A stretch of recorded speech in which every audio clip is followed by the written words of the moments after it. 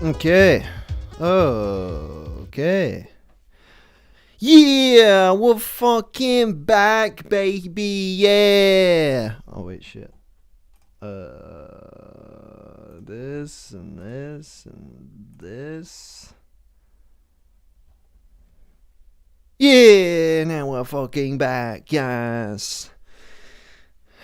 Hell yeah. Wow. Okay, we're back. Took a little break, a little hiatus there for a couple weeks. I was traveling. And wouldn't you know, that's the topic of the show today. What luck. Travel. Today we're speaking of travel. I was off traveling. My friend, my good buddy, my oldest friend, Andrew, was kind enough to get me some airline tickets to fly out to visit him in Alaska. He lives out in Alaska. He has for a couple years. He used to go between Alaska and Maui, like biannually. What is it when you do it twice a year? He would do Alaska in the summertime and Maui in the wintertime, and he really had it made. But now he's doing just Alaska for whatever god dang reason. I think it's because he got a job out there. But he's in Alaska year-round now. He's been there for a few years. I visited him once there in 2017, right before, right after Relay Part 2 came out. But no Relay Part 3 for this visit. It was a great trip, though. I had a great time. Did some camping, hiking, kayaking. It's like the nature trifecta. Hit all those different check boxes. Checked them right off. And it was good shit. I went camping. We went on this little, we hiked into this little area, this kind of really rocky shore area with water. You know, the shore was like big rocks, not like a beach, like big rocks. It was like a beach that had yet to be refined, virgin beach. Which is great fun. We were there just for a night, but we played a great game with these rocks. Well, first of all, I built a great fire pit. You know, I was picking up big rocks. I was hurling them across the way. I was feeling like a real dude, a dude, like a man, which is not a feeling I get that often. TBH, usually I get the feeling of being like a bug, or like a slug, or a gnat. Or just a pile of feces.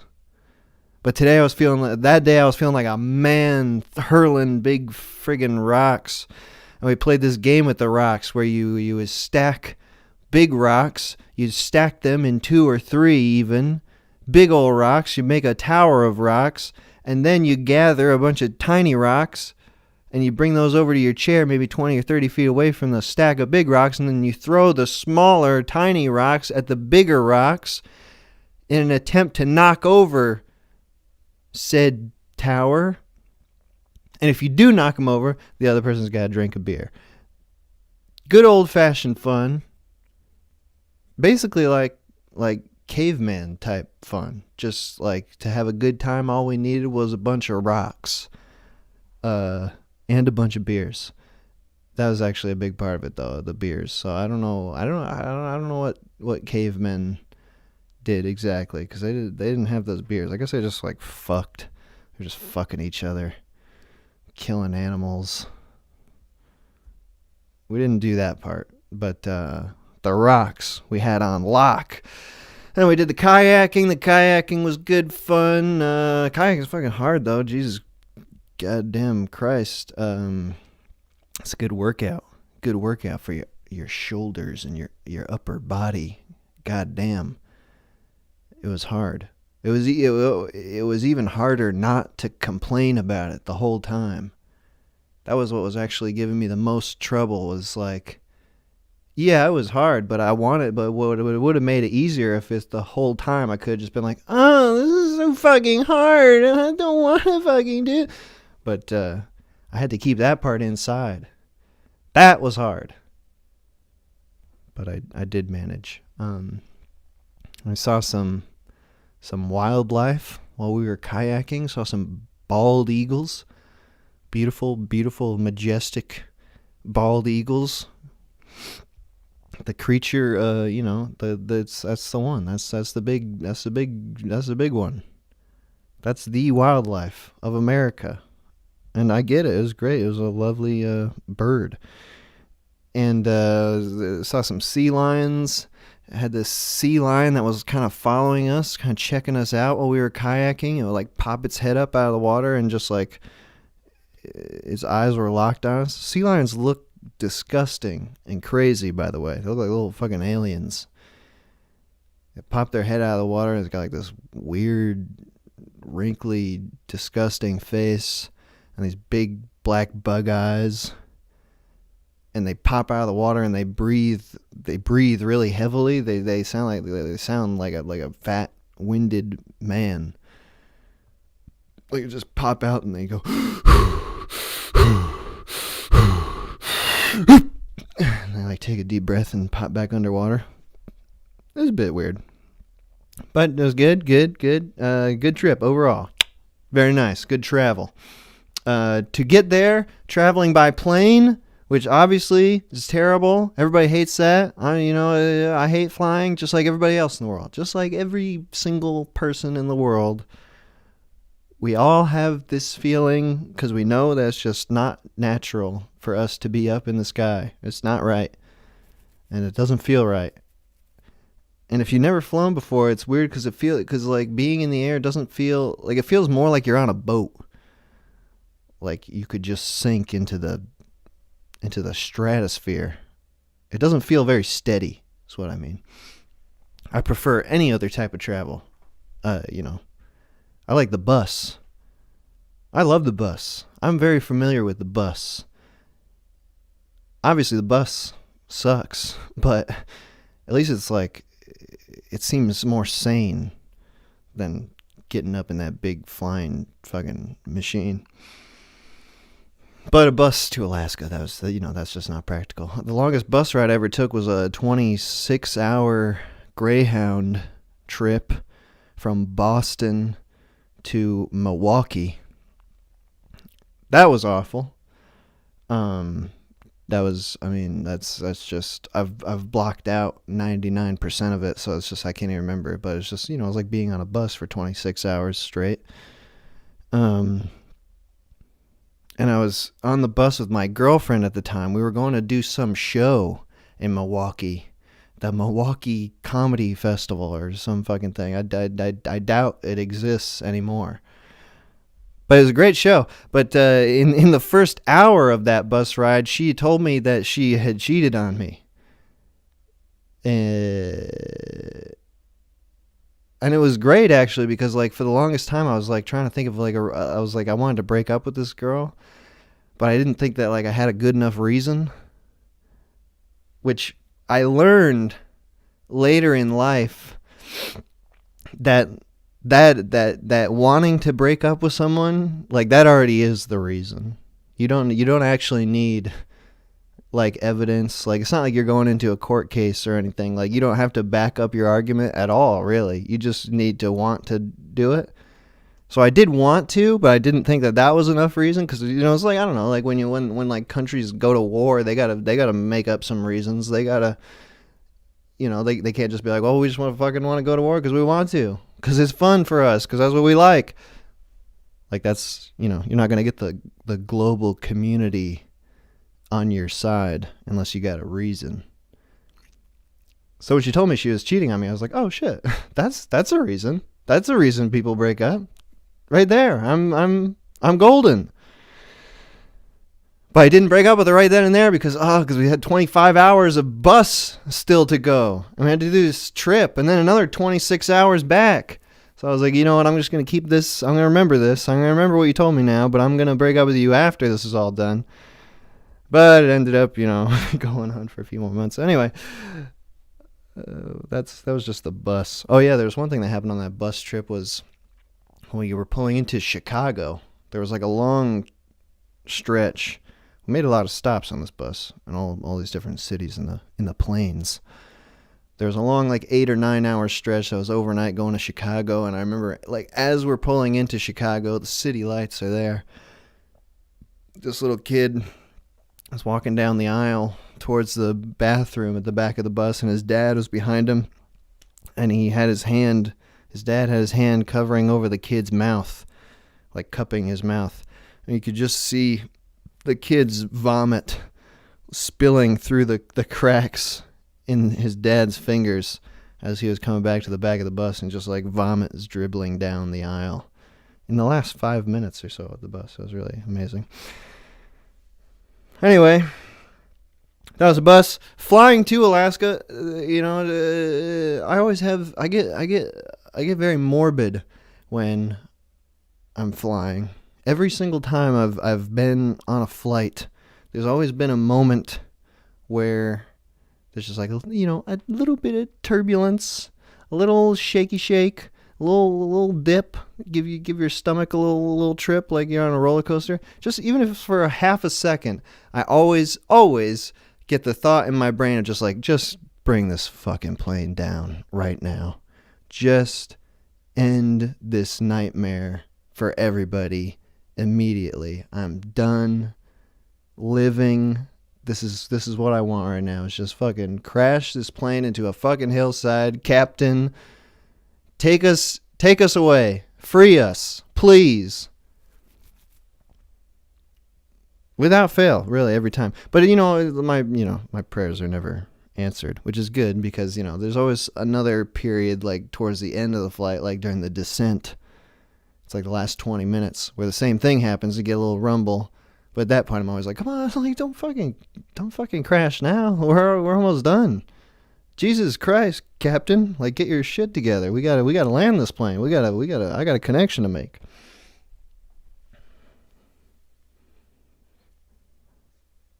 And I got drunk at the airport for the first time.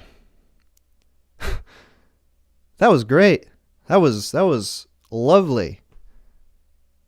I now understand why there's all these bars at airports, because that's what you're supposed to do. You're supposed to get drunk in between flights and even on the flights. There was this terrible thing, though, because I don't know if it was COVID or what, but they weren't selling booze on the planes.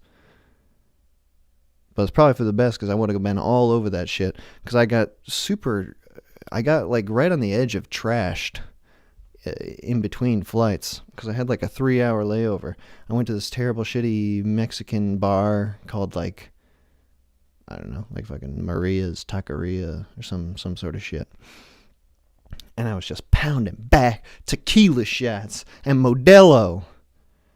And there's this great rule because of COVID in the airports. First of all, I had to wear my mask the whole damn time.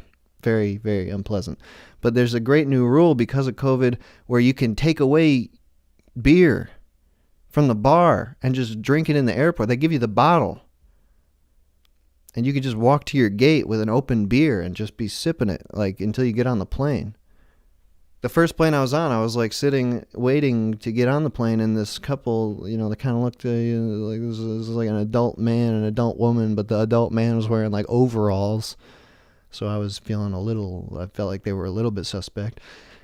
And right, like they got the boarding call, and they both produced bottles of Corona, and they even had the lime. And they just fucking chugged them before the flight, and I thought that was just them. But then I got to the next airport, and there was takeaway beers for everywhere, and I took away a beer, and I had a great time being drunk in the airport. Is there anything else? I mean, I talked to a couple passengers on the flight. I talked to this older lady who was like telling me about the good old days of travel back in the 70s or whatever. She said like that's when the pilots were cowboys and they would really, they showed off. Like they were I forget the word for it, but yeah, they're just like, here's the Grand Canyon, and then they turn the plane 90 degrees to give everyone a good view or something like that. Talked to some other man on a different flight, John Weatherby, I remember his name was. He was an old military man, an ex-military man, and he had his lady, as he called her, His lady Geraldine was next to him, and they were going to see his sister who had some sort of terminal illness. But yeah, these people had great plane passenger etiquette. They talked to me like before the plane took off and as soon as we landed, but not one peep during the flight, which I thought that's the way to do it. It's like, now we know each other, so just in case we die, like we don't have to die next to a total stranger, but also we don't have to talk for 5 hours. It was good. I don't really have anything else to talk about this travel shit. What else did I want to say? No. Yeah, so that was the main thing. Getting drunk in the airport. Having some good times. All right. We're going to be doing the call-in show. It's been a couple weeks. I'm feeling a little rusty, a little dusty, but we're going to shake off the rust and dust and get into this in a moment. I'm going to put the number up. I'm going to take a quick break before we do any of the call-ins, just so I don't forget. The music from the stream is all from Rico Zeroni, or perhaps Rico Zerone, or even Rico Z. Some dude from Austria, I guess. And he's got a bunch of music. Put the links in the description of this video. SoundCloud and Bandcamp for him. All the stuff on his Bandcamp is free. So if you want it, you can just download it. You don't even have to pay a single cent, which is cool. The HUD/overlay from the stream is from Slouch. Slouch, very talented animator. And his video or his channel is linked in the description as well. Also, before we go to the break, we're gonna do this other thing here. I'm gonna see what the boys think about this stream today. Hold on, this is a new thing we're trying here, so I'm sorry if it doesn't work at all. Oh, wait, boys, can you hear me? Oh no. Wait a second. Wait, boys. I screwed this up. The audio's coming from the wrong place.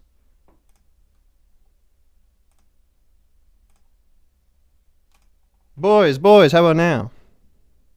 Yes. Yeah. Now I can hear you. All right. Yeah.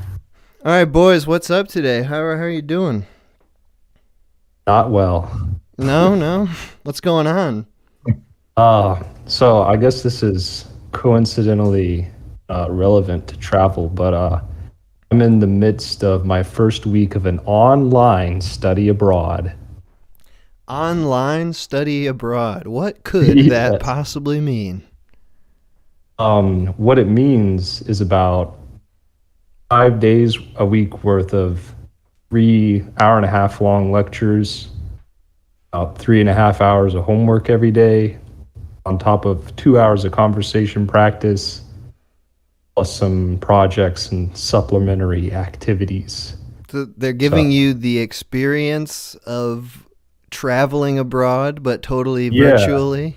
Yeah, it's the language immersion, pretty much forcing me to be always thinking about Japanese. And later this evening, we got a virtual that had been an actual study abroad, so there's that. Sure. But I didn't really have much of a choice because I was supposed to do this last summer. It got canceled for obvious reasons, and then I was like, oh, well, I guess I'll just do it next summer, right? Yes. And here we are now. Is that purely like a Corona thing, or did they have this like before? Yeah. This is a Corona thing because like Japanese culture is very risk averse, and there's like a travel restrictions and all that sort of stuff. I mean, like most of the student population is probably vaccinated at this point, but they still don't want us. That's pretty hilarious, though. Virtual traveling. It's kind of like rubbing salt in the wound. Like, hey, you guys want to look at Tokyo through your computer screen? Yeah, you could just do like a Google Maps tour. That's exactly what it's going to feel like. I guarantee it. But there'd be no guarantee that the Google Maps pictures were taken on a rickshaw. That is true. That is still probably up for debate. I mean, I'm sure there's some out there that are, though. You're right. They have all kinds of weird vehicles taking those pictures. Daryl, what about you? How are you doing today? I'm fine. Nothing You is got. going on. When's the last time you traveled, Daryl? I traveled somewhat recently. I kind of just go places, but the last time I like made a full on trip was probably like 2 years ago. Where was that to? Over near the West Coast, Oregon and Washington. The Pacific Northwest. Yes, How, and then drive up with them. That way they drive, and I just hell, get to sit back. hell yeah! What'd you think of the Pacific Northwest? Oh, I love it. It's a great. The beaches, especially in like Oregon, Washington area. There's never anyone on the beaches because it's too cold. Mm. You get the whole beach to yourself. It's great. It was some sort of family event that you were going to up there. Not like an event. It was just I had family up there. Like, hey, we're getting the gang back together. Like, okay. Gotcha. What's your what's like the difference between your Pacific Northwest family and the family that you are closer to now? Are they very different? Um, Not really. Pacific family. Um, they'll drive boats everywhere. Drive boats to work. To work? They're all fishers. No. I there's not a lot of difference. They're just in a different location. They live closer to like Montana area.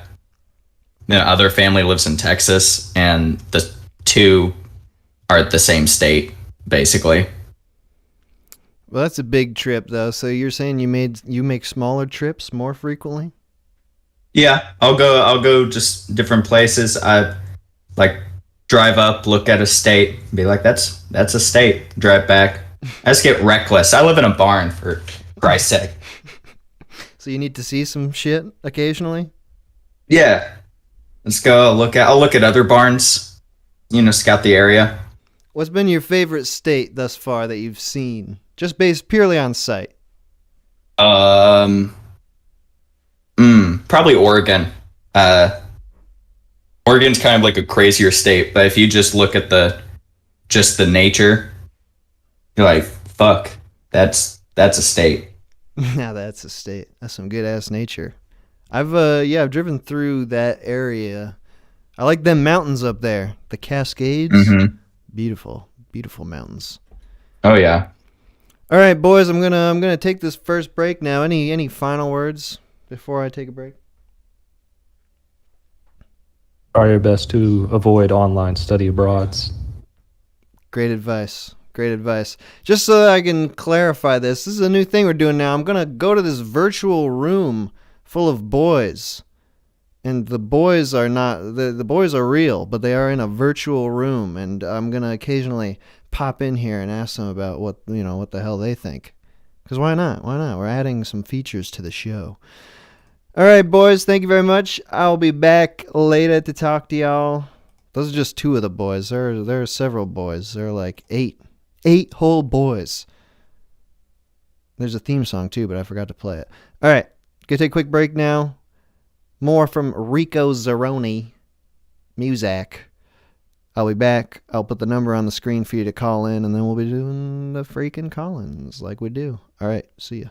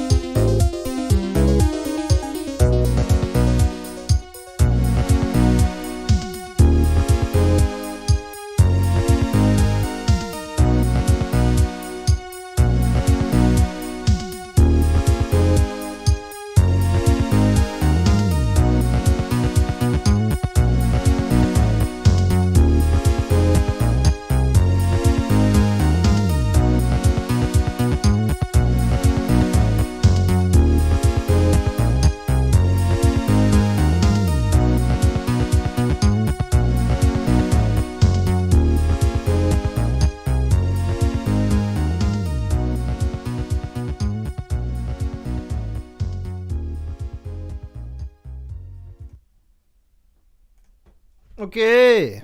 Okay. All right, call in. Now is the time to call in and tell me about your travel. The number is 518-288-7938. The lines are open. I'm ready to speak with you. Any experience you have, either whether it be the travel experience or where you traveled to. Call from Tim. Oh, Tim to right away? press. Tim? Hey, man. Fucking first call, Tim, first yeah. You are anointing the stream right now. in. Hell yeah. Welcome back from Alaska. Thank you. Welcome as well from wherever the hell you are. I'm in hell right now. Oh, yeah? Why is that? Yeah, our AC broke. So Oh, shit. it's hot. You're in a hot area? It's chilly out here where I am now. It's like freaking 40-something degrees. The level of jealousy Mm-hmm. that is filling me right now is Yes. quite powerful. Yeah. Because it's not even that hot outside, but somehow it's hot inside the apartment. Hey, it's hot wherever you are, Tim. You know what I'm saying? You know what I'm saying, bro? You get what I'm saying? I do know. man? I'm fat and I have a lot of body heat. I'm aware. I'm aware. Yeah. All right, Tim, you're calling into the travel stream. Did you have something you wanted to tell us about an experience traveling? Oh, yeah. Well, first off, me and Grayson are going to go on a trip to Chattanooga. That's a decent-sized city in a hot area of Tennessee. Mm. And I'm hoping, for the first time in my life, I'll actually go on like a traveling vacation and actually have like a nice time. Because all previous experiences have been one flavor of hell or another. What is it that normally makes your traveling hell? Well, previously, it was just like being, underage and traveling with family. Yeah. And I have depending on the year, I had anywhere between like 4 to 5 brothers. So it's like, that's a lot of fucking guys in the car. And then 2 parents who either hated each other or were just resigned to the fact that they were together for the kids. And it's like, oh, Jesus. What happened with that 5th brother?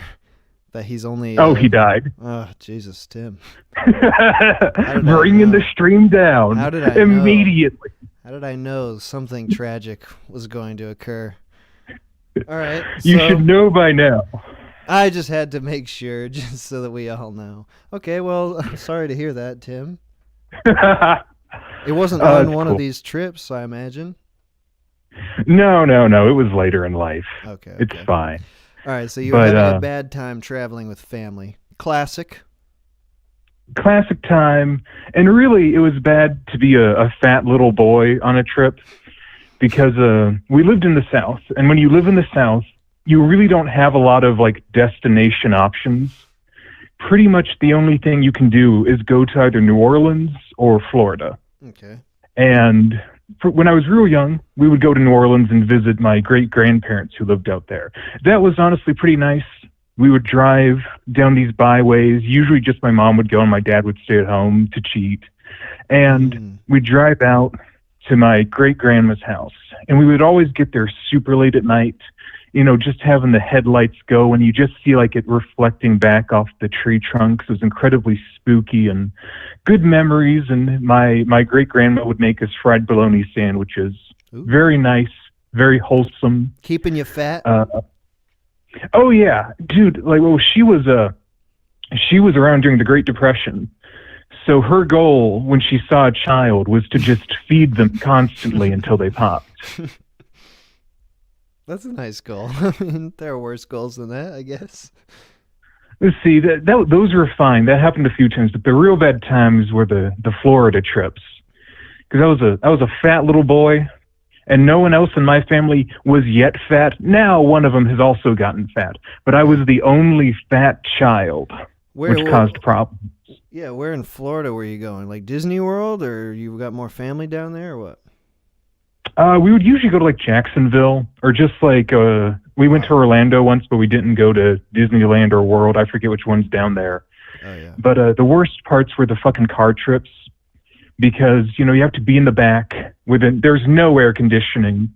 Mm-hmm. And you're just constantly fighting with your brothers to get the window seats. So you get the window down so you don't die of heat stroke. Because Dad is like, we're gonna just go in one solid trip. We're not stopping for gas or food. We're just going to the fucking hotel, and everyone has to pee, and we're all just fighting and angry and horrible family trips as a fat child. Dude, what did your parents see in Jacksonville? What like I've never heard of that as a destination, really. God, me fucking neither. I mean, we would go down there, and there was a beach. There's a Jacksonville Beach in Florida, and and it was very uncomfortable because my parents were at that point still decently young. My mom would have been like 30-ish. My dad was like 40-ish, so they were young-ish, but they weren't young anymore. So we'd go to the beach, and you'd see, you know, all these women in bikinis and like giant buff men, and I was a confused 7-year-old. And I could just see when they got there, like, there's a moment of like, oh yeah, we're still young. Let's wear swimsuits and bikinis. And then just slowly over the course of the trip, watch them realize that, you know, they aren't young anymore. And I got to watch my parents' like hope and optimism die, which was a really special experience for me. They start putting on more clothes at the beach.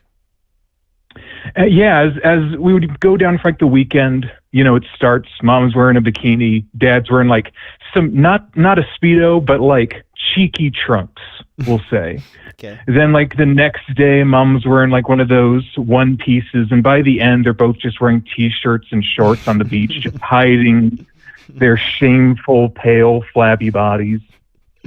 And I was just burnt to a crisp every time, just staring at women. Oh yeah, little 7-year-old you.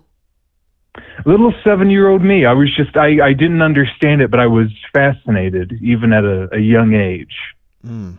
But yeah, did you and your family go on like those young family trips? I know you got like siblings or some shit. Yeah. We used to, me and my extended family even, like, would all take a group trip. We go to freaking theme parks because we're you know, those sorts of people.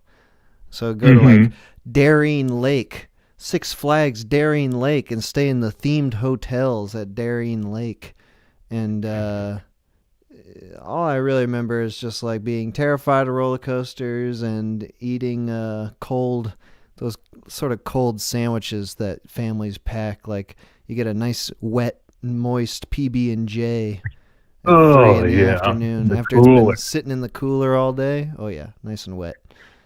That's we drove down to Disney World once from New York, and that was it was like a 2-day trip, like 2 12-hour days of driving, and Good. Yeah, that was awful. I remember on the way back this is like an old family story now, was we all got terribly sunburned in Disney World. My brother had was getting like just these awful blisters all over his shoulders, and they're filling with yellow pus.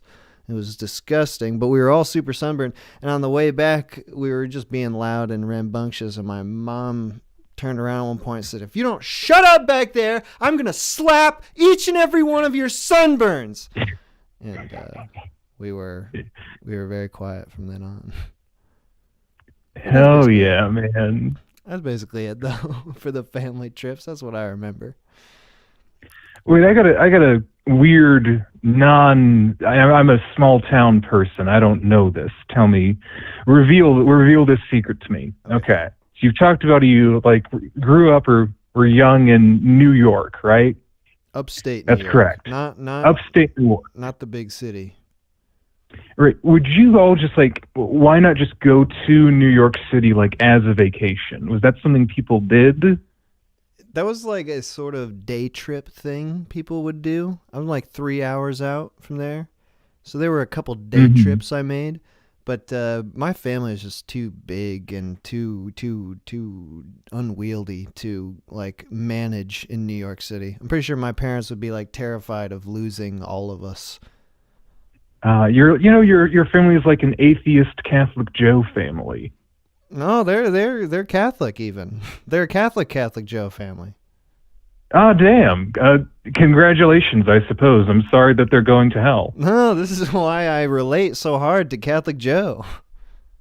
Oh, and not damn. you, That's Tim. Tim, you are the devil. You are clearly the sinner. I can't relate to you at all.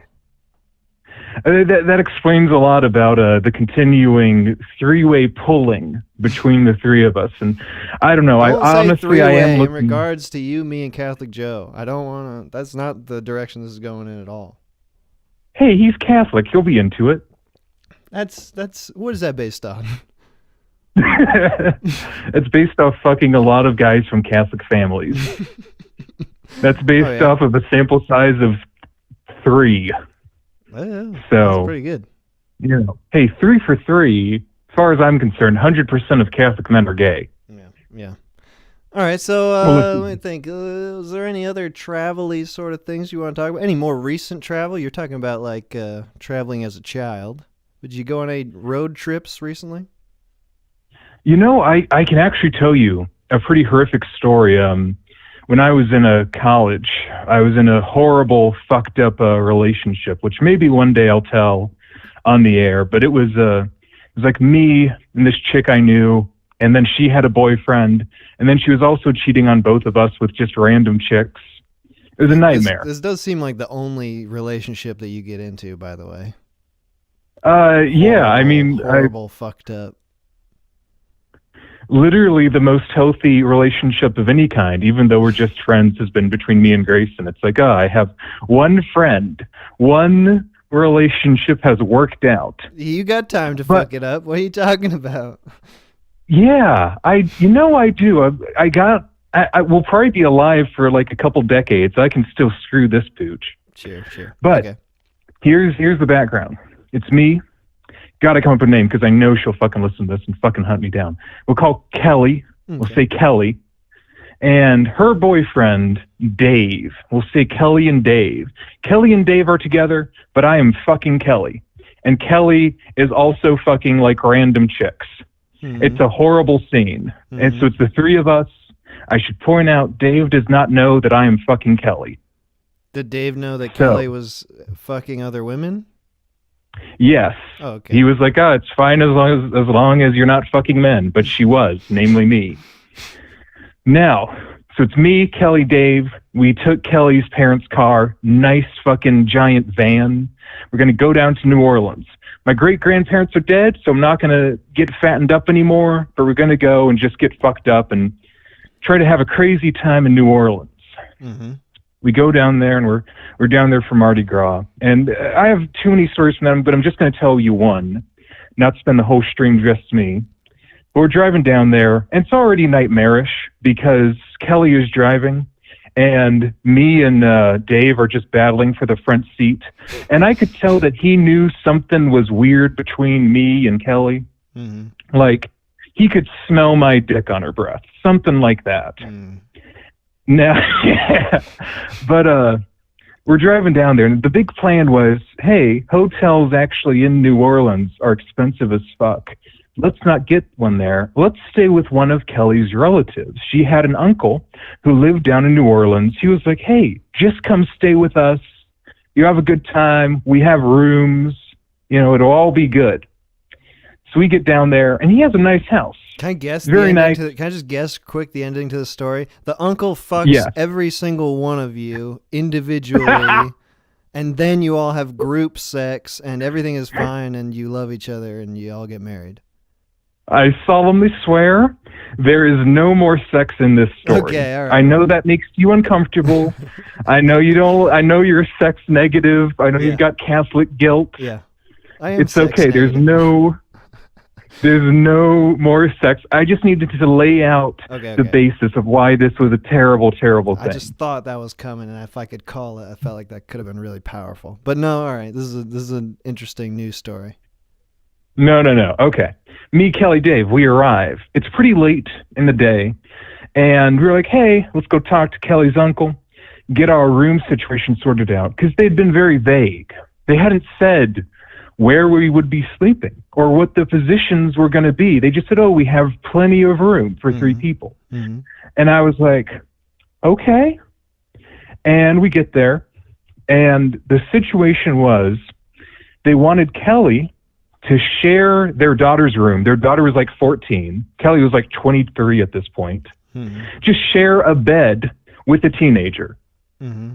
Already weird. And then they said, hey, we want you two boys, Dave and, me, Tim, you all can share a room, the guest room. And, there's just one bed, but it's a king-size bed. Nice. And again, I promise no sex. No sex is going to happen. Yeah, I'm glad we cleared that up beforehand. Yeah. So this already isn't looking good. And I'm like, man, I may just go get a hotel. I don't fucking know about this. But instead of doing that, we all got super drunk. Okay. And I was like, man, I can't get a hotel. But I don't want to share a bed with Dave. He's fucking trying to fuck Kelly. Kelly is clearly not wanting to fuck him. I already felt, this was when I really realized I was in a nightmarish, horrible three-way cuckoldry situation, and I needed to get out of it. This is when you realized it. Well, there were a few other times, okay. But This is anyway, so I was like, I'm gonna sleep on the couch. I'm just gonna avoid this whole situation where we're all gonna sleep separately. I'll sleep on the fucking couch. It'll all be good. Nighttime comes, and I'm just trying to settle down. And my God, it is just so fucking hot. Like, they didn't have central heat and air. It was all just little units. So the living room was fucking stifling at night. And I was like, fuck, man, I got to go try that, king-sized bed with Dave. I can't handle this heat. I'm sweating like a damn hog. So I get over there, and Dave's super drunk. He's passed out. I'm like, okay, I don't even have to talk to Dave. I'm just going to climb into bed. All sweaty. I get in there, all sweaty. So, I strip down a little bit. I just take off the shirt, the pants, leave on the underwear. I'm not a degenerate. Actually, I am. Oh. But, Okay. And I'm like, all right. And I woke up at like 3 a.m. And I had gone to bed. Both of us are separated, not looking at each other. He's already asleep. I wake up, my eyes open, and he's like an inch from my face. His eyes open too. And he says, hey, Tim. And I say, hey, Dave. And he just says, don't fuck my girlfriend while we're here. And I said, okay. And I didn't keep that promise, but that's when I knew that he knew. And it was those relationships petered out after about 6 months after that. That was a bad trip to New Orleans. You just stopped talking to both of them? It was more dramatic than that, but I don't want to take all your monopolize your time. We'll get into it. We got to do a whole friggin' show on all the times Tim has emotionally ruined people. That'll take a while. I just got off the phone before we talked with someone who I've really not treated well. But good. Stories for another day. Yeah. Oh wait, who are the boys? They're my boys. Where are the boys from? Everyone in chat wants to know who are these boys. They're from all over. There's a select group of boys. It's an elite squadron of boys. They're like people who I've worked with really closely on the community projects, like people who were like the expert interviews and the Corona casts, and people who've done like signal return shit. They're those sorts of people. All right. I was honestly You're not hoping a they were boy, like Tim. from your... Are you upset that you're not a boy? No, as long as I have a one in real life friendship, and yes, I'm very mad. I'm furious. I'm burning with rage, and not just the normal heat of this apartment. I can't wait to hear Catholic Joe's reaction to the boys. Catholic Joe, if you're listening, you need to bring some righteous indignation, please. I know we disagree and don't like each other. I don't like you. I assume you feel the same. But please, just come and make fun of the Minute Hour, You please. like Catholic Joe. Come on. He likes you, too. All right, Tim. Don't try to set me up with another Catholic. No, thank you for calling in, Tim. Appreciate you telling me about your stories. Talk to you soon. All right, goodbye. Next week. All right, there we go. You got Tim. Tim right away. If Catholic Joe's next, then we don't even have to talk to nobody else. Just the regulars.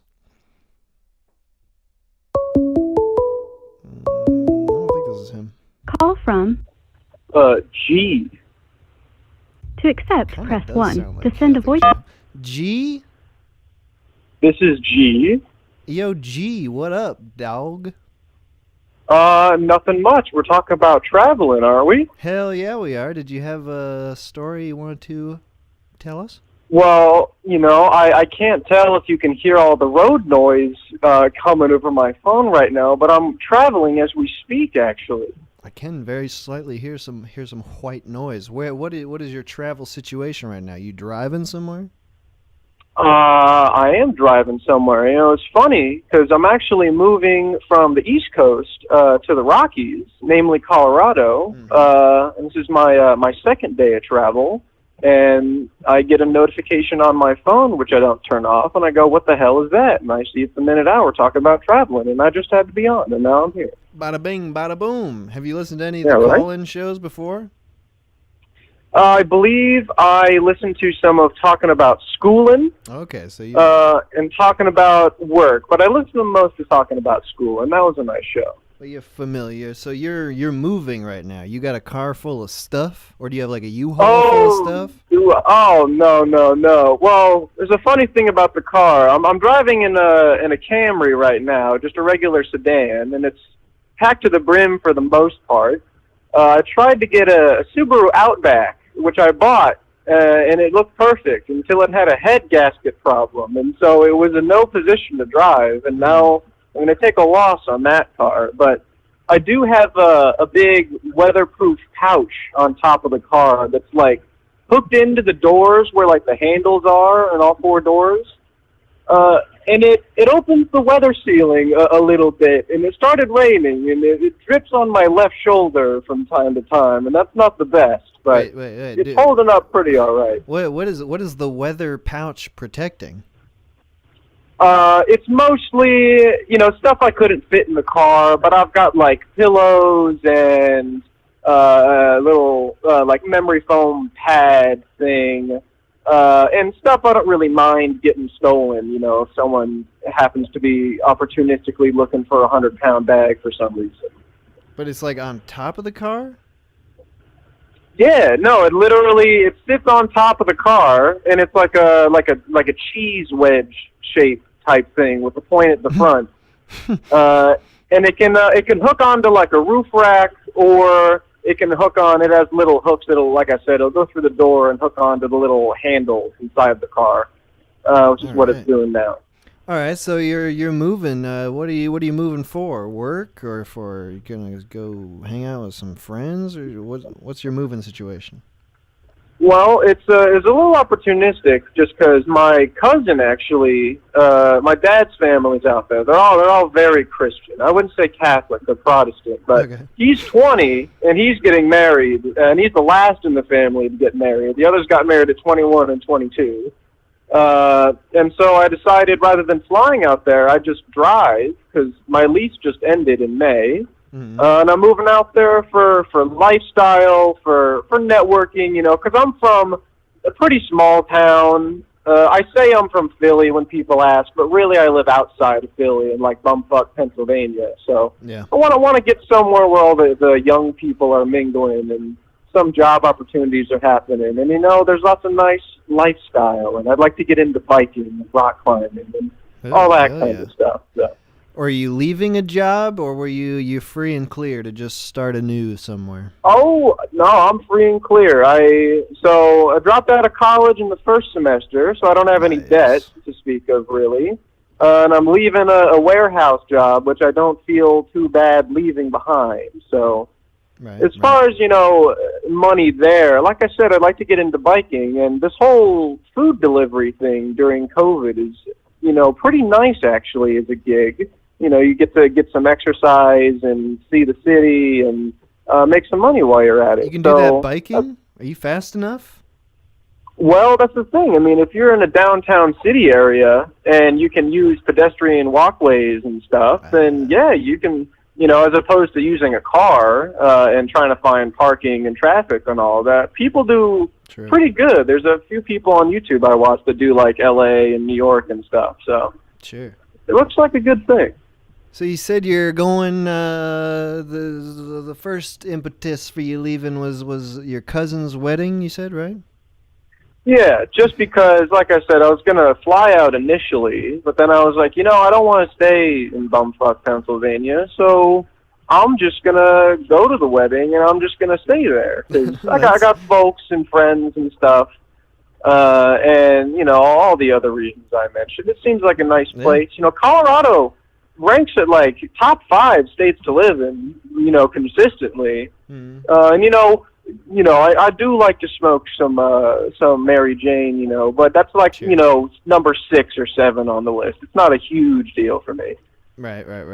Well, it's getting pretty widely legalized at this point. Maybe not in Pennsylvania though. I've heard Pennsylvania's pretty religious or something. Actually, recently it's medical now, so we do have dispensaries and stuff around. But Yeah. I have I have some stuff wrong with me, but I don't have anxiety. So that's the one thing I haven't been able to get a card for, just because I don't have that. But You don't have glaucoma? no, I can't say that I do. My eyes do suck, but I don't have glaucoma. So you said your cousin was the last one getting married at friggin' age 20? Are you married? Yeah. Oh, no. I don't plan on being married explicitly, or, I'd love to have a life partner, but that's not something that needs to happen, imminently or anything. That's another part of being in Colorado, too. I mean, we moved explicitly to Denver, right? There's only one real big city in Colorado, but, I'd like to be in the dating pool because I haven't for a while, given COVID and, limited dating possibilities where I'm from. So that's fairly exciting, actually, because I haven't been in a relationship for a long time. Maybe you'll meet someone at the wedding. That's a good place to meet people. That's actually possible. Who knows? I hadn't thought of that. How did your cousin meet this person? Was they a Denver native? Yeah, I think they... I'm pretty sure. I can't remember explicitly how they met, actually, but it's someone in the area, someone around, and they've been together, I want to say, like 2 or 3 years at this point. But they're a no sex before marriage kind of family. Oh, so. Nice. So they're really religious. I thought the Protestants were the less religious of the Christian sects. I believe that's the case, but my aunt is she would make the Protestants proud, perhaps. I don't know. She's quite she's kind of out there. I'm not gonna lie, but I still love it. Are you getting any help from your family, like in moving out there? Like, are they giving you some tips or? Well, tips, sure. I mean, my dad's a sales guy, so he's all over the country, and there's people everywhere he knows, and as far as, people to stay with and stuff, I mean, it's majorly going to be a family. But as far as, like, financial stuff or help actually moving, I like to keep my possessions fairly minimal as it is, and so I can pack it into a car. And even now, the stuff back there, half of it I either didn't get rid of because I want to sell it and it's too expensive to get rid of, or stuff that I could replace with something that's smaller and higher quality, But I don't quite have the capital for that yet, so maybe starting a couple. Actually, another big reason moving out there, I want to start growing mushrooms. Oh. Not the magic variety, but the gourmet variety. Even more interesting. Yeah, there's. No, go ahead. No, what's got you into that? Is that something you tried before? Well, I mean, I have tried mushrooms before, and I do eat a fair amount of regular mushrooms, but the market that's growing a lot, you've heard about chaga mushrooms, reishi mushrooms, lion's mane, all of the stuff that's supposed to help your brain and your immune system, and also tastes pretty good while you're at it. That market's, I think it's supposed to go up from $40 billion to like $65 billion by 2025. And it's not that hard to grow mushrooms. You just need some sterile sawdust, and in about 2 weeks, if you do everything right, you'll have like 5 pounds of mushrooms. And it's pretty good. Yeah. So you're thinking about like growing and selling? Yes, I'd love to get a warehouse and grow some mushrooms, and possibly, while I'm starting out doing food deliveries, if I can network a little bit with some of the restaurants in the area, that'd be nice. Sure. It start off at a farmer's market, and then hopefully get into restaurants. Right. So where are you at right If now, you're, G? Where are you on the map? How far from Colorado? I'm about 50 miles out of St. Louis. I'm about to go see the Gateway Arch, the entrance into the Wild West, cross the Mississippi. I'll take a little stop there and look at it because I've never seen the Mississippi before. Mm-hmm. And then from there it's just Kansas for a while. Kansas. Do you think how many more days you got? You think you got 1-2 more days? No, so I got about probably another 5-hour drive here until I make it to Kansas City, probably to stay the night. And then that's another 9-hour drive to where the wedding's at. So I'll get in tomorrow. In another 26 hours here, I'll be at my destination. All right, well, G, good luck with your move and everything. That sounds awesome. I'm excited for you. Congratulations for making that decision. That's a big one. Yeah, thank you very much. It's been real surreal. Think about all my friends, all that. Lots of time to think on the road. Yeah. It's been pretty easy so far, so that's nice. I'm looking forward to the rest of the show. Of course, I'll keep listening while I'm driving here. Not much else to do. Yeah, we'll try to keep things entertaining for you so you don't fall asleep and kill yourself on the road. I appreciate it. All right, G, thanks for calling in. All right, thanks for talking. Have a good day, then. You too. Nice road tripping. Have I even been through Colorado? I don't even think I've driven through Colorado. But I've heard good things, Denver, Boulder. Besides, those, shootings. Well, whatever. This is fucking shooting. Those happen anywhere. Call from Little Jeff. Lil Jeff. to accept, press 1. Lil Jeff? Oh, my God. Am I on the show? You're on the show. Was it Lil Jeff or Lil Jess? Little Jeff. Little Jeff is fine. Lil Jeff, okay. Big Jeff was my father. Okay, Lil Jeff. My God, you made it. How many times have you called in? Sorry, I was fucking up the number because I'm mildly autistic by choice. Oh, yeah? What is so? How does that affect your life, really? Well, it's a Tartarus of my own design, so it's pretty good.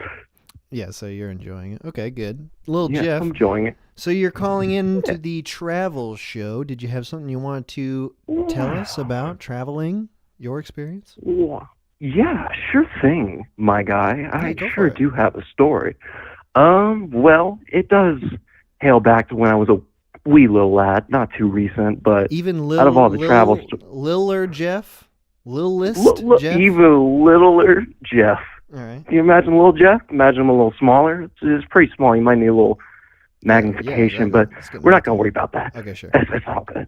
It's a little Jeff. Little Jeff. So you're but, teeny tiny little Jeff, and then what happened? So, I got a couple travel stories, but this one rings true for me. I want you to pay attention to that wording, ringing true. Okay. It has something to do with the story. Okay. So I'm a little boy, even littler Jeff, as we've already established. Yep. So I'm a little boy. My mom, we're over in Louisiana way, and just one winter, she's like, "Hey, I got a friend up in Colorado. Let's go up to Colorado." And being teeny tiny little Jeff that I am, I'm like, okay, I have no rights. I'm just a little boy. Right. You don't know any better. You don't know that that's a terrible, terrible place, that only bad things happen to little people. Yeah, that's right. And I was a very little person. Very little person. You're naive but, little Jeff. Okay, sorry, go on. No, it's okay. I love the sound of your voice. Okay. Please go anyway, on, Jeff. Yeah, I will. So we're taking a trip. We're over in like near in the middle of like Baton Rouge, near New Orleans type area. And she goes like, okay, we're gonna go stop by my friend's house. her and her sons want to go too. And I have a half brother too. That's her and her 2 children. So it's about 5 people in the car, all the way from Louisiana to Colorado. Like an 18-hour drive. Nice. I'm just a little boy, you know. I don't know. I ain't no Game Boy for me. I wasn't rich. I didn't have none of that Nintendo switcheroo. None of that. And then, you know, but, you know, we start heading out. I noticed we head out kind of late, and because we're going over their house. And I'm like, what's going on? She's like, oh, we're spending the night here first. We're going to spend the night at my friend's house. I've never met this woman before in my life. I don't know her children. And I roll over there, and I thought I was poor. Then I roll over there, you know, not trying to dog on poor people. I'm kind of a, you know, y'all keep doing your thing, man. You know, being poor is pretty cool. But, you know, so just lay we go into over poor there. people, Jeff. Just stop holding back. Just let them have it. Come Yeah, on. you just let it. Okay, no, this ain't no PG-13 shit right just here. fucking go into it. Just tell us what you really feel. Okay. What was this Lil poor, Jeff, that's what disgusting, that impoverished person? What were they doing? I'm sorry. So, you know, I walk in. It's kind of in the bad part of town, but, you know, I don't live in the greatest part myself, so I'm not too judgmental. And I'm just a teeny tiny little boy. I don't know about hatred. I don't know about malice. That shit's second nature to me. You know? You don't just a know. part of my little boy brain. Sure. Okay. And, you know, I'm not judging nobody, but I walk in there, you know, the walls are pretty not well taken care of, to say the least. You know, like the walls? wallpaper's falling, the wallpaper's like falling off and stuff, and it's all just dirty looking, and they got shit strewn everywhere. And it's like, yeah, we're spending the night here, and that's when my little Jeff heart sank, because I was like, this place is scary, disgusting, because I went to go see her sons, my friend's mom's sons, and when I walked into their room, you would be appalled. I'm not sure if it was just because I was a little boy and I'm misremembering things, but I'm pretty sure when I walked in there, I saw a sea of cigarette butts on the floor. Oh, wow. An absolute sea, Mr. Minute Hour. For a boy that was as little as you? How little I was didn't the know how to boy's room that you were staying with? Oh, well, you know, they were like teenagers and stuff. I was the only young kid. I was about like 7-ish, somewhere around that ballpark. I don't remember. Trauma tries to repress these memories, but So you're getting a glimpse of the real world. Where the real world, you know, I saw. Go ahead. Yes, where cigarette butts fly free and they're all over. Their own little range. I saw where the cigarette butts go to live the afterlife. Mm-hmm. But I'm not kidding. It's all just the entire floor. There's like ashes on all the counter tables and stuff. And he's got like his girlfriend over too, which I don't know why that's happening. Because if I rolled over to a significant other's place and the floor instead of carpet was cigarette butts, I'd be a little, be like, whoa, buddy. Come on, oh, that Jeff. dick is good, but it's not that good. You know the answer. It's these fucking poor people. They've got no goddamn shame. They're I know, disgusting. bro. They fucking take all of my taxpayer money at 7 years old. I was paying out of my allowance. And they're just out here making a goddamn, making a Jackson Pollock painting in their room. Sorry to keep cutting you off. No, this is exactly what you were thinking. This is the live mental feed of Lil Jeff when he saw these cigarettes.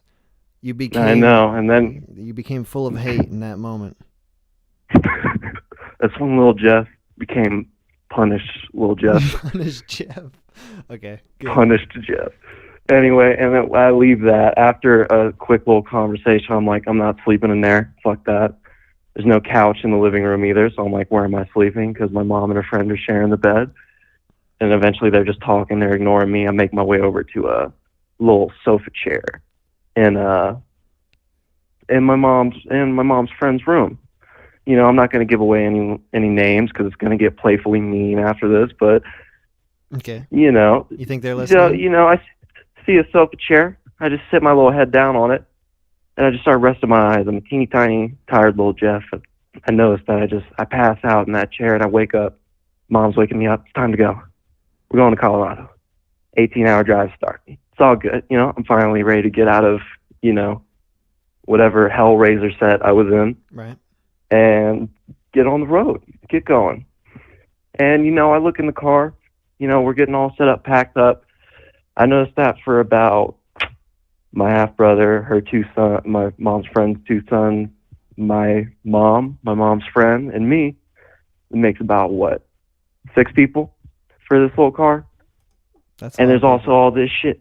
Yeah, it's a lot of people, and it was not that big of a car. And so there was basically this little special back seat because it did have 3 things. We did able to put up a tiny seat in the back, but all the shit was back there. And everybody wanted it because in the back seat where all the boys were sitting, it was cramped as all hell. It felt like I was in like one of them Auschwitz trains cars, my man. Oh, yeah? It was torture. They were like spraying water on me and everything. They're like, oh, time to drink. And I was like, oh, thank you, Massa. Yes, I was so thirsty. But, and basically every time we hit up a gas station, we switch out in there and we get driving. But one thing I need to say before we get on the road, and I see how cramped it is, we're all shoulder to shoulder squished into each other, just waiting to get put in the shower. And one person gets, solitary confinement in the back, but it's actually an upgrade. Mm-hmm. And, we start driving, but I need to mention something about my mom's friend. She's quite heavy set, say the least. Okay. I don't know how she can't afford wallpaper, but she can afford like Carl's Jr. 7 times a day. Hey, but, Carl's Jr. is cheap. It's affordable. That's right. Too. Not brought to you by Carl's Jr., but, hey, Carl's Jr. is pretty good. Yeah, maybe if Carl's Jr. made some wallpaper, that could be part of their combo or something. Carl's Jr. branded wallpaper? Yeah. It could be like maybe Carl's Jr. needs to intervene and take control of them kids. Yeah. All right. Carl's Jr. sponsored kids. Did you say something derogatory to this woman?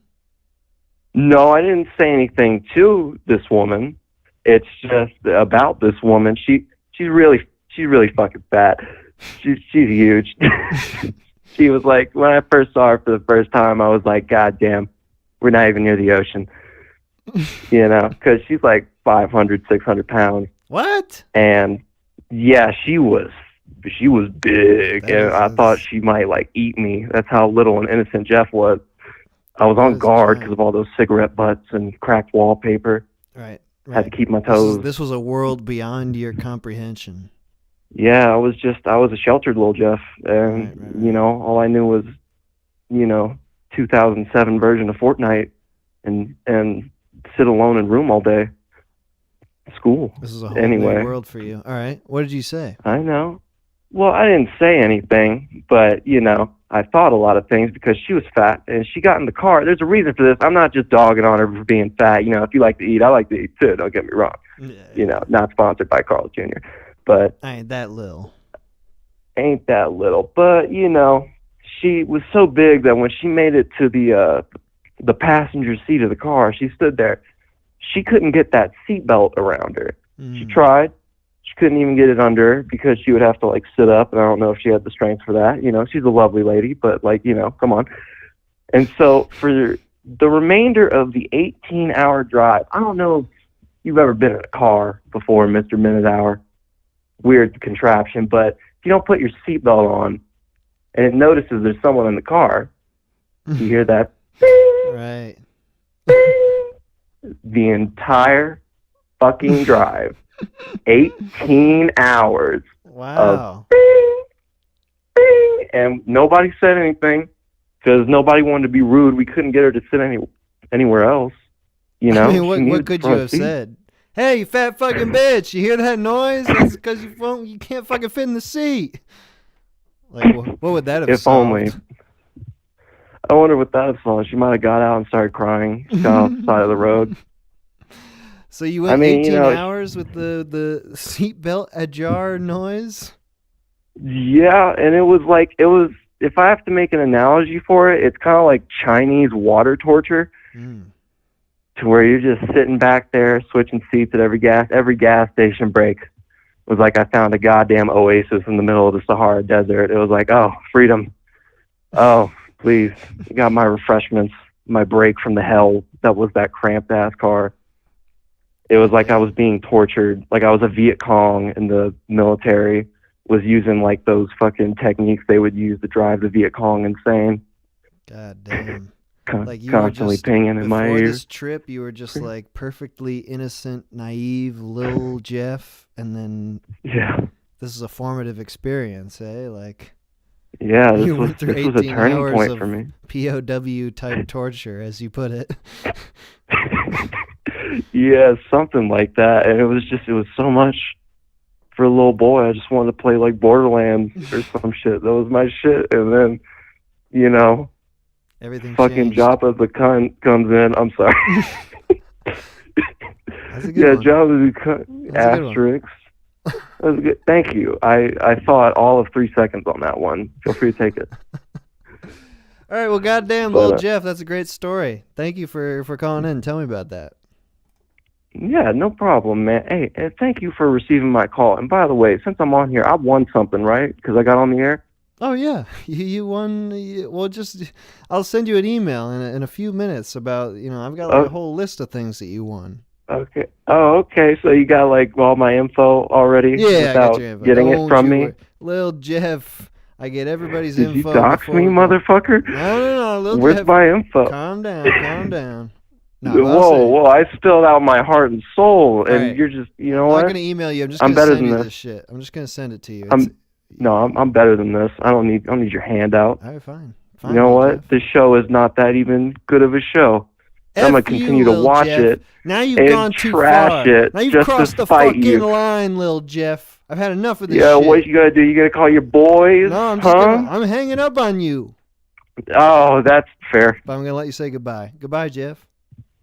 Goodbye, everybody. I'm Lil Jeff. That was good. Yeah, that was good. Okay. I have to take a break real quick because something is happening in my body that needs addressing. I'm not going to say exactly what it is, but I think you can guess. I'm going to play some music here. We'll come back. We'll get some words from the boys if they're around, and then we'll be getting right back into the calls. So here we go.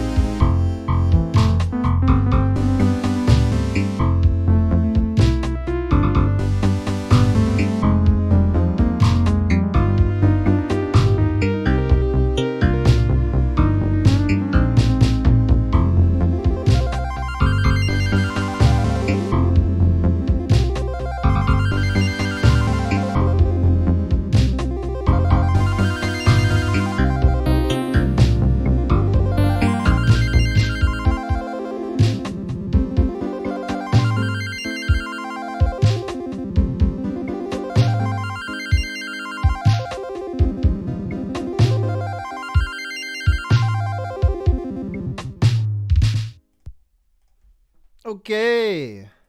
Hey, I'm back with the boys. Oh, shit. I don't know why that does that. Okay, yeah, I'm back with the boys now. We got a new boy in town. Dr. Spaghetti.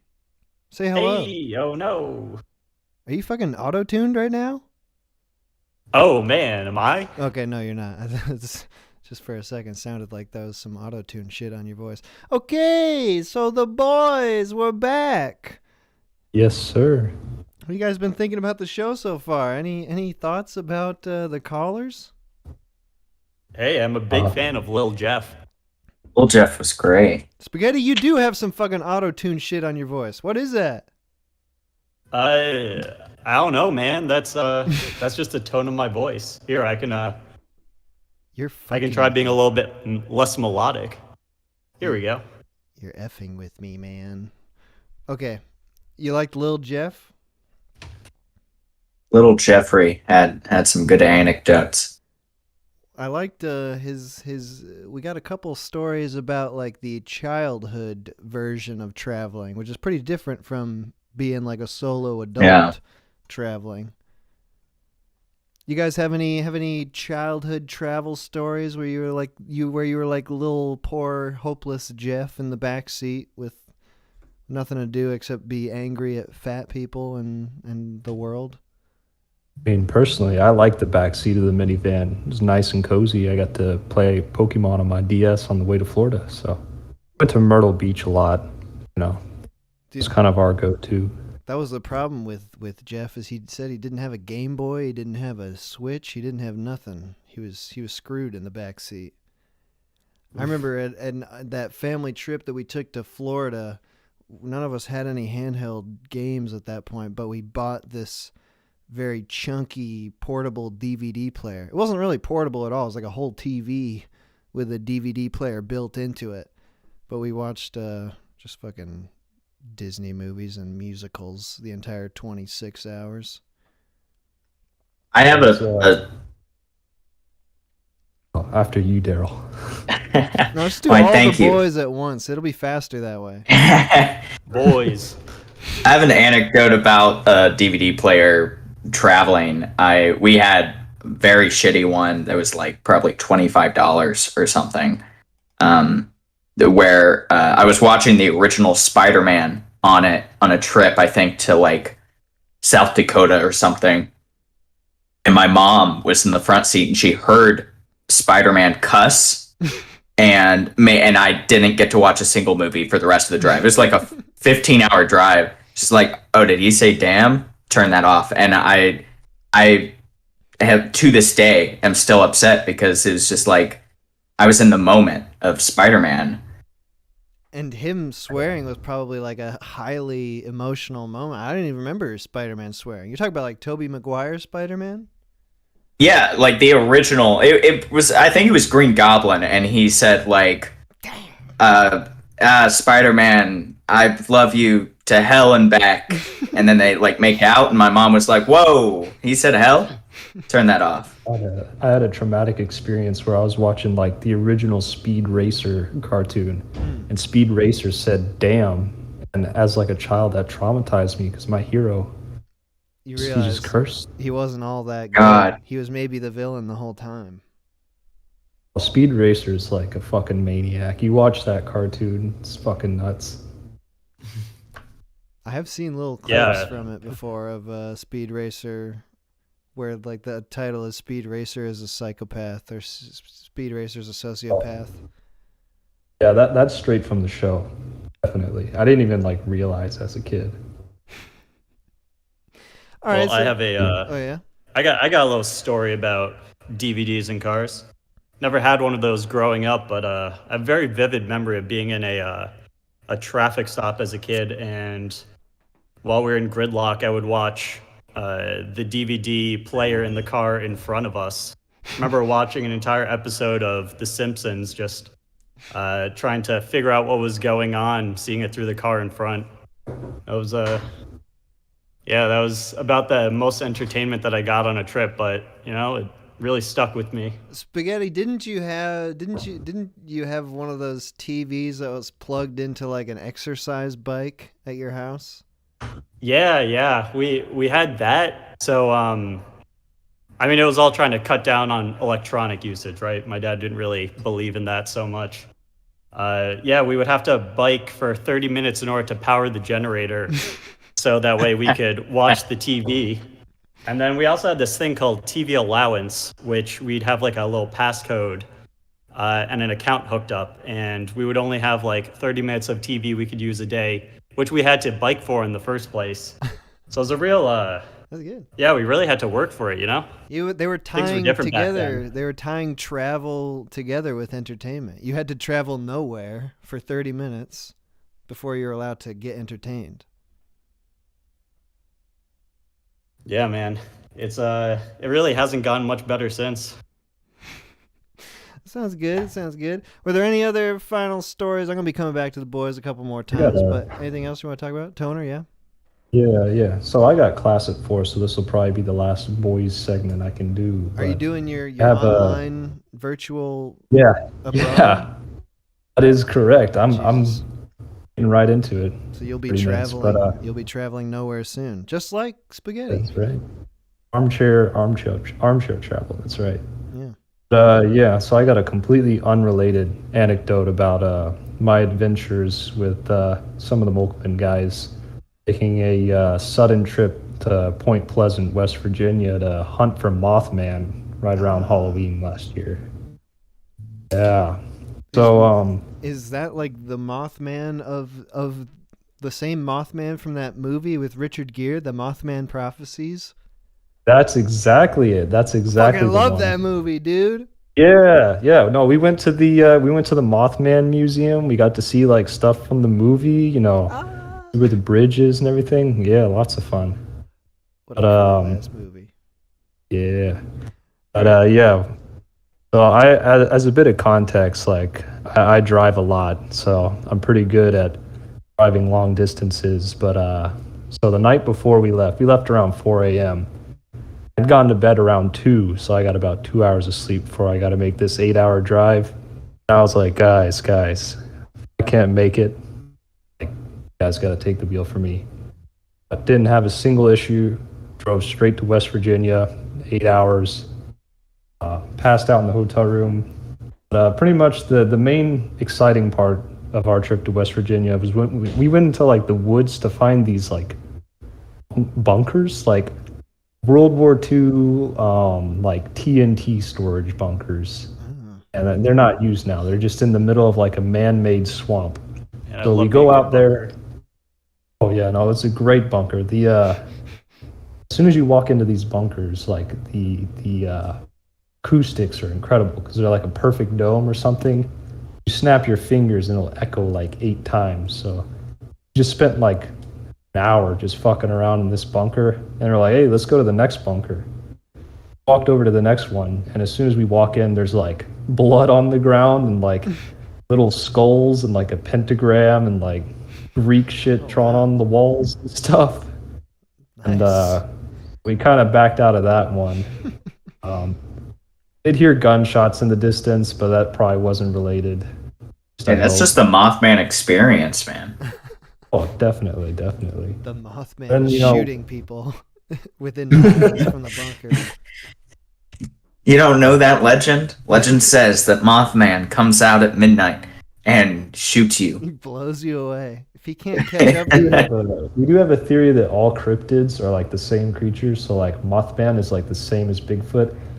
Mothman They're all and just Bigfoot, guys they with run guns. at like Mach 5. Yeah, they have guns.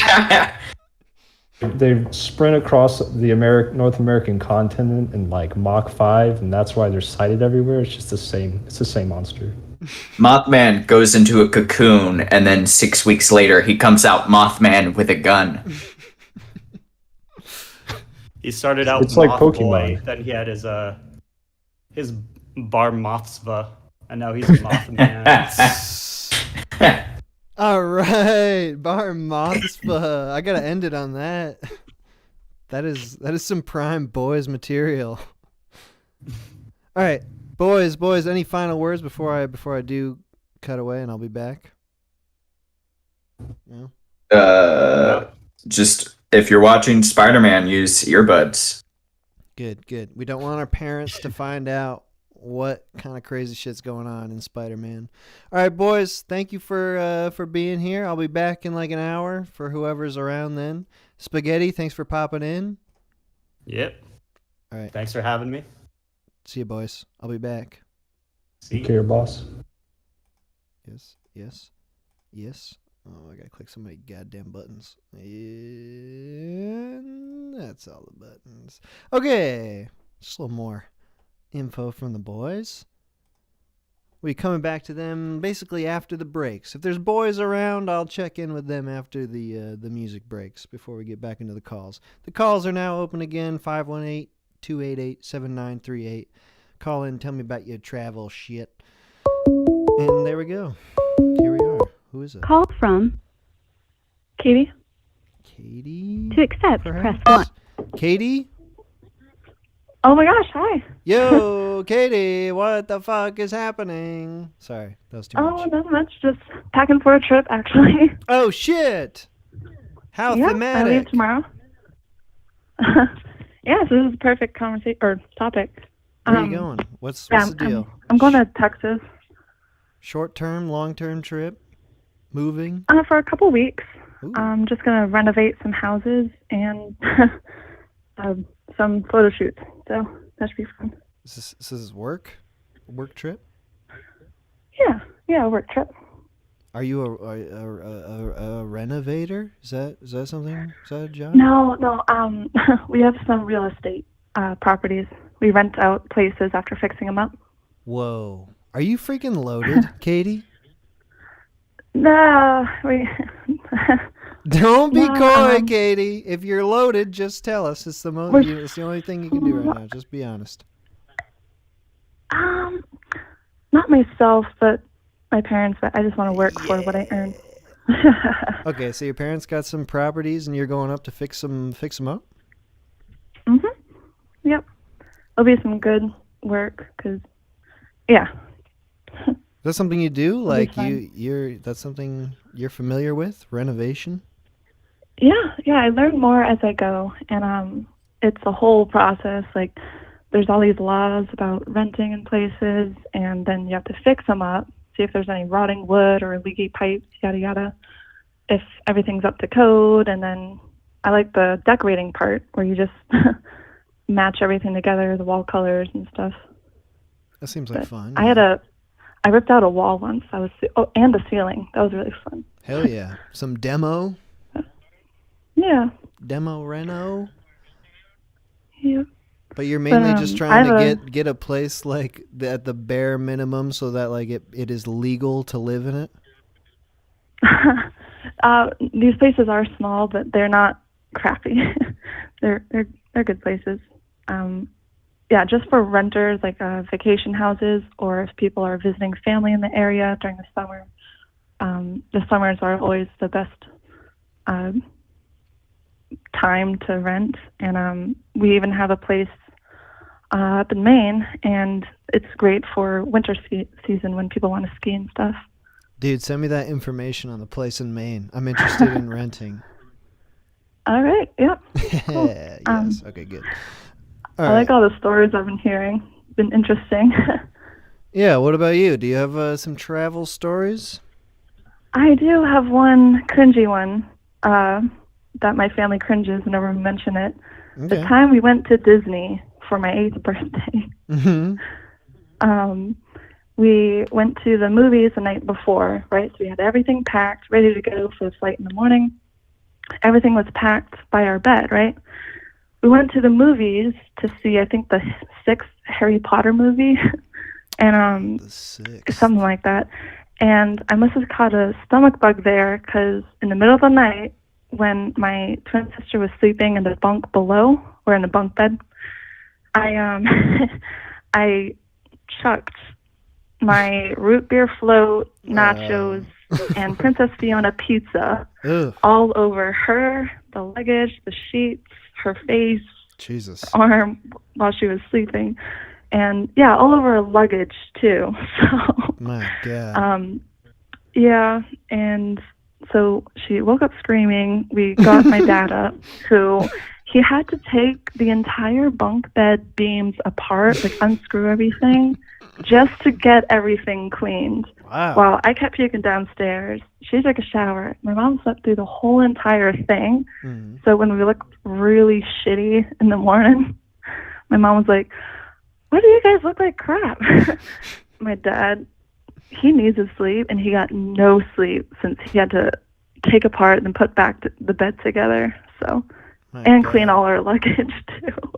My God. But yeah, and then I gave it to my sister on the plane on the way there because we were still taking that flight to Florida. So I gave her the stomach bug, and then she was sick for most of the first couple days for Disney for our 8th birthday.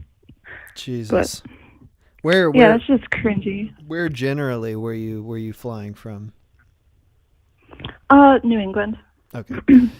Yeah, that's so were you just like friggin' projectile vomiting? Was it like how many spews was it? How many different heaving chokes? Oh gosh, I was 8. I think it just started in my sleep. Like I was just having that uncomfortable sleep when you're like, oh crap, am I sick? No, just go to sleep. And then it just comes. It's just your stomach can't hold it in. And then I think I started throwing up my sleep because I think it's a vague memory, but I just remember like just lunging over the side of the bunk bed, even though I got my sister. You didn't want to puke she on was yourself. not happy. It seems like the sort of like, I don't know, like an instinct, like when you're on a boat or something to puke over the edge. Yep. But just there happened to be a young person down there. Wow. Yeah. That's disgusting. Yeah. Ugh. Yeah. I felt bad for my dad, though. He had to take the whole bed apart. That's amazing, actually. How, like, you must have had some precision vomit to get in each and every crack between the wood. Yeah. The last time and doing laundry all night, too. I puked in my bed sort of recently. It was after one of these streams. It was that really bad one that went on for like 9 hours, and I was really drunk the whole time. I puked in my bed, but I had nothing in my stomach besides alcohol, so I just it was just kind of clear liquid that I was puking all over myself. So I was fine, really. Okay. But what you're saying sounds worse. In a while. No? Yeah, I haven't thrown up from alcohol in a while. I can't really remember the last time I did. When was the last time you threw up? Probably period? because I blacked out. Maybe the last time I did, but. When was the last time you threw up? Period. Not just alcohol, but anything. Food, terrible things, sickness. The last time I remember, it was probably after alcohol. I can't remember. Wow. It's been a while. I puke all the time. Knock on wood. All right, so you're traveling now. Are you traveling from New England to Texas? Yep, my house I have family in Texas, so yeah, we're just going down there, staying at my grandmother's place, and we're going to renovate 3 different houses. One place that we've had for years, and then 2 new places, so. Dude, you are freaking loaded. Hell yeah! They're very small places. Come and they need on. fixing. But you said that they were small and nice. You said they weren't even bad. Like, we used every penny we have, and it's just long-term investments. All right. Well, we're very happy for you, but we know also that you're loaded. We get it. No, but so you're flying there then, yeah? Yes. Yeah. When's the last time you flew? First time on a plane in a pandemic. Last time I flew was probably the last time I went down to Texas, like a year or 2 ago. Okay. Is flying for the same especially thing. bad for you, or are you okay with it? Usually okay, though. Like twice, it's been like I've gone like probably a dozen times on planes before, and only like twice. The last time I flew, it was like really turbulent on the way up and on the way down or something. It was like slightly stormy, but I don't know what I ate, but my stomach was just upset and it was just so nervous. But besides that, I'm usually a good flyer. Yeah. But do you tend to talk to the people next to you when you fly? No, not really. I just keep to myself. Play games on my phone or read a book or just sleep. Are you against But my that? mom, Do you get my upset when people start talking to you on the plane, or you're like, God damn it, I was no, ready if they to be mean well, sad? if they're sweet, Yeah. yeah. I talk if they talk to me, but I just usually just keep to myself. But my mom, she's a talker. She talks. She looks for a conversation with anybody. So Yeah. we'll probably be talking to people, or my mom might be talking over me if I have the middle seat. Just, yeah, it's there will be talking. It's just I might not start any talking. Do you think that's a thing just with older people, or is it not really generation based at all? I feel like I've noticed that just like people who grew up without electronics, like they're just ready to be like just Yeah, in no, chat I mode agree. for 5 hours. Because they don't have like an excuse like younger generations do nowadays. Just, oh, look at your phone, you're busy. No, they had to be looking up from their books they're reading or something. But yeah, no, I always find it much easier to talk to older people than older people than people of my generation. Because I'm 22 and it's like I just graduated from college, so it's like I had more friends with my professors than people in my class or classmates. So I find it much more intriguing conversation than talking about the Kardashians or yada yada yada stuff that doesn't really matter, like yeah. So I do get the same sort of thing. The older people are definitely easier to talk to. Those are the only people I talked to when I was traveling to Alaska recently. The only people who talked to me on the plane were the older people. They initiated the conversation, and I was totally happy to talk to them about whatever random shit they wanted to talk about. But when it came to people my age, like, I wasn't going to say anything to them, and they definitely weren't going to say anything to me. And so, just didn't happen. yeah. Although I was seated next to, like, a tiny little girl, like maybe an 8-year-old girl. And she didn't have anything to say to me either. I mean, what the Yeah, heck? I guess I'm shy just because I'm a younger part of a generation, but like if someone talks to me, I'm more than happy to talk with them as long as they're not creepy, But What's the yeah. first sign of creepiness? Have you ever had like a creepy person who's talking to you in the public? Whether you're just like... definitely I can tell by their eyes, like if they're Ooh. staring at something they shouldn't, or if I don't know, because I can tell a lot of body language from people's eyes, 'Cause if their eyes follows their train of thought, I don't know, it's hard to explain. But What do they look also at? like I don't know. Just Okay. All right. Fair enough. A wrong pair of eyes, I guess. I don't know. They're But doing yeah, something they shouldn't. or like what they ask about, like, oh, like, where are you going? Do you have a place to stay? Well, I got, if they try pulling you in the wrong way or something, like that's creepy. Sure. But talking about anything else other than me would be great. Yeah. So when are you going on this trip then? Tomorrow morning. All right. Yep. Well, good I'll be there luck for to 2 you. weeks. Thanks. You're going to do some reno, you said, for a couple weeks? Mhm.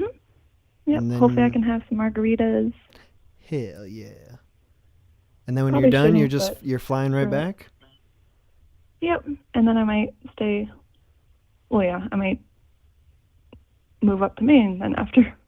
Might get a job up there or something. But because I have to work another property up there for the rest of the summer, I have to do the cleanings in between rentals. Right. So- Right. Oh, so these are the sort of rentals, like they're vacation type rentals, or like they're very temporary? Yeah. One woman, she always rents for like a month. So that's pretty great chunk of time. But most people just do like a weekend or a week for like family vacations or just getaways. Okay. So you might be up there doing your own thing, but also cleaning this rental property Yeah, in between. I have to clean an entire house, do all the laundry, dishes, the entire place within a few hours. So Ooh, wow. it's not fun, but it's something. couldn't do that if I had a week. If I had weeks, it takes me a long time to clean things. I have to do a lot of Stressful. motivating. Coffee and chocolate help. Yeah. You said your name was Katie? Yep, Katie. All right, Katie, thank you for calling in. Thank you. Appreciate you telling me about this. Yep. All right. Have a good night. All right, you too. Bye-bye. Bye. Katie with the loaded family. They're loaded, baby. Yeah, we got docs Katie and get that information on these rental properties. Call from. All right. To accept, press 1. What To the send a fuck voicemail, that press was? 2. Hello? Loaded, baby. Hey, What? is this the Minute Hour? Yeah, who's this? This is Kenny. Yeah, what's up, Kenny? Hey, not much, man. Is there Dude, someone- I can't. is there I someone just, this is the else there? first time I tried calling today. What? I heard multiple voices. You're the main caller, though? Yeah. No, I was just because I had you. I had you on my computer while I was trying to that call was on my me. phone. Yeah. Okay. Isn't it weird hearing yourself? Yeah, I thought that was you. I thought that was like your friend. I thought there was. Here's what I thought. I thought there was a whole group of you like around the campfire, having a great time, and you were all calling in at the same time. But it's just you. It's just you. Never mind. Yeah, I guess that's the vibe, man. I was. All right. Yeah, dude, how are you doing? Hey, I'm great. I'm the best I've ever been. Well, how about you? Yeah, dude, I'm doing pretty good. I actually called a long time ago. I think it might have been like your second stream or something. You get know? through? Oh yeah, I got through. We talked for like an hour or whatever. You know, you were Oh, dude. like you. Yeah, this is the stream I was just talking about where I was drunk for several hours out of nine hours I was streaming. Yeah, but that was a vibe, man. You seem to have your shit figured out though. Really? Yeah, now at least. You Oh, know? yeah, It seems now. like you're going. Yeah. You kind of got a flow going. Yeah, it's all good. Were you the one that I was getting real sad with? I don't know, man. All right, don't worry I know about there were like a lot of people that were like, I was just asking questions and stuff. Maybe you got sad. No. But then right after me, some girl just started talking about like I think dolphins or something. Yeah, dude. And then Yeah, you were and right at the I just end. remember that. Yeah. You were right at the end. I remember you were. Yeah, I talked to you for a very, very long time, and I was getting a little too drunk. And you were. Oh yeah, I you were know. Man. You were the last dude that I talked to, and I was desperately needed to talk to a woman. And it happened like magic. Talked to a woman right after. It was immediately great. Not that talking to dudes isn't fun, but it's just I get sick of dudes. My God, don't you? Oh, I feel that. I mean, yeah, I like girls more than guys, I suppose.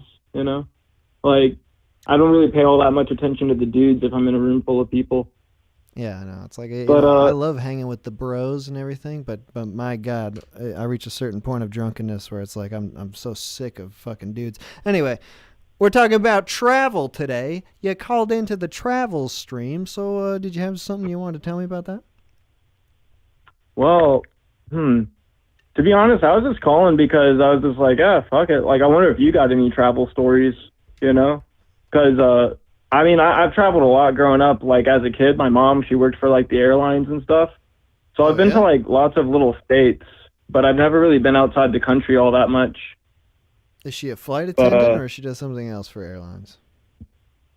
She works as like, a ticket agent, you know? Do they get, like, And so, free shit? I mean, I did until I was, like, 24 or something. You know, basically I could, like, fly for free. But I didn't really take advantage of that all too much. You know? Why not? But, yeah, I don't know. Just like, I didn't really have too much of like, I don't know. I don't feel like I have any like crazy stories or anything, but I just figured we'd talk and just kind of see what happens. Do you have any memorable, like travel stories yourself? I kind of just tuned in like 30 minutes ago. Yeah, well, I told a little bit up at the top of the show, but I've done, you know, a fair bit of travel. Not as much as a lot of people. I feel like a lot of people do like they go to college and they do the whole travel abroad thing. Like they're gonna see 100 countries in 10 days or some crazy shit like that. I never did anything like that. But Yeah, I'm too broke for that shit. yeah, exactly. Me too. Probably Yeah. the biggest travel thing I ever did was I did a cross country road trip when I was moving to Los Angeles. I lived there for a couple of years, but I did the road trip with my mommy and daddy, so it was not like that exciting. Like it was the very G-rated version of a road trip where it was How old were you at this time? old enough that I shouldn't have been traveling with my mommy and daddy. I was like 23 or something. Oh man. How old are you? I'm 26. Oh, nice. Okay, so we're close in age now. Okay. But- How old are you Now? Yeah, now. 28. Turned 29 in a couple months. Oh, hey. Happy Yeah. early birthday if I don't talk to you before then. Hey, thank you. You will. But anyways, Yeah. it's like the people who are calling in. We don't want to talk about me. I've got my chance to talk. But tell me just about, where you living generally right now. Well, so currently I live in California, like the Santa Barbara area. Mm-hmm. Yeah. And then before, I don't know, when people ask me where I'm from and stuff, I'm always a little confused because I usually just kind of think of like the last place I lived because I moved a lot growing up, right? Because my mom being not a flight attendant, but just working for the airline and stuff. And so like I started in the Bay Area and then I moved over to Michigan. So I kind of got like a little taste of that Midwest kind of life, you know? Mm-hmm. And then after a couple years of that, it was just like too damn cold. So then they moved to Hawaii, you know? And so I lived there for a couple years in high school. And then I moved out here on my own because I was getting over being on the rock, you know? That's pretty So- sweet, though. You were just in Hawaii for a couple of years? Yeah, it was kind of awkward because it was like in the middle of high school, you know? So like when I got to like the high school I was going to be hanging out at, like there were just like too many, like people kind of had their established groups already. And I was like forever that new kid. Yeah. Were you on the Big Yeah. Island? No, I lived in Maui. Oh, so nice. the second big. I Yeah. visited Maui a few years ago. Oh, really? What'd you think? My friend, so I started the show talking about how I was just in Alaska visiting my friend Andrew, and he used to go between Alaska and Maui with his girlfriend. They were living in Alaska in the summer times and Maui in the winter time. And so I visited. That's the way to do it. Hell yeah. dude. Alaska is one of the most beautiful places, I think, especially Absolutely. during the summer. Yeah, absolutely. And yeah, Maui was pretty freaking kick ass. We did some cool shit. We hiked into Haleakala, and we did drove the road to Hana, all the sort of Maui shit. Yeah, it was pretty exciting. What's like the furthest you've been as like a traveling experience, not moving, but like just visiting somewhere that's not your home? So I went to I think like 2 summers ago. It was the summer before like COVID hit, and me and we went to what was it? My friend was getting married, and he's half Greek, half French. Mm-hmm. So we got married on like this small little island in Greece. So me and my girlfriend at the time and her friend turned it into kind of like this like little Euro trip kind of situation. Mm-hmm. So we hung out in Italy for a second, and then we went to Greece. And dude, Greece is amazing. You know. What Just, about it? Well, I think like because I went to Venice and I went to Rome, right? And those places were cool, but they were also just kind of like dirty cities. You know what I mean? It felt almost like going to like vacationing and going to LA. You know? Yeah. But then when we got to Greece, right? I think the island was called Kefalonia.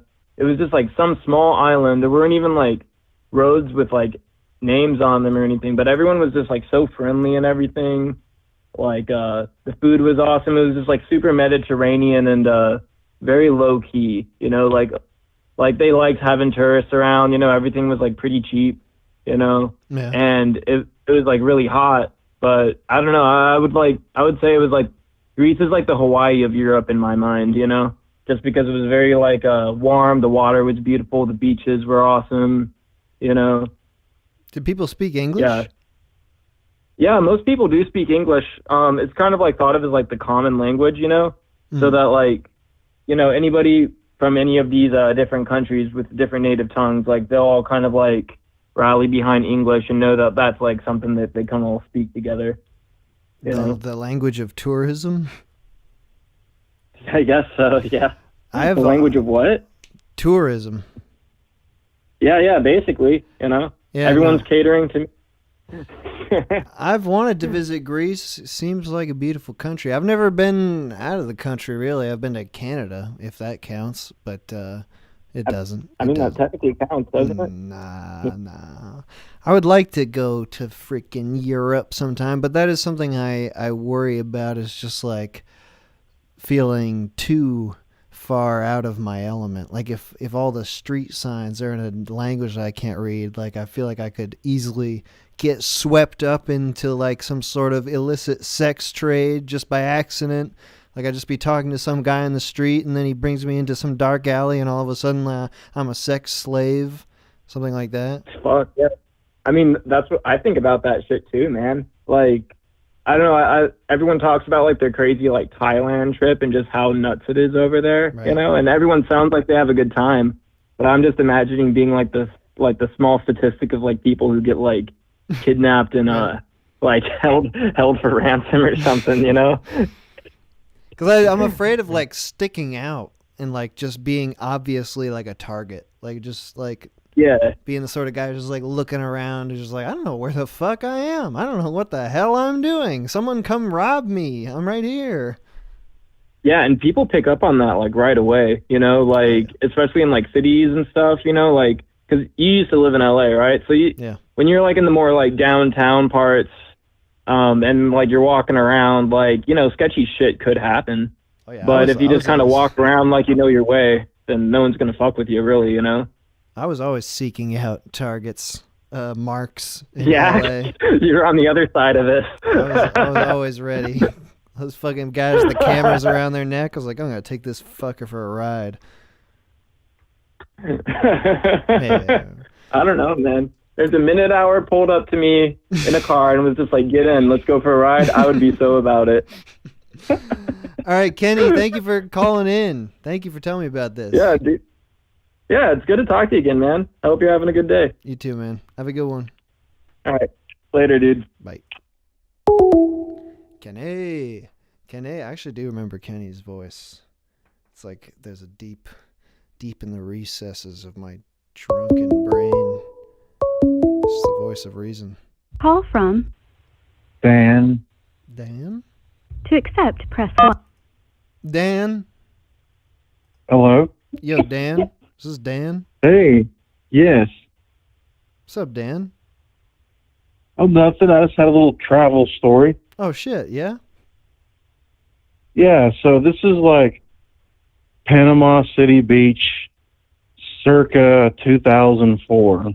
Where is that? In Florida. Okay. And I'm in this elevator at this condominium that's like 15 floors. And in the elevator, these girls get in. They're all like sorority sisters. And there's probably about 5 of them. Mm-hmm. And they got a big cooler full of beer and wine coolers. Right. Well, the elevator gets stuck between floors. And I opened the door, and you couldn't really climb up and you couldn't really climb down. So we were stuck. Oh, shit. Yeah.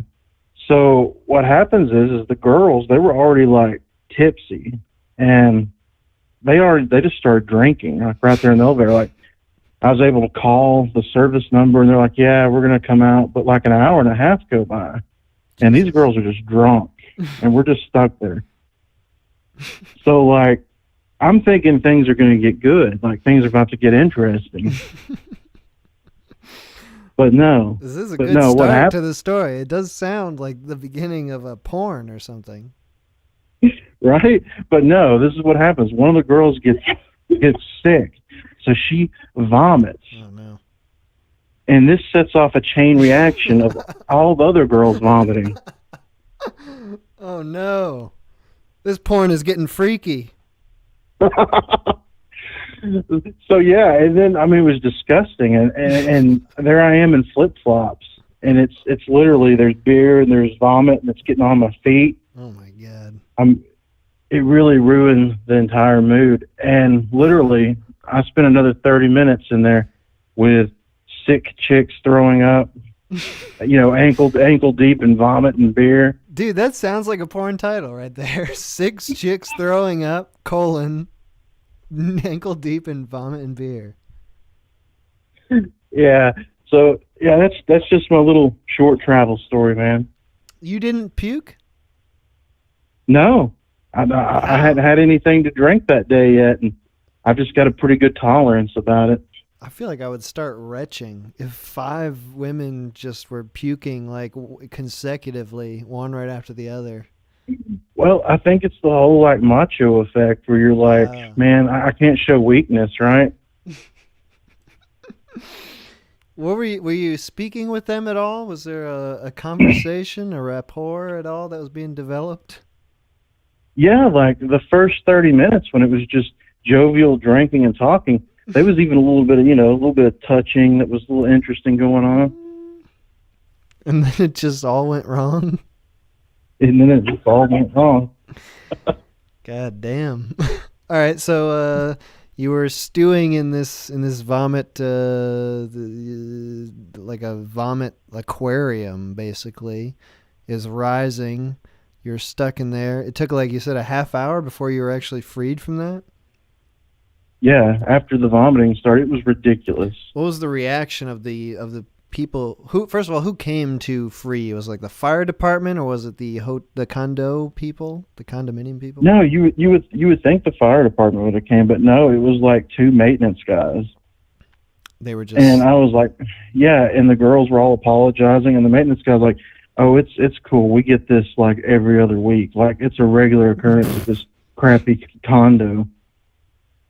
They should probably fix their fucking elevator. If it's a regular occurrence, the people are trapped in there. Yeah, and the worst part is, like, literally 2 days later, I got trapped in it again. But this time it was with, like, sober people. Aww. And they didn't have anything fun to say or spew? No, it was like a boring suburbanite family with, like a 12-year-old kid or whatever, and, like, some younger kids. So wasn't anything interesting there, except that they were, like, when are we going to get out of here? And I'm like, well, if it's anything like last time, an hour and a half from now. Nice. All right, well, that's a pretty good story. Did you encounter those women at all ever again after that experience? Yes, like the very next night, I ended up meeting up with them, and they had some friends, and they had a truck bed, and they had put like a pond liner, like you'd put in a decorative pond or something, like a swimming pool liner, in the bed of this truck. And they were making this gigantic alcoholic beverage in it called a Green Goblin. Oh, my God.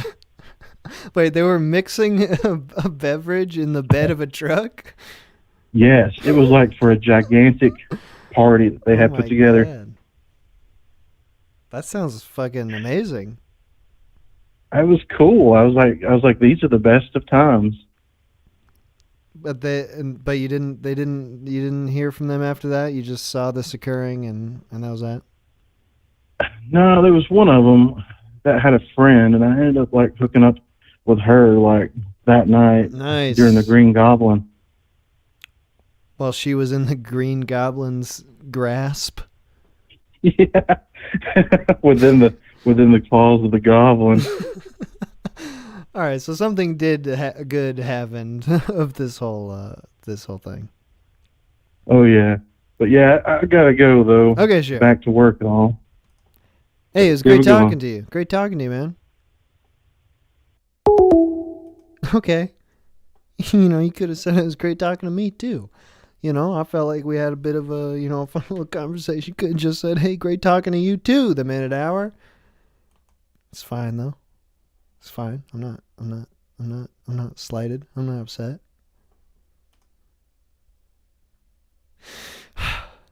No. Okay. Gonna take a quick break now. Gonna listen to some music. I think this is a long enough break that I can take a smoke break. I hope. Actually, let me check. Get this. Okay. Fuck. Here we go. All right. Be back in a minute.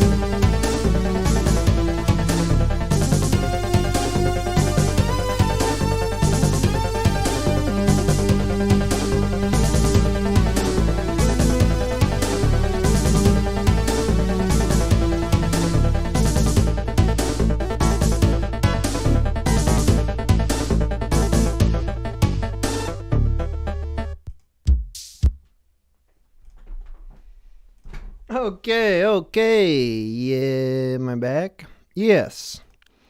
I'm back with the boys. Oh, shit. Boys, what's up? Boys, hey. Hey, the boys are back. Hey. Yo. Boys. So I was thinking about Rich Katie. So I was thinking about all those flights she was taking, you know? Yeah. Man, it's been like, so first of all, it's been like a freaking year since my last flight. I mean, maybe that's not such a long time for some people, but like, I'm usually flying at least like 2 or 3 times a year. So I'm really not used to being stuck in one place for so long. But like with flying, the one thing I'm not going to miss at all is being stuck in airports, you know? It's kind of like, it's like being trapped in like a really shitty mall where you don't really want to buy anything, you know? Yeah, everything's crazy expensive. It's ridiculous. Yeah, dude. I was stuck at this airport once for like a 6-hour layover, and the only store there was a Brooks Brothers, in case you want to like impulse buy a $2,000 suit. Yeah, I've never even heard of that kind of store. That's a suit store? Yeah, yes. Who's gonna buy a suit on their way to flying somewhere? I don't know. I figure if you're buying a $2,000 suit, you probably have the foresight to have packed one before you got on the plane in the first place. You would think. Yeah. So like airports, the stores all really suck, but like the only saving grace is that you can get tanked at the airport bar, you know? Yes, this is exactly what I learned recently, is that those airport bars are there for a reason. Dude, I know. It's like it's so wonderful because you can get hammered at like 1 PM and nobody's gonna bat an eye. And it's like the only place in the world that you can do that because like who knows what time zone you're in. Exactly, yeah. It could be 5 o'clock for you. Yeah, it's always happy hour somewhere. Yeah, dude, there's also like in the airports I've been to at least, like there's so many bars. It's like the airport is kind of like you could do a bar crawl without even leaving your terminal. You could do a bar crawl, but also you could do an across the country bar tour. Oh man, yeah. You could get drunk in every subsequent airport and get worse and worse. Have y'all ever been to the Atlanta airport? I can't say I have. I think I've been there once as a layover. Yeah, it has too many bars. Just too many options, and no such thing. It stresses me out because it's like I'm gonna miss my flight because I'm too busy chilling. Is that happening to you guys? You guys are getting drunk in the airport bars? I mean, I've definitely imbibed a bit. I got to say, so I want to talk about this game changer real quick about airport bars. But first, since you flew recently, what's like the drinking situation now with all the COVID stuff and all the restrictions? It's probably not quite what it used to be. They aren't even selling booze on the planes anymore. What's the point of flying? I don't understand. It's like now more than ever we need this. We need to get those little tiny little nips like on the plane. That's what's going to keep us going. But I mentioned this a little bit at the top that now they have takeaway beers in airports, which I don't think occurred before, but now it's like all the bars have a little to-go area, and it's not just for food, it's for beer. They're setting you up for failure. No, dude, that's the trip to success. Like, dude, yeah, I mean, you can get drunk at your like gate now, so you have no excuse to miss it. Exactly, yeah. So you don't even have to sit at the bar anymore. You can just take it away and be ready to go right at your gate. Being drunk or high at the airport stresses me out so much. The airport already stresses me out, but then people are like, "Oh, if you have anxiety, you should just get high before you go." And it's like, but now I'm high and at the airport. So you're high and you're going to be high in the air. You're going to double whammy. in a giant metal box with hundreds of people that all know I'm high. Dude, so I got something to drop on you here. Okay. So you got anxiety at the airport. You still want to get drunk. I got to tell you about airport lounges. So this is a huge game changer that I discovered recently. So So when you're at the bar, it's like, it's at least $10 for a drink, right? Yeah. But airport lounges, so not every airport has this, but a select few, probably a select many. It's like $50 or something. You buy a day pass. They let you into the business lounge, and it's all you can drink, premium booze. They have an open bar there. All you can eat. They have a nice buffet. The food's at least like as good as any of the restaurants in the airport.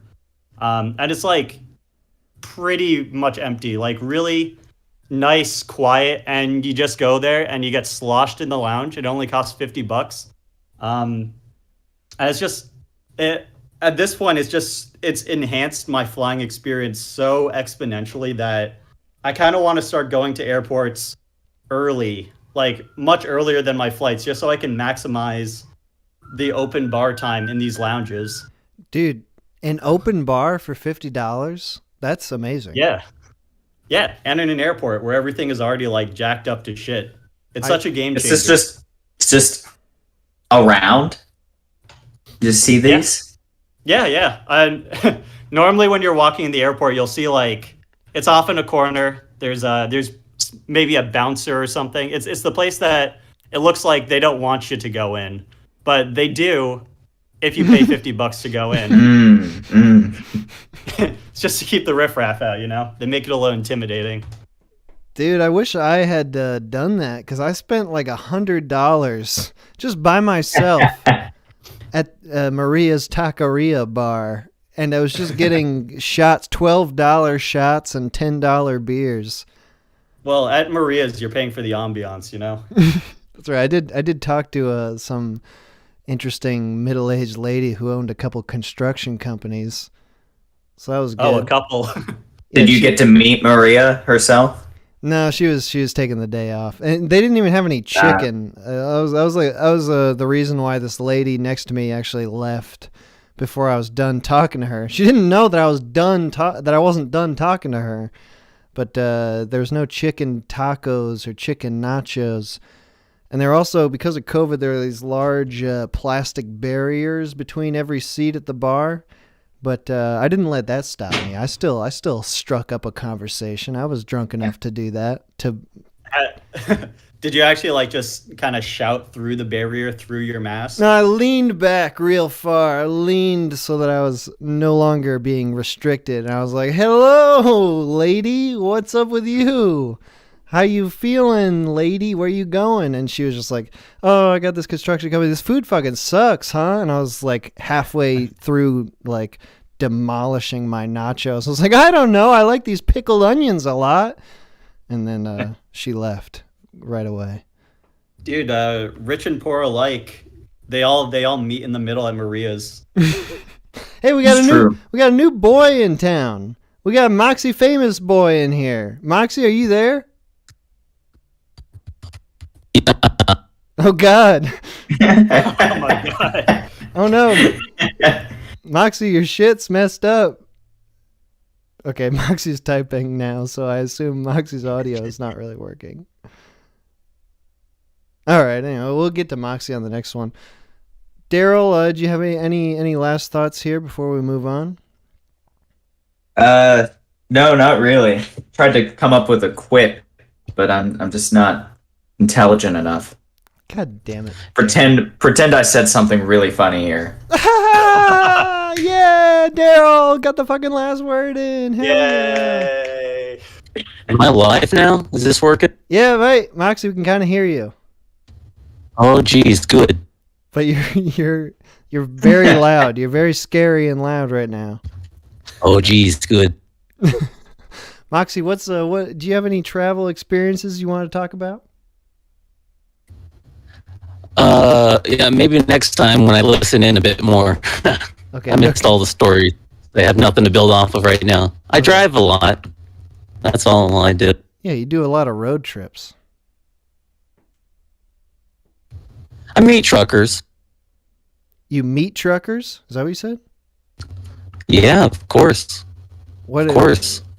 How's that go? Like, are truckers, do they view you as simpatico? Like he's one of our boys? Or do they hate you? They think this is some frickin' guy who thinks he's road tripping. He thinks he's one of us. Mostly just grunt and like nod heads in bathrooms at truck stops. That's the trucker life. Sounds good. That sounds good. You never Dude, gotten into do you like, ever Mhm. do you ever do like give them like a kiss between the urinals, or is that more of like a middle of U.S. thing? Sorry, do you say kiss or piss? Kiss, like you're both at urinals, you see a trucker, you're like, hey, it's a trucker, where are you going? It's like California, and then like give a little smooch while you're both a good luck still pissing. No, that's more of a coastal city thing. We don't get sticks here. Yeah, I've heard about that. All right, good. Okay. Thank you, boys. Thank you for telling me about this.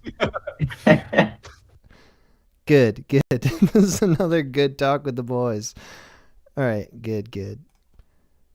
Wait. Fuck this shit. Get this going like this. Oh, God damn it. I have to press one too many keys now.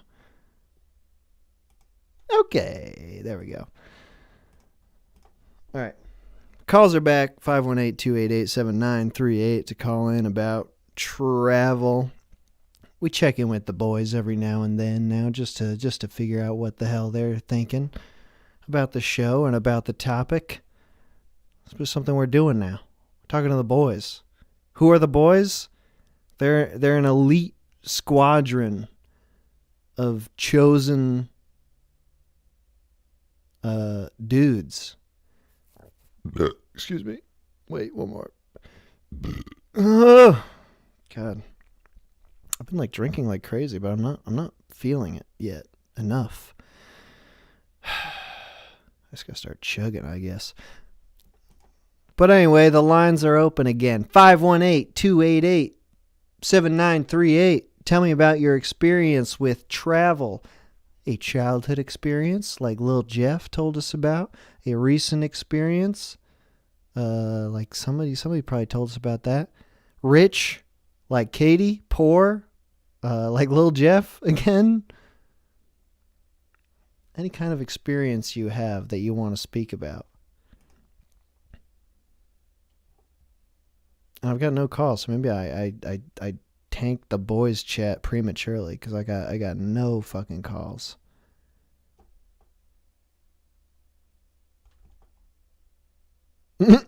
Yes, this is good. Dead air. This is what we want. I'm going back in. I'm going back into the boys.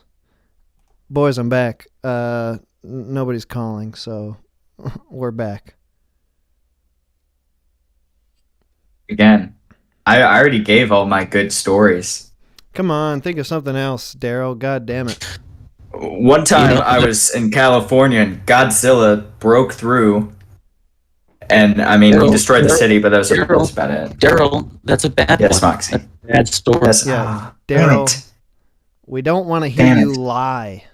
This is I didn't lie. It happened. It was real. No. Why does no one believe me? No. Godzilla is a character. Oh, okay. Sorry, boys. I have to go now. Oh, fuck. The call fucking died.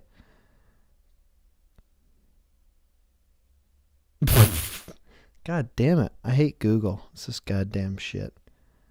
I'm feeling rusty. I haven't done this stream in 2 weeks. I don't know what the hell to say. I don't know anything about travel. Why did I pick a topic that I can't talk about? That was a very bad move. Yeah, man, I feel like a god dang dumb A right now. I don't know what the hell I'm supposed to say. I should have traveled more in preparation for this and just like lived out some anecdotes that I could tell. That's the problem. I did travel just before this, and I have I can't even think of something to talk about. Do you see any like bears in Alaska? No, not this time. Last time I was in Dang. Alaska, I saw a bear just wandering through the neighborhood. He opened up a mailbox. He's looking for food in there, I guess. That was pretty exciting. But this time, no bears. What's the longest road trip you guys have gone on? Like, how long have you driven in one day? I've done some crazy ones. I don't know if I'm like, what's the longest you've probably, driven like- in one go? One go. Probably only like 12 to 14 hours for like a full day, but that was where it was like we were booking it to get somewhere. Yeah. Yeah, I usually do pretty long days when I'm road tripping because I just don't really stop. So, like, yeah. 12 hours, 14 hours. I think the longest I've done is 19 hours in one go. Jesus. Mm. And you're doing that like by yourself, right, Moxie? Yeah, I prefer solo road trips, yeah. How do you... I do too. How the hell do you stay aware for 19 hours, aware enough to drive? I mean, if you've driven through the Midwest, you know, there's a lot of areas where you don't really need to be that aware. It's pretty empty. But I like to listen to music and things like that to keep me pumped up. All right, Moxie, I'm going to get back to that, but I have a call now. But yeah, we'll be back. All right, good. Call from Owen. Is this a quiet caller? Owen? Oh, hello. Hello, hey. Ew, Owen. What's up, bro?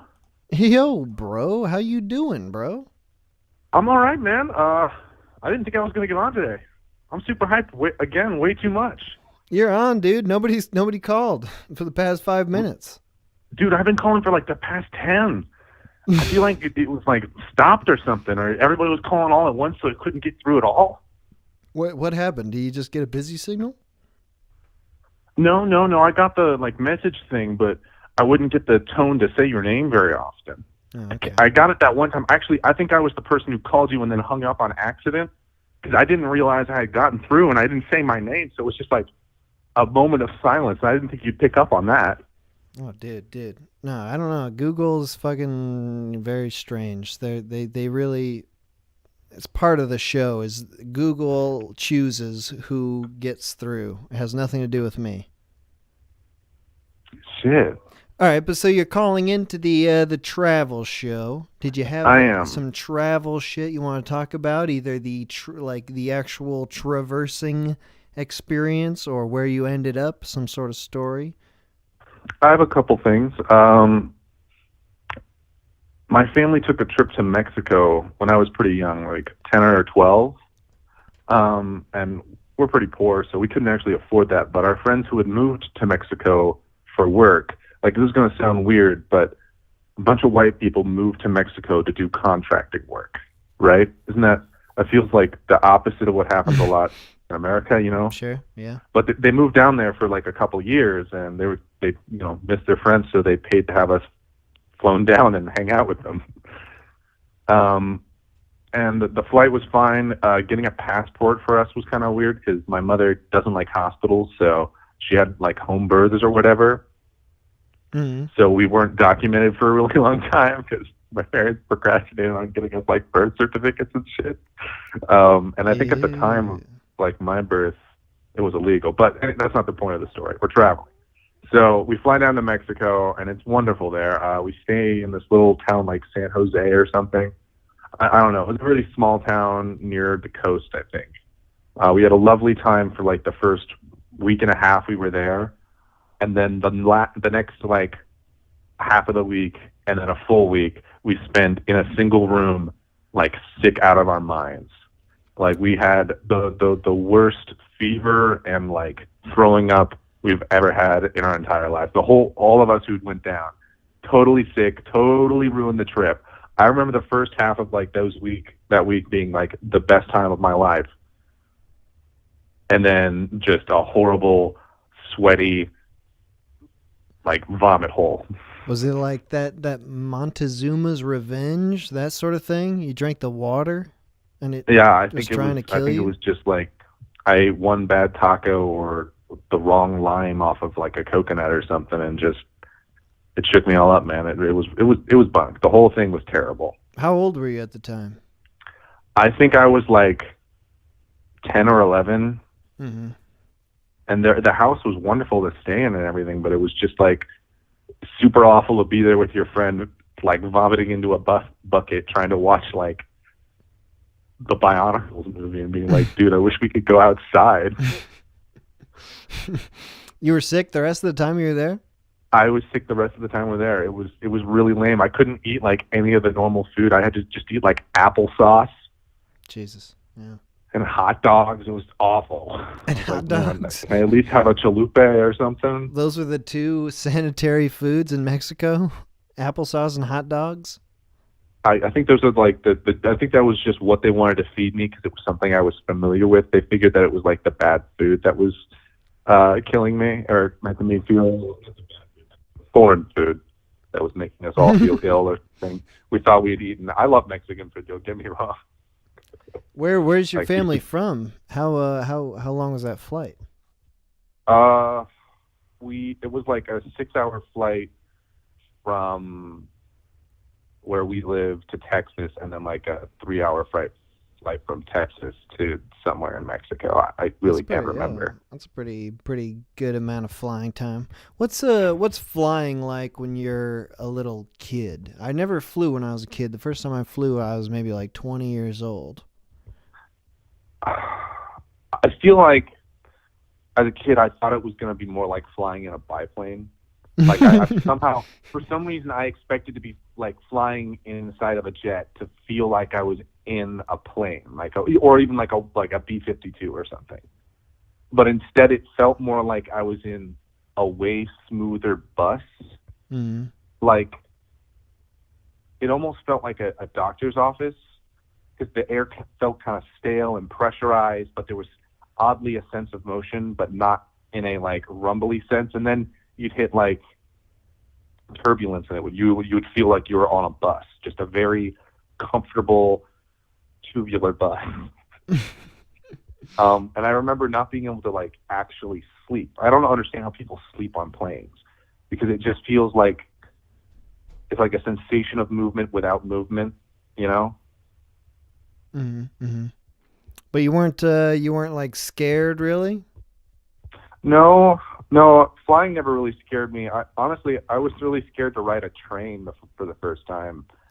I think that's because when at a really young age, I saw that like 1,000 Ways to Die show, and saw the one where a guy got sliced in half by a train. My God! And like lived. So you're worried that would happen to you? Yeah. I was just real terrified that I'd make the mistake on like crossing cars for some reason and just lose my legs, you know. Have you ever been on a train? I've been on like subways, but I've never been on like a cross country locomotive. Yeah, me neither. I think I've been on like the Amtrak, like a 2-hour, 3-hour train ride, but never like one of those big cross country things like you're saying. Yeah. All right, how was your time in Mexico besides needing to puke or anything? Did you have any good times there? It was balmy. Yeah, it was wonderful. It's a beautiful country. We kind of just like tooled around this little town for like the majority of it. We went to some crazy water park that like definitely does not live up to OSHA standards of safety, but was way more fun. Like, I feel like that's the real Mexico right there. It's like, I mean, it's a little sketchy, but it's way better. What about this water park? They're just the instead of a half pipe, there was only a quarter pipe. What were the standards that they weren't adhering to? There were like jumps in the water slides. Small jumps, but there were jumps. Some of the slides would like kind of launch you into the pool. A lot of the ending pools for the water slides were much too small. So if you didn't purposely move yourself into the water in a certain manner, you would probably smack your like feet against the wall pretty painfully. Yeah, it was a little sketchy, but there was very few lifeguards as well, and it kind of just was like built into the side of this big ass hill. You have any recent trips then? Like this is when you were young, but what's your most recent travel experience? Plane or driving or anything? Bike, actually. Oh yeah. Yeah, I bike a lot. kind of my thing. I like biking, but I don't really do it seriously. I wouldn't call it cycling because that feels like I'm a pompous asshole. It's like, I cycle places. Like, no, I just get on my bike and I go places sometimes. It wasn't really anywhere like far by the standards of I didn't like go out of state or anything like that, but it was far enough that like it took me a day to get out there. Where were you going? For what reason? I went over to like another county just to go camping with like a hammock. Ah. Because like a tent's a lot, and I'm a pretty big dude, so getting a tent that like can fit me and is also easy to carry on my back while biking, that's a whole nother. So I just hammock between trees. You were just going by yourself? Yep. Sometimes I'll go with other people, but I'm a pretty solitary person most of the time. How is solo camping? I've never done that. I'm a little crazy, so I spend a lot of the time kind of just talking to myself, practicing like impressions and stuff. Oh yeah. Yeah. But for like the most part, it's a nice experience. It's really like kind of therapeutic and meditative, like in the same way that like tying a complicated knot is, or like knitting is. Like there's like a sort of like a ritual to it, like a structure that you can kind of hold to with. I don't know how to explain it. You fall into like a groove when you're camping alone, you know? Like you can kind of just turn your brain off and survive.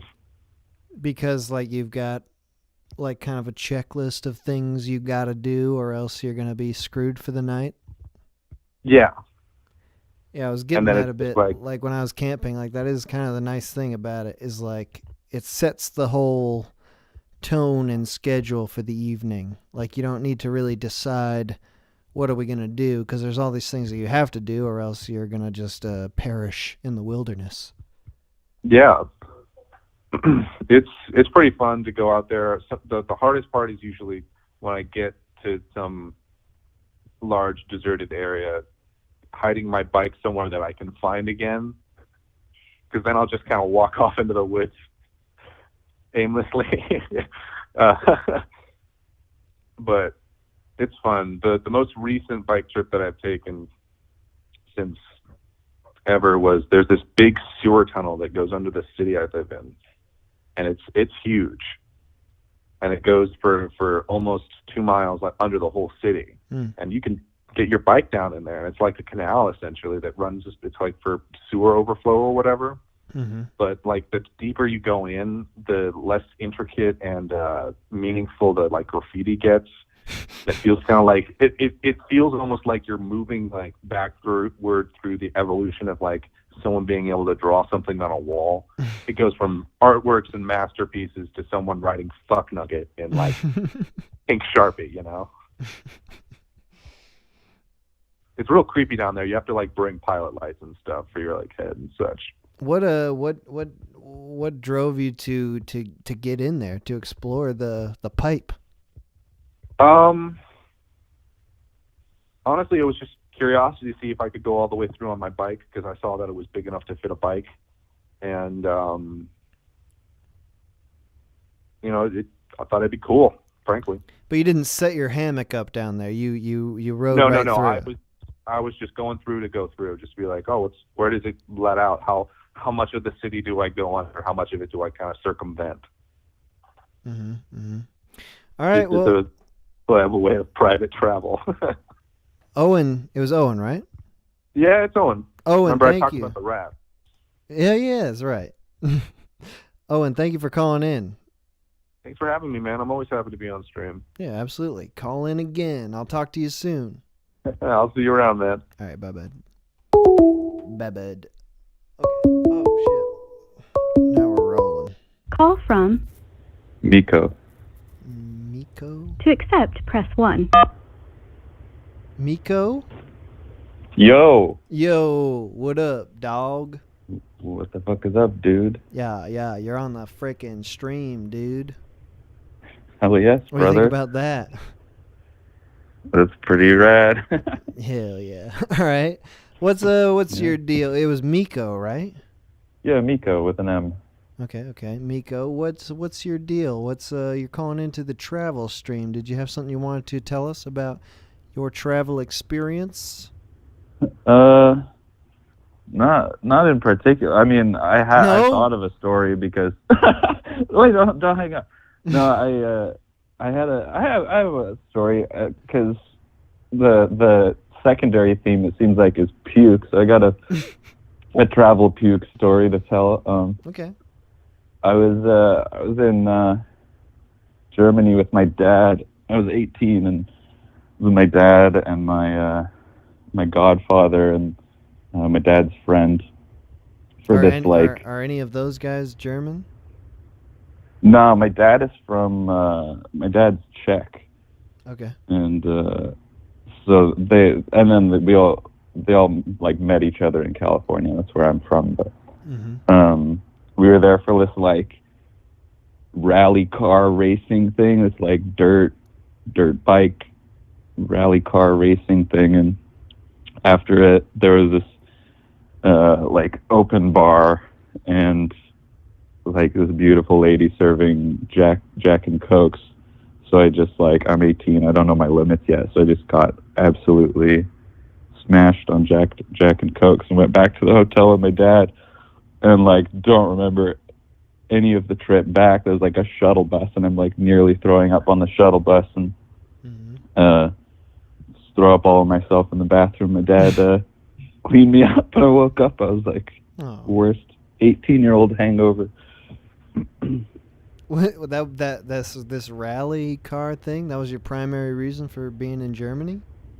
Yeah. We were visiting family in the neighboring country of the Czech Republic and then went over to Germany for this race thing. How long ago was this? That was 12 years ago. Gold darn. Have you been doing any big international travel since then? Since then I went to Scotland for the Fringe Festival. Oh yeah. About a year or two after that. Edinburgh, yeah. How was that? It was sick. You should do a show there. That would be freaking awesome. Yeah. So yeah, how does that work really? Like you flew over to Scotland and what? You just you see a bunch of shows, is that? Pretty much, we went with my college improv team and we just we had a show for every night for a month and you can see a bunch of there are these different types of venues, classes of venues, I guess. There's all sorts of paid shows and then some free shows, but if you're within your circle of venues, you can go to any of the shows for free. If you're putting on a show, then you can go see other people in the same theater for free. Mm-hmm. Yeah, so I dude, if see a lot your of cool... freaking college improv troupe can get in there, exactly, dude. Yeah, I could definitely freaking get in there. I'll just say I'm a college improv troupe. Yeah, I mean, we were pretty good, but yeah, right. Our shows... dude, nobody came. That's the thing. We were performing for 2 or 3 people maximum, and it was so awkward. Yeah, how many what are the venues that you're performing in? Are they bars or are they tiny little black box theaters or? Yeah, pretty much small black box theaters. That's what ours was. Was it fun doing it with just a couple people in the audience? It was still really fun. If you can accept that that's the energy, because we go from having a full black box of college students at our school, 50 people, and then we go to 2 people, and we're just we're not used to this energy, so you just get over that. Then it's we'll just fuck around and put on a silly show. What about the shows you were going to? You see anything worthwhile? Oh yeah, they would be pretty hit or miss. One of the ones I remember was this guy who is like a professional like art model, like a professional nude art model, right? Mm-hmm. So they pass out sketch pads to everyone in the audience, and you start sketch, and he like tells you the story of his life as he's like undressing, and be like, you just draw him. He like strike a pose for like a minute or two, and then you draw him, and then at one point at the end, like near the end, he's like, all right, I'm gonna go around and like check out some of your art, and I felt pretty good about mine, and you like, I was like, oh, like come look at mine, and like he like takes mine and just like doesn't say a word and like hands it back, and was like so clearly in his face disappointed with my work. And I was like so sad. And then he goes over to this other guy who had like drawn him on an Etch-a-Sketch and was just like amazing drawing on an Etch-a-Sketch, and was just like, wow, this is really cool. I was just like, okay, this guy, you know. Dude, he brought his own drawing utensil, and it was a children's toy. Yeah, you couldn't compete with that. Exactly. So. God damn. Yeah, All right. I tore up my art and was stormed out. Right. Go on any recent trips then? I mean, like you said, that was college. That was probably a few years ago. What recently? I've barely left New York in the last like 2 years. But Upstate, or are you in the big city? I'm in the city. Oh my God! What a disgusting place. Yeah, for real. What do you think? It's pretty fun. It's good and bad. There's a lot going on out here. Where are you living in? What borough? Manhattan. Oh my God, Jesus! Busy. Yeah, downtown Manhattan. My God. But the most recent about a year ago, a year ago, I went upstate on like a little camping trip with one of my friends, and we went and saw some like pretty beautiful spots. Like we went out to this nice like lake camping spot. There's this like campsites right on the side of the lake, and we were sitting out there. It was like kind of rainy, and we're just like chilling out, loving it. And then this like family of ducks comes up, this like mama duck and her little babies, and they just like hang out with us for a little bit, like right up next to us. I don't know if they were like begging for food or what, or just like liked our vibes, but we were just hanging out with these ducks for like a few minutes, and then like a couple days later, we went out to Vermont and went to this like maple syrup like store or like farm or whatever, and they gave us a bunch of tastes of Vermont maple syrup. I was like, this is the best GD maple syrup I've ever had in my life.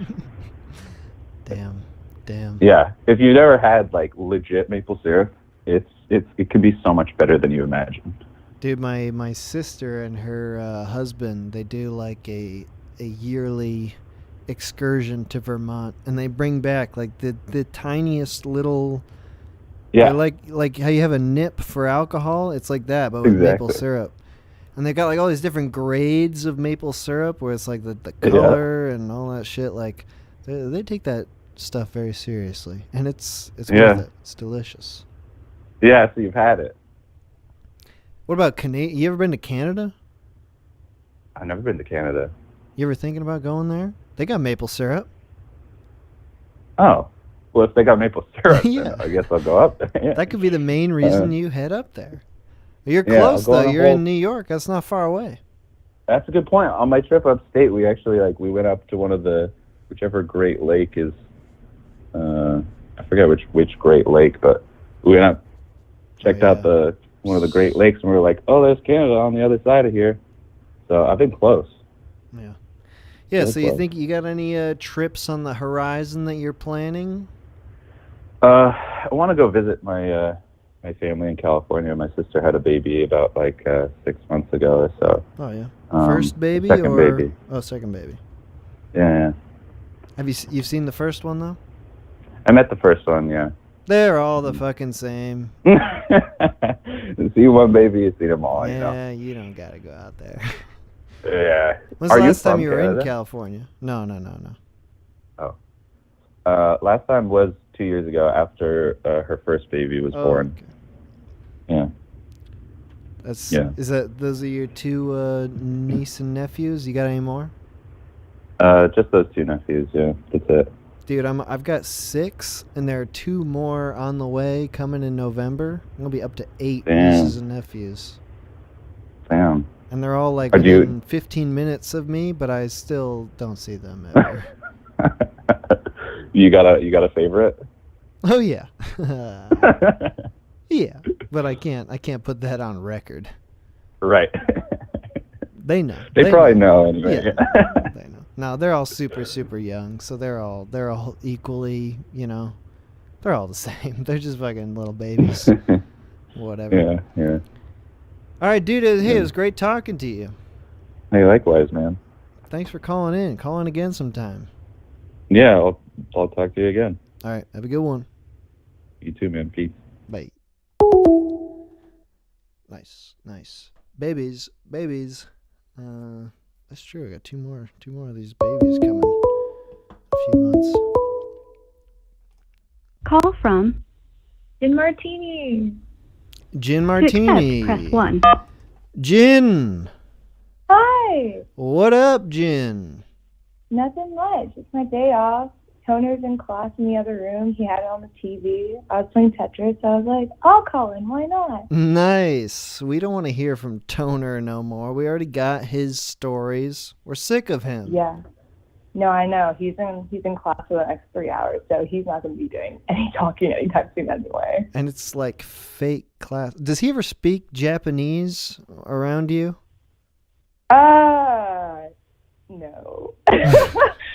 I mean, like... Not even, as an I'm excited, like, oh, Jen, I just learned a new Japanese word. I want you to hear it. He never does that? No, that'd be pretty cringy, I'm not gonna lie. Oh my God, Jen. I studied Japanese for 2 years, so, like, we used to practice with each other for a little bit, but that's no more. That's long gone. Why would that be cringy, Jen? He just wants to explain in this fictional universe that I've created. He just wants to share his excitement of Japanese with you. Who knows Japanese? That's very fair. I'm defending Toner right now for a situation that does not occur. I mean, who knows? Maybe one day I'll cheer him on. Yeah, we'll get deeper into this later when the show's over. Okay, but Jen, you called in about this travel stream. Did you have something you wanted to talk to us about travel? I do. Have you ever driven a moped before? No, never ever. Oh my God, I love mopeds. When I went to college, I got a moped my second semester because I was tired of the dorm food. It was really gross. So I was like, okay, I'm going to invest in a moped and be able to get groceries with that. But, I didn't also use it just for groceries, but it also helped me adjust to like a new town and a new place because I was all by myself, had no friends. Like, I loved my moped. His name was Danny Boy 2K19. Oh, wow. And like, I used to make hour-and-a-half commutes across the state with him, and he broke down all the fucking time. And like, are you handy with that? You know how to handle a broken down moped? No. Oh, okay. I always kind of panicked. There was one time I broke down like 9 at night in the middle of a bad neighborhood. And I like knocked on the door of a Dollar Tree and was like, hey, I know you're closing, but can I please borrow your phone and like call my mom who's an hour-and-a-half away. And I ended up just like wheeling it back to campus up a hill. It was fine. It was awkward. A cop stopped me and was like, you good? And I was like, no, but cool. Jen. Well, you gotta have a backup plan when you're driving around this moped. My family kind of has bad luck with transportation. So like every time we travel, we just kind of expect that we're going to break down. We broke down once, like in the mountains of Virginia and had to stay in, I always call it Williamsburg. It's not Williamsburg. But we were stuck there for like 3 days once. So I'm just used to it at this point. That sounds like a place in West Virginia, but I'm not familiar. It does, doesn't it?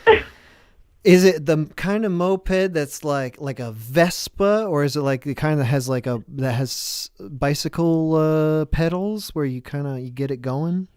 What kind of moped is it? Are there mopeds that have bicycle pedals, like one of those? Yeah, duck dude. boats?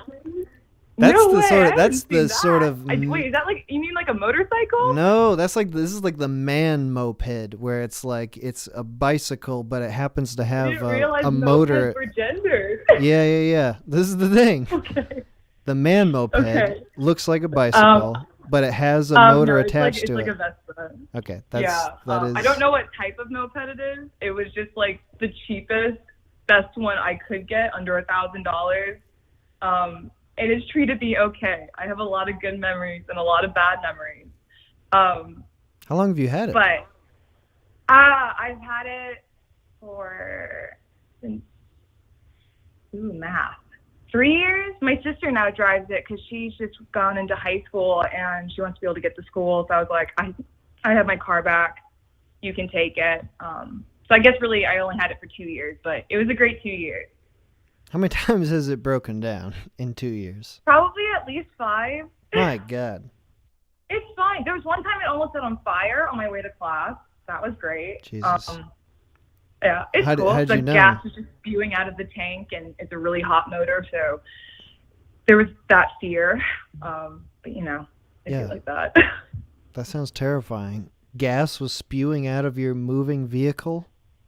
Yeah, I just stopped and just rolled it to class. It's cool. I feel like that. I paid for a cheap moped. Like, what else could I expect? You have no idea how to fix it or anything. So when it crashes, when it breaks down, you just look for the nearest I go back kind to the face. place I bought it from, and they usually repair it for me. Okay. For pretty cheap too. So it's like, I don't know if they're just causing more harm or not, but like, it gets it rolling again, and that's all I needed. Right. It could be cheap because they're like, you'll be back in 2 months. We'll be getting this money right back. Would you like to hear a story about my moped? I tell this to everyone. Yes. Awesome. So, during my university years, I was either up at all hours of the day or like sleeping for 20 hours. But it's still that way now, but I have a lot more freedom back then. So I had a great time living life with my moped. The best day I had started with getting coffee and like riding through the back roads. I was listening to a new playlist I made for the new year. It's like so awesome. And I remember being so happy because at the end of the previous semester, I wasn't able to drive around as much because Danny Boy was out of commission for repairs as usual, and it'd be like that. And so I went to class and studied for a couple hours. And afterwards, I just drove around for like an hour or two because I was just tired of studying. And I got a burrito. And on my way back, I took a longer way with the big hills and was listening to Nicki Minaj's Good Form. It was a great day. Okay. And I parked it for the night. And that was that. Until it wasn't that. The next morning, I had planned on going to this basketball game to win a Nintendo Switch because they like gave those out at like the halftime show. And I was like, I want a Switch. I'm going to go get that.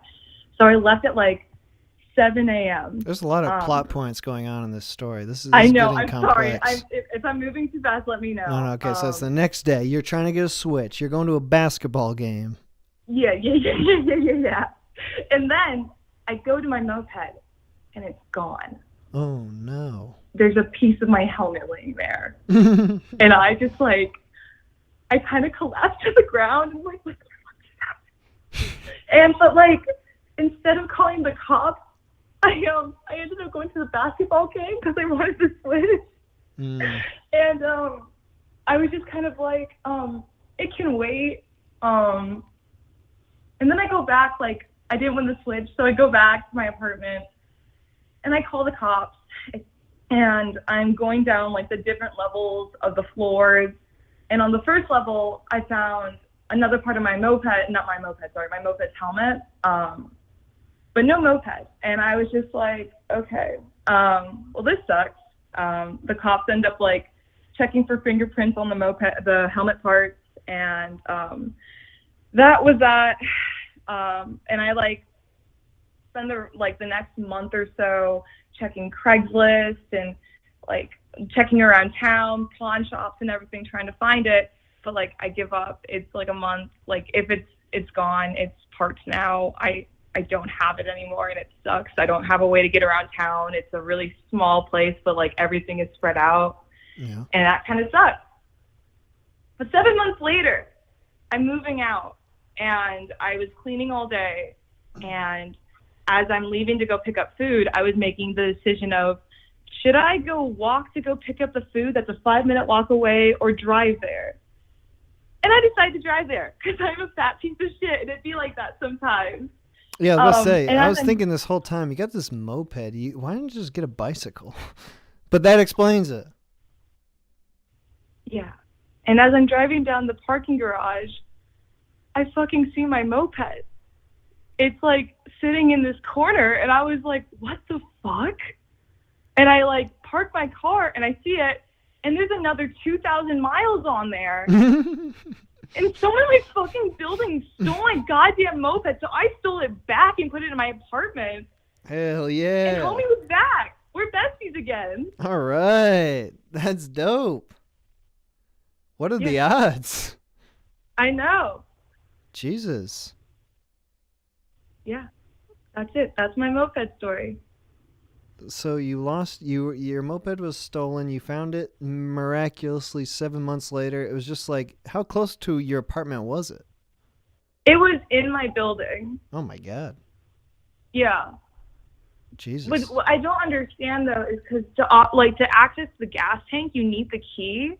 But I don't remember leaving my key in the moped. I don't think I did because I had it like on my dresser to go back the next morning. So I don't understand how they were able to put gas in the tank. Maybe they rigged up some sort of extra moped system where they had a gas with a tube or something, like, you know what I'm saying, right? Like some sort of rigged system. I don't know. Maybe. Dude, I had this experience, I had a bicycle at one point because, hey, I bike, all right? Sue me. I'm proud of you. That's great. Thank you. That's what I was trying to get to.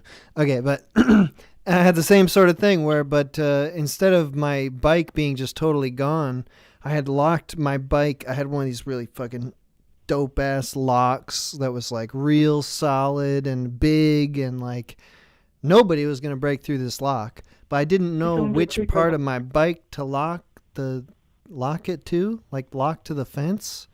So I would lock it outside my apartment. I should have brought it into my apartment, is what I learned.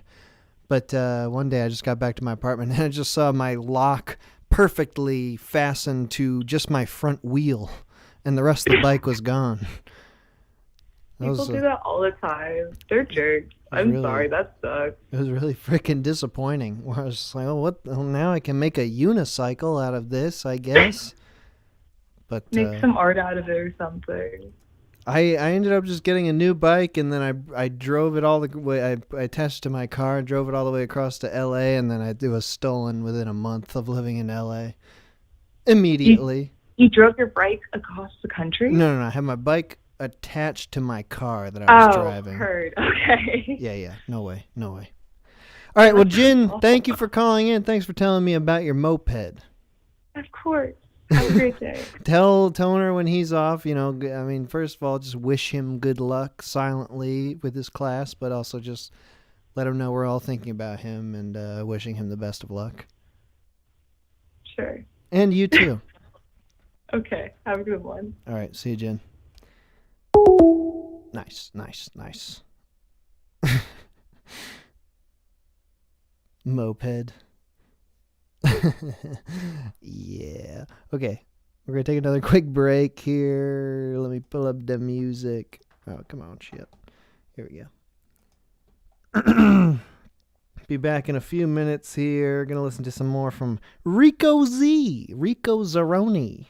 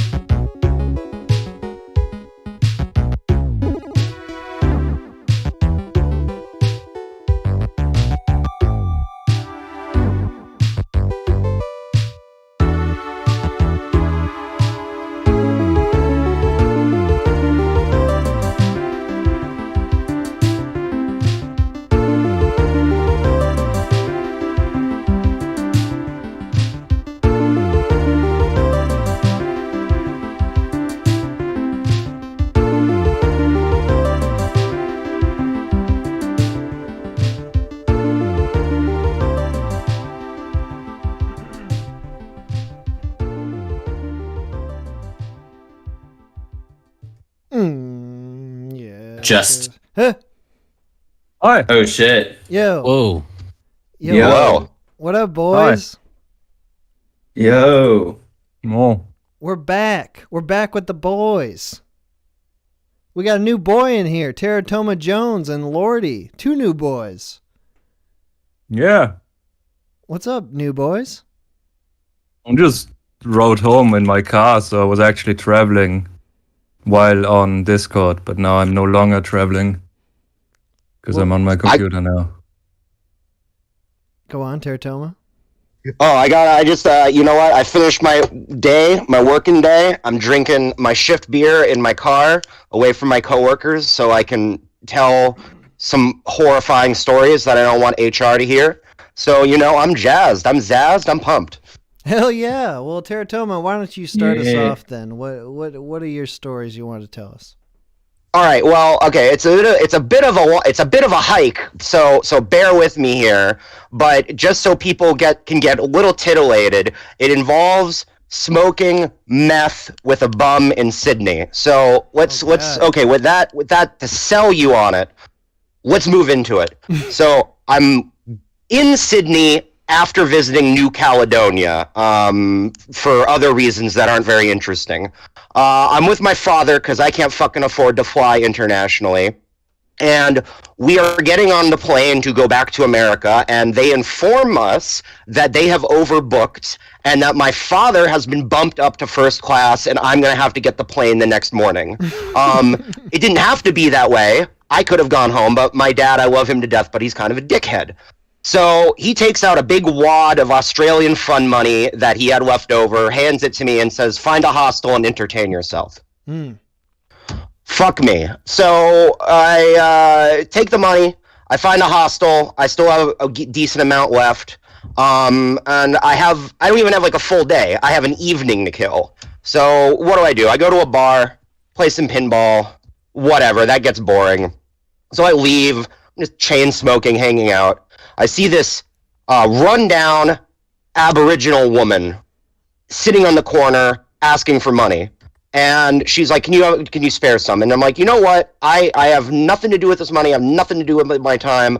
I'll do you one better. I go in, I get a bottle of whiskey, and I bring it to her. And we just hang out, you know, we take shots from the bottle.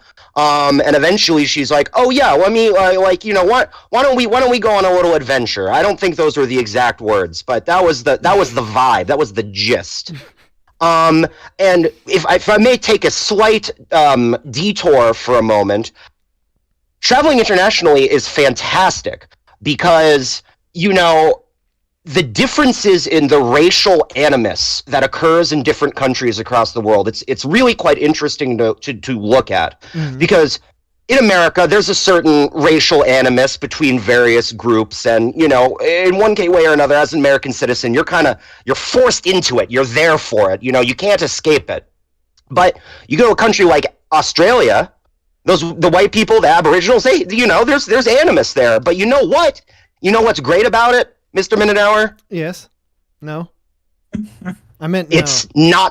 It's not my problem. It's not my problem. I had nothing to do with it. You know what? And they recognize that, and I recognize that. Yeah. So I'm just scooting through life. I'm just there, and you know, if I was some Australian dude going back to this bum's squalid apartment through this blighted area, I probably would have been robbed, probably would have had my ass kicked.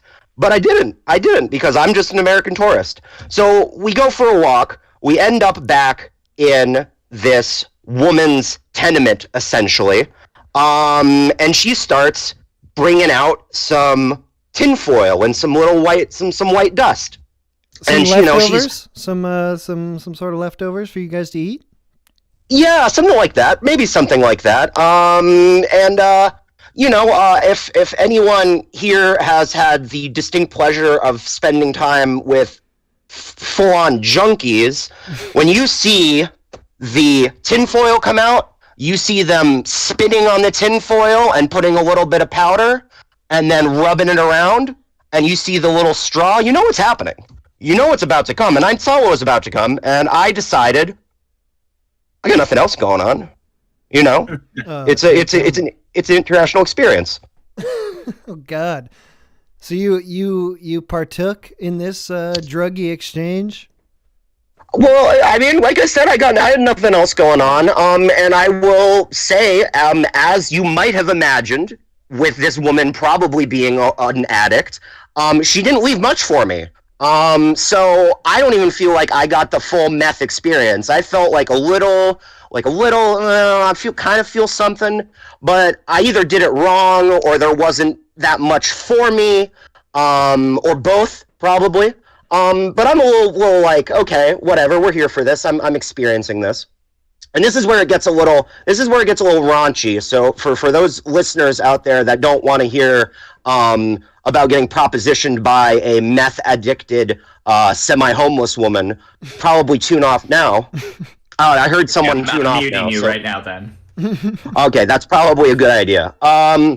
So I'm sitting there on the couch. She comes over and she straddles me, and she's like, "You listen here. If we take the rest of that money, let's go buy a carton of cigarettes, and then we can trade them, and then we'll have fun all night. Me and I'm gonna skip the more explicit parts of that. But for me at that point, I'm like, I gotta get out of here. I'm done. No, you know what? This has been fun, but time to find an exit. That's where it stopped. It's where it stopped being fun for you, is when the woman started straddling you. Well, I can only use words, but it was not necessarily the most attractive woman. She had lived a hard life, an extremely hard life. And also, I'm not interested in getting an STD in a foreign country. If maybe at the beginning of the trip, when the symptoms set in, I can go get some socialized medicine, but not on my way back. It's a recipe for disaster. That was where you drew the line for the international experience, was the lifelong consequences. Something like that. Okay. But I start calculating my escape plan at that point, and I'm still a little I'm like a tiny bit tweaked, just a tiny bit tweaked. Mm-hmm. So I'm like play along, and I'm like, sure, yeah, let's do that. Let's let's get out of here. We'll go to the liquor store. We'll have a good time. So she gets off of me, and we go out. And we're walking down, and she's slowly starting to lose it a little bit, like screaming in the street, like kind of like pacing back and forth. And frankly, a taxi drove by. I waved it down. I hopped in as quickly as I could, and we drove off, and she was still screaming as I drove off. So that's my meth in Australia story. You had just by chance, like a miracle taxi just swept you away from that situation? Yeah, I mean it's hard to believe, but that is, it was a good timing, excellent timing. Yeah, and I guess as a footnote to that, woke up the next morning, worst hangover of my life, almost puked on my way to get to the tram to get to the airport. Don't do meth. It's not that fun. Do regular amphetamines if you're gonna do something. Once you got in the taxi driver just turns around and he's like, "Hey, you want to do heroin?" Oh man, if only. If only. Tell us briefly, just because like you're saying, it's different internationally. When we think Aboriginal woman in America, that has its own connotations. What's the Aboriginal situation in Australia? Oh, I mean, let me put this. I guess I'm trying to think of how to put this diplomatically. Okay. Try your best. They are have some societal disadvantage, part of which comes from the fact that they have a lot of them live in sort of tribal spaces, and they choose to do so, but that doesn't always mesh with the interests of business, perhaps. So it's just a lot of standard boilerplate discrimination. Saw some police officers harassing some Aboriginal people for whatever reason, like get the fuck out of here, that sort of stuff, in some backwoods town. Lots of pretty spicy posters and bumper stickers that I saw in some of the more rural places. About they're not very fond of Aboriginals. Keeping the Aboriginals away. Those sorts of bumper stickers. Yeah. A lot of I don't know if I'm assuming abo is a pejorative term, but I don't know how much of your listener base is Australian. So hopefully I'm not saying like, you know, the Australian N-word here, but yeah, not a very there's some tension. Likewise, in New Caledonia, the natives there really hate the French settlers, and there's lots of pro-independence graffiti and bombings and stuff. So, you know, that was a whole separate, once again, completely different racial animus. You go just a few hundred miles over, you know, a whole different landscape. And once again, I had nothing to do with it, so I can just observe and not feel bad. It sounds like you've got such a progressive view of these Aboriginals, but your only experience with them is a meth-smoking crazy woman. That's not my only experience. I chatted with some in like some perfectly normal people, you know, some artists and some community activists. I encountered a few on my travels. Those aren't very particularly. Listen, if you want me to sit here and talk to you about some boring ass art exhibit I went to of native art, or do you want to hear me talk about smoking meth with an addict? You know what I want. You know what I want, and you gave it to me. Yeah. And it's just one. I actually got to hop off. This was wonderful, but as a call out, real quick. Tim the Degenerate, the so-called degenerate. Yeah. All right. I don't know if he's still listening, but if he's still listening, okay, I'm taking that title from you, you son of a bitch. Call yourself a fucking degenerate, all right? I'm gonna get in the mud. I'm in the mud presently, and I despise that someone else is going to try and claim that they are gnarlier and greasier and more disgusting than me. I'm not good at a lot of things, okay? I don't have a lot going for me, but being a hideous, degenerate monster is my fucking shtick, Tim, okay? So come and step to me and we'll see who's the real degenerate, okay? Hell yeah. We got a degenerate competition going. The biggest loser, or you know what I mean. It's fine. No, I know, it's just also how the fuck does he get on every show? That's the other thing that boggles the mind, but that's a separate discussion entirely. That's a separate thing. Magic fingers. All right, Teratoma, thank you for telling me that story. I'm gonna move now to Lordy. Lordy, you're new on the call. You're a new boy. How's it going, Lordy? Yeah. Pretty good, I guess. I don't know. It's I just came home. I was outside eating food, actually, like real life again. We can do that now. We're allowed to travel, but we got like a travel passport now. Vaccination passport. Oh, hell in Europe. Yeah. Tell us. But it doesn't work yet. Tell us where you're at, Lordy, for those who don't know, just generally. I am a European citizen from Austria, and we are getting vaccinated and chipped to be better tracked by the government. How does your vaccination passport work? Is it a digital thing? We don't know.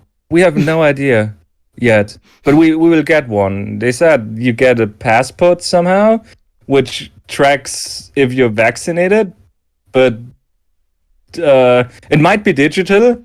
Might also be physical. We don't know yet. We just decided that we're gonna think about it in the future, and it's a requirement that is happening soon, but we haven't decided yet how to make it, because that is a typical European thing where you're like, okay, we need to have this vaccination passport in like 2 weeks, and how are we going to get it? Well, we don't know yet, but you need it in 2 weeks, and it's a requirement for traveling. So I have no idea how I'm going to get my, currently you can only go outside to actually eat food if you're either healthy, by that I mean you already had corona and have a certificate of already having corona, or you were tested in the last 24 hours, or you are vaccinated. And you need the vaccination passport to confirm that, but we don't have the vaccination passport yet. But are you vaccinated? I am vaccinated. 2 times. I got my second nice. vaccination 2 days ago or 3 days ago. I don't know. Hurts like hell. Oh, the second shot. I thought you just meant you got double. You're double. You're vaccinated. double door. They gave me 2 vaccines make at the same sure. time. One in each arm. Yeah, Hey, they said, Lordy, the here's person- one Pfizer, here's another Sputnik one. Right, they give you know, the just- sampler platter. Lordy, you're from the person who's doing the music for this stream, Rico Zeroni. You ever heard of that name before? Because he's from Austria too. Oh, there's only like 5 people here, so I probably know him. Yeah, dude. I figured Yeah. that must be like what's playing on the radio 24/7 over where you are. I don't know. I've never I don't think I've listened to radio in like years. Do people listen to radio? Nah. Is that a thing? Nah. God, Not me. I don't know. What's your most recent travel trip then, Lordy? You've probably been out of commission while Corona's been going on, but before I've that, been to Germany. Kind of hate Germany. It's Isn't I that don't the same know. thing? We were like Germany is basically kind of like Austria, but people are like less funny and more. I don't know. Like they don't feel like they experience life in a fun way. It's more like stiflers for rules. Really? So Austria is really relaxed, Like we if you ever come here, people are gonna be rude to you, but in like, a loving way. Like, you fucking retard, don't know how to get there? Well, let me show you. Kinda. Yeah, do you While is that something in Austria where like you kind of really can spot the tourists? What's your feeling towards the tourists in Austria?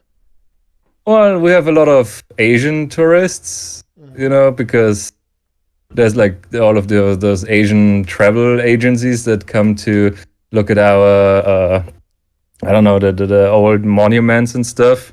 And then you can spot tourists easily because they usually just look like tourists.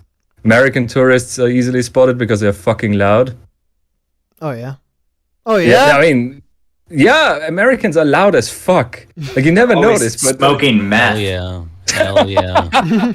and they're like fucking entitled. Like you'll never meet a person that's more entitled than an American that is traveling somewhere.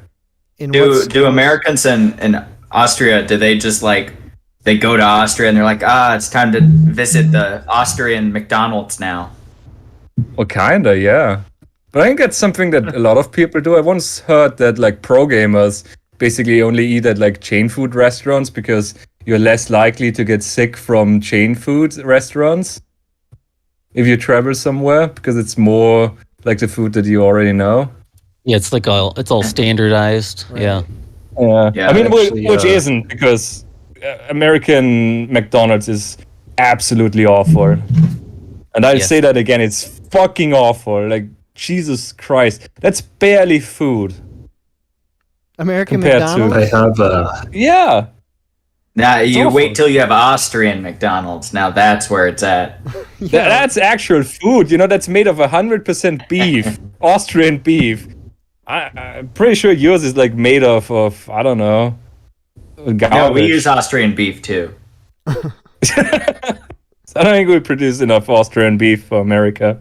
Did you ever visit America, Lordy?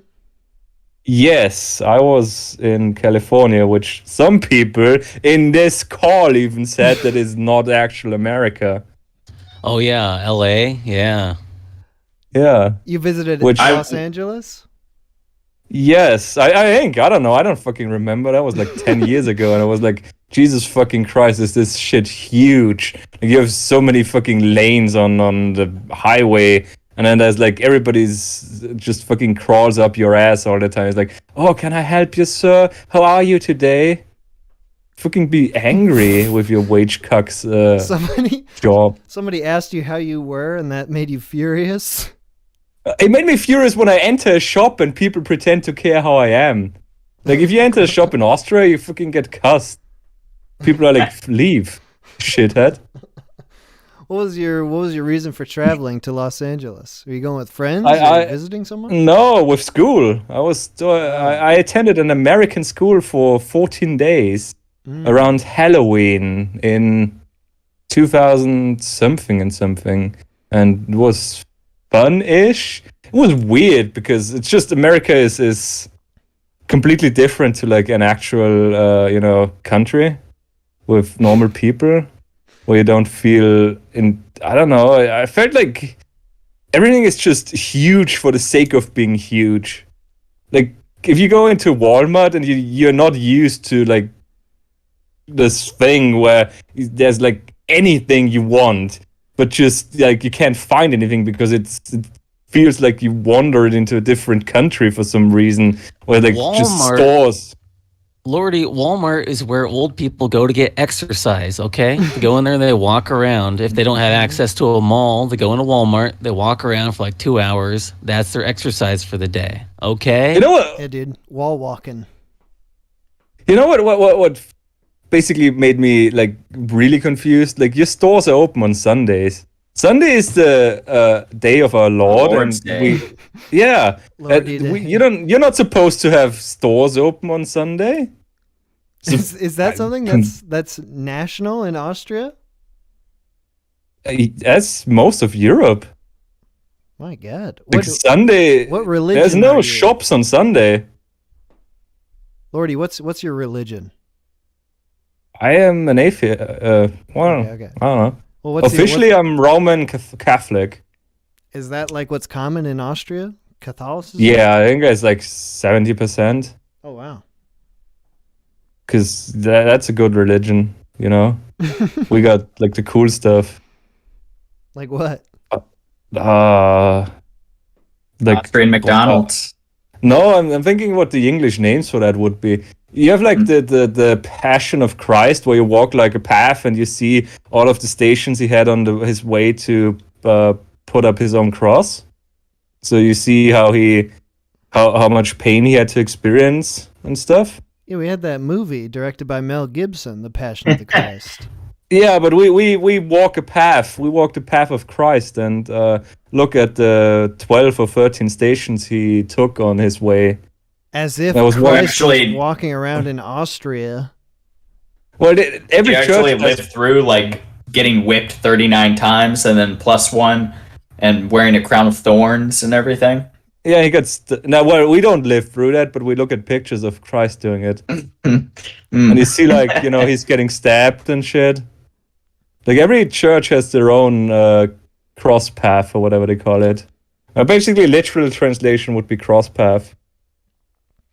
And how did that is that one of your travel experiences then, taking the path of Christ?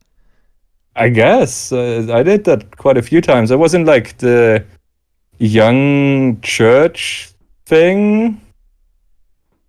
I don't know. Like I don't have the terms for this in English because I don't. Youth Church Association weekly get together, and then you met there, and then you did some church shit, like I don't know, talk about God and stuff, or play football. And by football I mean soccer, because yeah, I don't know. I thought I would like this European flavor in the boys, but it turns out I hate it. I hate why every time you say something European, it makes me more and more angry. Because you don't know, like I don't know. Going to America was a real fucking culture shock because like everything is weird. Like people are intrusive in a way. Like in Europe, it's held. People feel more laid back. Like if you walk into a store, nobody greets you. Maybe people say like funny enough, people greet you by saying "Greetings, God." Like in a way, they say God greets you when you enter stores. Is it? And that's unironic. That actually is what happens. That's interesting. So it's like very religious there.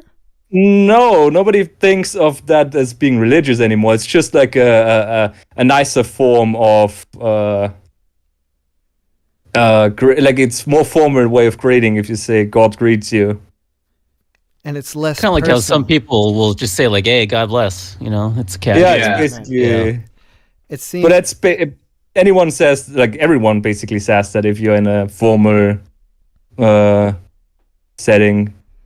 Is that greeting like being like less personal? Is that what's the main difference is? Like rather than someone like seeming like they're trying to pry into what you're thinking, they're just like, okay, God says hello. It has nothing to do with No, me. it's just basically we have like two forms of personal pronouns for like two ways of speaking, a formal one and a non-formal one. So you refer to people in a different way if you talk to them formally in German. So what was it about America that like you hated? Was it just the people like they were trying to get at you? Did you feel like you were targeted? Well, no, it's just kind of, I don't know, people just feel in a way less sincere. Like everybody felt so insincere in their niceness. Like nobody, like they didn't feel like anybody was actually nice to me, Lordy, but people were nice to me, random person, because they are supposed to be nice because they get paid minimum wage at Walmart. Yeah, the greeters. That's fucking dystopian. And then also all of the other people is just, it's kind of weird. I don't know. I don't know. It's just the whole American thing is like you go anywhere, it's huge. Food is kind of weird. Like everybody just is insincere. School was really weird. I mean, I like the part where teachers have their own classrooms and stuff, but otherwise it's just, I don't know, all of the electives and shit, and you end up with like the dude I was staying with, the host had so many classes, and like from fucking 6 a.m. to like 4 p.m. I'm like, dude, do you do anything besides school, my man? Weird. Was there anything that you liked about America? Any single thing? Think about it. Really give it a good once over here. I mean, I haven't thought about that in detail. I think, I don't know. I mean, in a way, being able to shop on Sunday is nice. I just wouldn't want to have it in my own country because Sunday is the day of the Lord and you are supposed to, rest. So besides and in an unironic way, I mean, like Sunday it's just nice having one day of the week that's like quiet. Yeah. Like when nothing happens and we just can lay back and be like, fuck, that's nice. You don't have to really think about stuff. And like if you go outside in Vienna on a Sunday, there's like barely people on the streets. It's just really relaxed. So that's something I really enjoy, but also being able to just go shopping. About Austria. The question was America. The best thing about America. Well, no, on the other hand, I think it was amazing that America is basically 24/7. Like, it feels like a fucking train without brakes if you're in America. Like, nothing stops. Yeah. That's right, baby. It's the land of innovation. Yeah, but it's like, you want to fucking work out at the gym at 5 a.m.? Do it. You want to buy a gun at 3:30 in the morning? All right. It's fucking crazy. It's amazing. And it's amazing how huge everything is. Like, Jesus fucking Christ, it's just so huge. You go into the mall and it's like you walked into a fucking different county. Well, you should visit sometime, but not go to Los Angeles. Well, what else is there? Like, name a different city. A whole other country. There's all kinds of cities. You don't even have to go to a city. You could go to some small town in the middle of nowhere. And then people be friendly to you and mean it. Go to Lake Elsinore, someplace nearby LA, which is more inland. Go to Lexington, Kentucky. Oh, jeez. You know, the thing that really fascinates me about America is when people are like, oh, stuff is just like 6 hours away. That's barely like even worth a drive. And like in Austria, if you drive for 6 hours in one direction, you're in two different countries. Like, it's so weird how your like feeling of time and space is completely different than ours. Like if I have to drive somewhere for like 3 hours, I'm like, Jesus, I'm not doing that. Yeah, dude, we're vast. That's called manifest destiny. 3 hours is a cakewalk, man. Yeah, we could drive 5 hours and just go through the goddamn plains where there's nothing. All right, boys, I'm gonna cut us off here. I got a world caller coming in right now. Have fun. Ooh. Right, I'll talk to you soon. This is someone from somewhere. Call from Eileen. To accept, press Eileen. 1. To send a voicemail. Eileen, is that what it was? Yeah, hello. Thank you for having me. Yo, Eileen, you're calling from somewhere crazy in the world. You got some sort of crazy number here. Whereabouts generally are you from? Yeah, I'm from Germany, and I'm calling because Lordy disrespected my country. Yes! And I'm on my way to kill Lordy, to sacrifice him to Satan. He's in Austria. Dude, I actually have his home address. I'll send it to you. Thank you. You can go tell Lordy what the hell you think. Okay, so how's Germany? I mean, he's kind of right. No one has humor here, and everyone kind of has like a stick in their ass, kind of.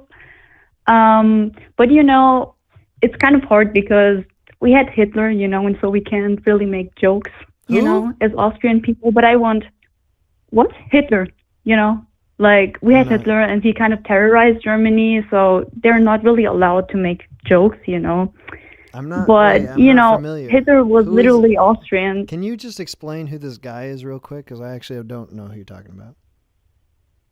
Hitler. Who? The guy that terrorized Hitler, the guy. What's his first National name? Socialism. What? What's his first name? I'm literally talking about the dictator in Germany. Hitler. I'm sorry, I just don't know who this is. Okay, that's fine. No.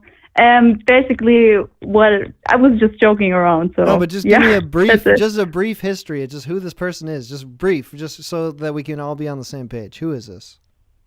I mean, you probably know about the Holocaust, right? No. Okay, all right. No, it's it was kind of tragic. That was a little deal here in Germany. What is that? Was that like a Woodstock sort of thing? Yeah, I guess. I'm just okay. All right, fine. You won't take the bait. Fine, you won't take my Hitler bait. God damn it! I was just trying to get an explanation on Hitler. All right, yes, I do know who Hitler is. All right. So you guys are a little bit sensitive about Hitler. Yeah, because that guy was literally Austrian, So I just want people to remember that, like, this person literally came from Lordy's country. So I don't know. It says a lot, about himself. It did. I totally agree. I mean, all the times I've talked to Lordy many times, and every time World War II comes up, he's always just like, oh, the good old days. Like, oh, we used to have such a great time back then. Yeah. Just kidding, of course. Lordy, JK. Yeah, I get it. No. Sorry. You guys are sensitive about Hitler. A little bit, yeah. I mean, kind of, it had a little impact, on... Hitler's just a... war and stuff. For the rest of the world, Hitler's just a great big joke. We all just hear that guy's name and we're just like, oh, Hitler. What a funny guy that was. But it's different for you guys, I guess. Yeah, that's true. I mean, even if you joke around like the Holocaust, even if you say that the Holocaust never happened in Germany, you can literally go, the police can literally arrest you, because of that. Okay. Yeah. I wasn't saying it didn't happen. I was just confusing it for a water park. Yeah.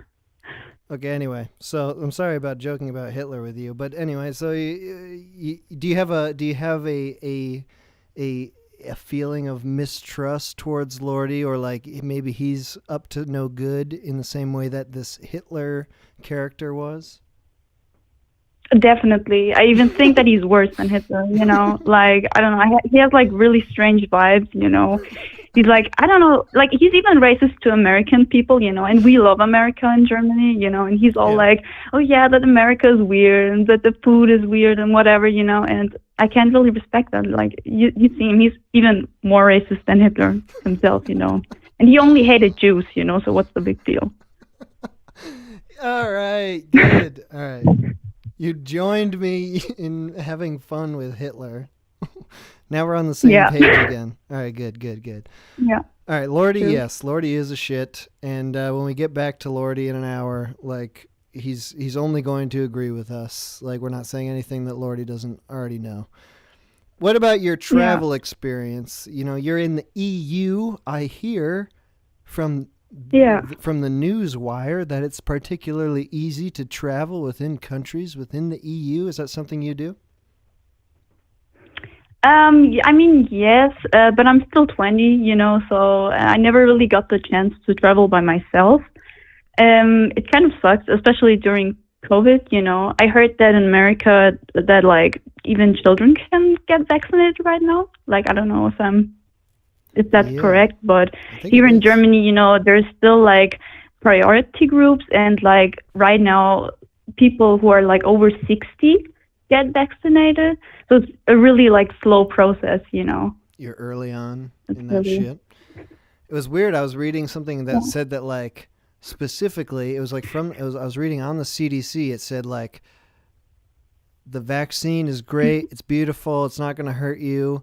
We haven't tested it on kids under 16 yet, so we're just not going to vaccinate them. But besides that, but then it's not true. Like, they're vaccinating every single child they can find. So I guess I guess they were wrong about that. But you guys are still early on in your process. That's true. It kind of sucks, you know, because a lot of people that get the chance to get vaccinated are still really, like, crazy about it. They're like, oh my God, I don't want to get, like, sterilized or something like that. They're really scared to. Yeah. It's going to change your DNA. You know. I don't know, it's really crazy. It can make you into a man. I mean, that would be cool. I don't know. Like, everyone around is so crazy about it. I don't know. It's just really ridiculous. Like, it's natural selection at this point. But, yeah. But you're looking forward to getting yours so you can travel, or just so you can live normally? I actually got my first doses, you know, because I don't know, if you have, like, I don't know, chronic sickness or something like that, you know, you can get, like, a report from the doctor and they can give you the shots, you know. So I had my first shot already. Okay. So when was the last time that you did travel, even if it wasn't out of the country, but just like a trip that you went on? It was actually in Turkey because we have family there.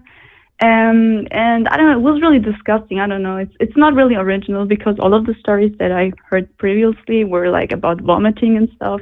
And it's basically that, you know. But I don't know if you want to hear that. It's really short, actually. Yes, I would.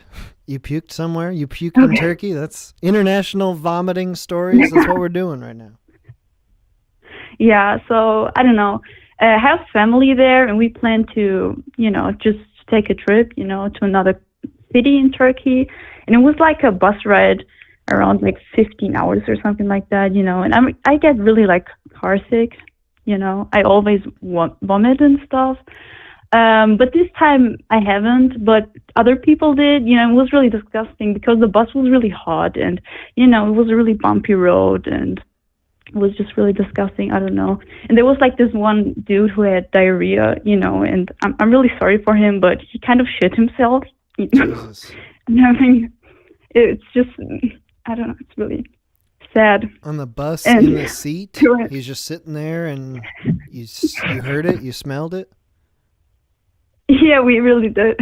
It's kind of weird because, you know, I kind of live in the countryside of Stuttgart, you know, and, you know, whenever I open my window, it kind of smells like cabbage and shit, like horse shit, you know, but it's kind of like the natural kind of scent, so I'm kind of used to that. Sure. But, you know, that was kind of like a toxic kind of shit, you know, it kind of like, it was really weird. I don't know what he ate, but it was really toxic. It kind of burned in my eyes. But then, like, the lady next to him, like, vomited, you know? So, like, that sense came. And, like, I don't know, like, there was this one guy, and he had, like, the idea to spray perfume all over the bus to kind of, like, you know, reduce the smell. But, like, everything just mixed up and stuff. And I feel like that was the time where I really overcame my car sickness, you know, because I haven't puked, but everyone else was puking. So it was a really intense experience for me, I guess. You managed to not puke? Yeah, it was really intense. I mean, I feel like we had like 5 hours left or something like that until our destination, but I don't know what happened, you know. I was like listening to music, I was kind of meditating, I was kind of like in a different kind of place, you know, kind of spiritual place, I guess. You had a spiritual experience ignoring a man who shit himself on your bus and a woman who was puking. Everyone was puking, but you were off. You were just, you were in the zone. I was in the zone, yeah. Wow. That does sound spiritual. Like, that's like some deep meditation where you're just able to block out the smell of fresh diarrhea. I know. I don't know. I kind of felt like, you know, my soul kind of left my body. So maybe I was kind of dead for a couple of hours, but, you know, I'm kind of like Jesus. I just came back, you know. You had an out-of-body experience caused by this shit. Wow, that's amazing. That's disgusting. Yeah. But it is amazing. Yeah. How was Turkey? Really? I mean, Turkey is great. I don't know. I wasn't there for 2 years, but you know, it's really hot. You know, it's kind of crazy. The economy is kind of shit now. So we're kind of rich whenever we go there, and I don't know. It's kind of weird. You know, you have like this European money, and you just go there, and everyone kind of hates you, and you're like, okay. And I don't know. It's nice though. You know, the food is really nice, and you know, the old grandmas are nice. You know, but I don't know. We just go there once a year. You know, I don't have like a lot of connection there because I wasn't born there. Once a year is pretty frequent, though. I mean, do you feel like you're ever like singled out when you're there? I mean, like there are different. Pardon me for not knowing what the hell goes on in Europe, but just as I imagine, like Germany is a different ethnic group than Turkey, so I imagine you look different. Like you probably look more like a German tourist. Like, do you feel like you're ever targeted by people in Turkey, or like trying to swindle you as a German? No, I mean, I'm not mixed, you know. Both of my parents are Turkish, so you know, I don't look German, but I don't necessarily look like Turkish. You know, I have like darker hair, but I could be everything, I guess. You know, people thought that I was Spanish or Russian or something like that. I don't have a specific face or face feature, you know, but it's kind of weird. Like, I don't know, whenever I go to Germany, whenever I go to Turkey, you know, it's like, oh, there's this German girl, you know, and everyone, I don't know, they're really like crazy there, you know. We live like in this really small village, and like all the like teenagers, you know, they were literally like smoking like in a, is it called cemetery? Like where all the dead bodies are? Yeah, cemetery. Yeah, it is kind of weird. They were literally sitting like in front of these things, and it's kind of like the graveyard, you know, in general. And it's kind of like, that's really savage to me. And I'm like, yeah, I can't do that. And in Germany, I'm kind of like the Turkish girl, and it's kind of weird. Yeah, you kind of have like a identity crisis, I guess. You speak English very well. Have you ever been to America? Thank you. No, I haven't, but I would really love to go there. Yeah. Even after Lordy's trashing it endlessly? No, I mean, I heard how he was talking about my beautiful country, you know, so I know that he's trash talking, you know. We know not to trust him. What was your name again? I'm sorry. Eileen. Eileen? All right, Eileen, thank you for calling in today. Thank you for putting Lordy in his place, letting us all know that he's not to be trusted. That's an important part of Lordy's personality. Thank you for calling in, though. True. Appreciate you telling me about this. Thank you for having me. Have a nice day. You too. Talk to you later. Dude, we got a German. Let me just bring. Oh, damn. I was going to go back to the boys. Call from Robbie. Robbie. to accept. Robbie. Whoa. Yo. Whoa. Am I in? Yo. Robbie, yo. What up, dog? Yo, You're shit. on. Give me a sec. Okay. I got to turn off my speaker. Excuse me. I had to turn off my speaker. I had a speaker playing the stream over my computer so I could spam call in and also listen to the stream. It's all good. Robbie, you're calling into the travel stream. Did you have anything about travel that you wanted to tell us? An experience you had when you were a kid? Or This is about travel? I thought it was about time travel. Oh, I come totally on, misread the topic. Robbie. No, You it's can okay. talk It's okay. about I'll talk about travel. Okay. I've traveled. Okay, yeah? that makes a lot more sense now with what people were talking about. But I- we've I also tuned talked in- about travel back in time when people were kids, so, I could understand the confusion. Yeah, well, okay. Here's what I want to start off with saying. Mm-hmm. Is you were talking to that guy, Lordy, Yeah. on the Discord. Yeah. And I heard him talking about, talking shit about America. And I was a little bit put off by that, to be honest, because, Mm-hmm. it's my country, and I'm not I don't have any misgivings about America. Like, I'm aware of America's faults, but at the same time, it's my country and I like it. Right. And this asshole. But anyway. This fucking Austrian asshole. Austria, which is This where fucking Hitler was Austrian born. asshole. Hitler was born in Austria. I just want to reiterate that. I think that's a good point. I think that's a good thing to mention. But anyway, so I heard him talking all this shit, but then he mentioned that the one city he had been to in America was L.A. Right. And then it all made sense.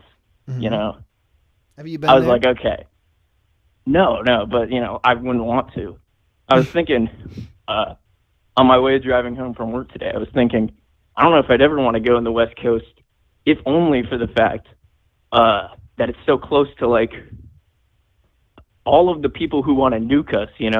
They're closer to the West Coast than the East Coast, and I live on the East Coast, and I know that's kind of a crazy thing to say, but it's worth considering. I mean, Who are we talking about? We're talking about China, Russia, North Korea, those folks? North Korea. Okay, I don't think that China or Russia would really probably actually nuke us, but I think North Korea, there's a chance. And so, I know that it's a nutty thing to say, and I've been to the West Coast briefly, but I wouldn't want to live there long term, because it would always be in the back of my mind. At least in the East Coast, when I think oh, what if a nuke fell from the sky right now? I can comfort myself thinking oh, well, I get a warning. I would hear about it, and the West Coast people would probably get nuked first, so I'd have a little bit of action time. And But, what do you think? I mean, if you've thought about this, what do you think you would do if you're on the East Coast? You hear Los Angeles was just destroyed. What's your plan of action then? Okay.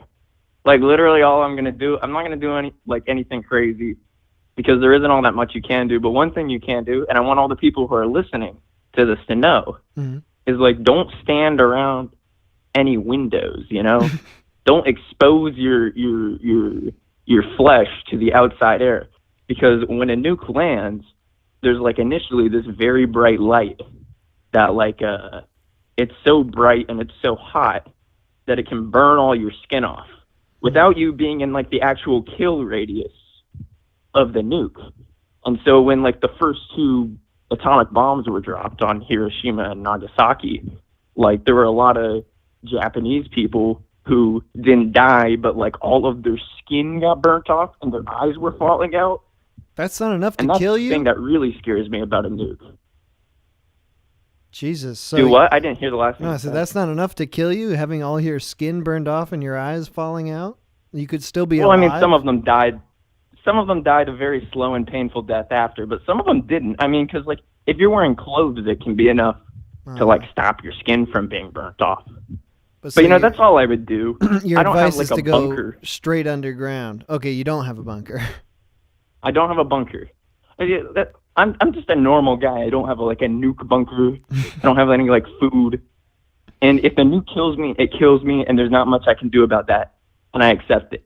But I do at least want to take like a little bit of my fate into my own hand and not have it burn all my skin off and not have my eyes fall out of their sockets.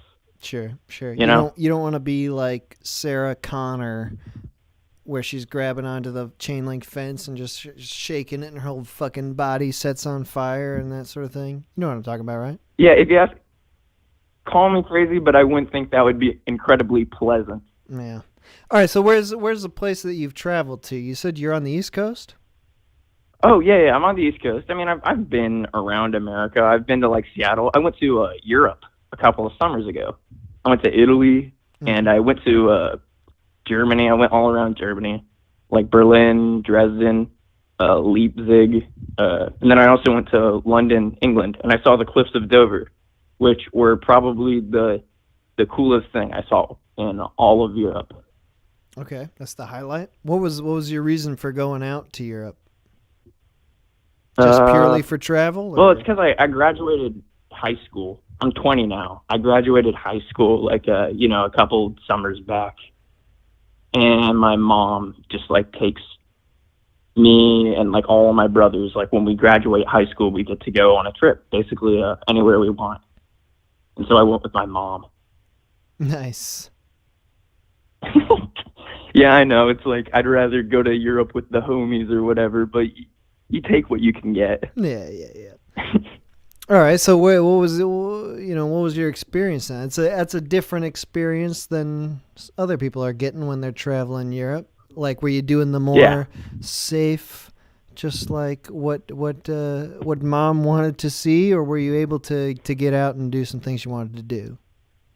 I was able. It was a little bit of a mix of both. I mean, it wasn't like wild. I was not participating in any like ragers. I wasn't going to clubs, but like I could drink. I could drink a pretty substantial amount because my mom, she's a pretty chill lady. I mean, she didn't want me getting like blackout wasted, but I was in high school. I had drank before. I could handle like a few beers, and the alcohol I had there was actually like really good. That's what really put me on to drinking. I was like, oh, it can taste this good. Mm. But anyway, so that's what I did. What sort of things were you going to see though? Like, I feel like the places that you talked about, like I've heard of, like those are like popular places for shows, like music and shit. But like, what sort of things were you doing? I saw one of the, speaking of like shows and music and shit. There's like that theater district in England, in London. I can't think of the name of it off the top of my head, but I saw like a musical and a play. I saw Wicked, and I saw The Mousetrap, and they were both really good. I'm not like a play extraordinaire. I'm not like a super musical kind of guy, but they were both really well done, and I enjoyed them. Was it the West End? In Italy. On the West End, that's what it is. The West End. I've heard. I always try and think of that, but it never pops into my mind. Are you into musicals? Hell yeah, dude. I figured. I kind of got a musical type vibe from some of your work. Yeah. But I've never been to England, but I've just heard of the West End as being the British equivalent of like Broadway. What would you say your favorite musical is? Out of curiosity. If I gotta go, with my, I gotta pick a musical no one's ever heard of, I would pick Sunday in the Park with George. You ever heard of that one? No, I've never heard of that. Hell yeah, that's right. Because I just made it up. I tell you what, though, if it has the minute-hour golden stamp of approval, I might just have to seek it out. It's just some fucking. What was the name of it again? Sunday in the Park with George. It's just some song. What's it about? It's about some French artist named George Seurat, who made these pointillism paintings where you do a bunch of dots on a canvas, and then when you stand far away, the dots come together and make colors. It's like a style. Oh, that's pretty neat. Well, that's how printers work, just on a really small scale. Exactly. But it's just that's some neat. fucking musical. I don't know. Yeah, you seem like kind of shy about this fact. Yeah, You're like, I'm not well, trying. you know. Okay, I do love Yeah, it's like, I'm not trying to musicals. seem cool or anything. It's just a musical I like. It's kind of stupid. It's not a cool thing to boast about. Like, I fucking Well, okay, love you're speaking. musicals. Okay, go on. Okay, but here's the thing you've got to consider when you talk about like this not being a cool thing to boast about is you're talking to a Minute Hour fan right now. Okay, at least like when you show people this thing you like, they don't think you're a fucking maniac. Is that something you've come across? You trying to show your Okay, friends? so I've showed like a few people your stuff because I really like Trials and I really like Relay. Thank you. And so I showed like my brother's Trials and my little brother loved it. And my older brother was kind of like, "Whoa, what the fuck?" and I showed some of my friends at the college I go to, like just some of your shorter stuff. I wasn't gonna make them sit through the whole album, right? But like, and they were like, "Yeah, Rob." I mean, they already kind of thought I was a fucking nut job, but they were like, "That definitely confirms it." Like, this is definitely I could see. This is something that I could see you liking, you know, because they're like, you got a fucking screw loose. Right. I don't know why. But I do it with pride. I'm proud of what I like. Minute Hour, you know. Hey, I appreciate it. You're showing people. I appreciate that. I'm in a big showing. way. I don't know why. I don't even think that my stuff is weird at all. But everyone has all this trouble. It seems to be that it's like ruining relationships. It's having only a negative impact on the world. No, I would not go so far as to say it's ruined any relationships of mine. Right, It is not. Your shit is not ruining my life, dude. Like it did not make my friends think any worse of me. Trust me, they already have terrible opinions of me. So you know, you can wipe that off your conscience, at least for like me. You know? Do you have any plans here in the future for future travel now that COVID is basically over? Okay, I see. You want to get back on the topic. Okay. Yep. Do I have any plans for future traveling? Yep. I've always wanted to go to South Korea, which I know is like totally against the nuke proximity thing that I said earlier. That's the closest but it's kind of like an to the inner nuke battle you could be for in. me. Okay, go on. Do what? No, that's the closest proximity to that nuke that you could be. Yeah, it's like literally the closest you could get. Yeah. It's like I don't know, closer than like Florida in the Cuban Missile Crisis. So what about South anyway, Korea that you wanna see? Honestly, I'm really into pro StarCraft. Oh, nice. Which is like, once again, you think the shit you're into is stupid, like, and dorky. No, like, I've got you beat, brother. I can tell you that. You want to go like watch something? You want to watch a competition in person? Yes, I would love to watch like a GSL or an ASL. Those are like GSL is like kind of the biggest regular StarCraft 2 tournament, which is like the initial game that I got into, and then after being into StarCraft 2 for a while, I got into StarCraft 1 Brood War, which is like also like an incredible game. And it's also big. It's bigger than StarCraft 2 is in South Korea. So yeah, I just really like to go to those, and I know like fucking all the players for both of them, and I know how they play. And to tell you the truth, it's just a really beautiful game. Like it's no, oh my god, I'm being laughed at. Imagine if I laughed at your dot painting musical. Okay. Explain to me. Shit, you know that? Hey, wait, hold on. Wait. Explain to me. Embarrassing me in front of all these people. I tell you, embarrassing you. Okay, I open my heart to you. I just want to know. I want you to explain to me as a StarCraft lover what you mean by this is a beautiful game. Okay. So do you know anything about like StarCraft and what it is like as a game? No, not at all. No. All right. So it's a real-time strategy game, which means that it's not like Fortnite or like League of Legends where you're just controlling like one dude and that's all you do, and it's very smooth brain activities. It's you've got like 100 dudes. This that is you for gotta the control. distinguished gamer. This is distinguished gamer shit. This is a noble pursuit. But anyway, it's just I'm trying to give you like a real broad explanation of StarCraft while also explaining to you why it's beautiful. So just basically the fact that there are so many variables in the game, and there's like so much shit you have to do. Like there's a very like extremely unreachably high skill ceiling in StarCraft, just in terms of like mechanical play, like just in terms of like going fast enough to be able to do all the things that you have to do. And then on top of that, and the mechanics of StarCraft is like crazy, but I won't get into that. But then on top of that, right, on top of the fact that it's just something really hard to do, is there's like a whole nother strategic layer, where it's like a level of depth that with incomplete information that I think is only rivaled by like poker, you know? And those two things combined with each other make it to where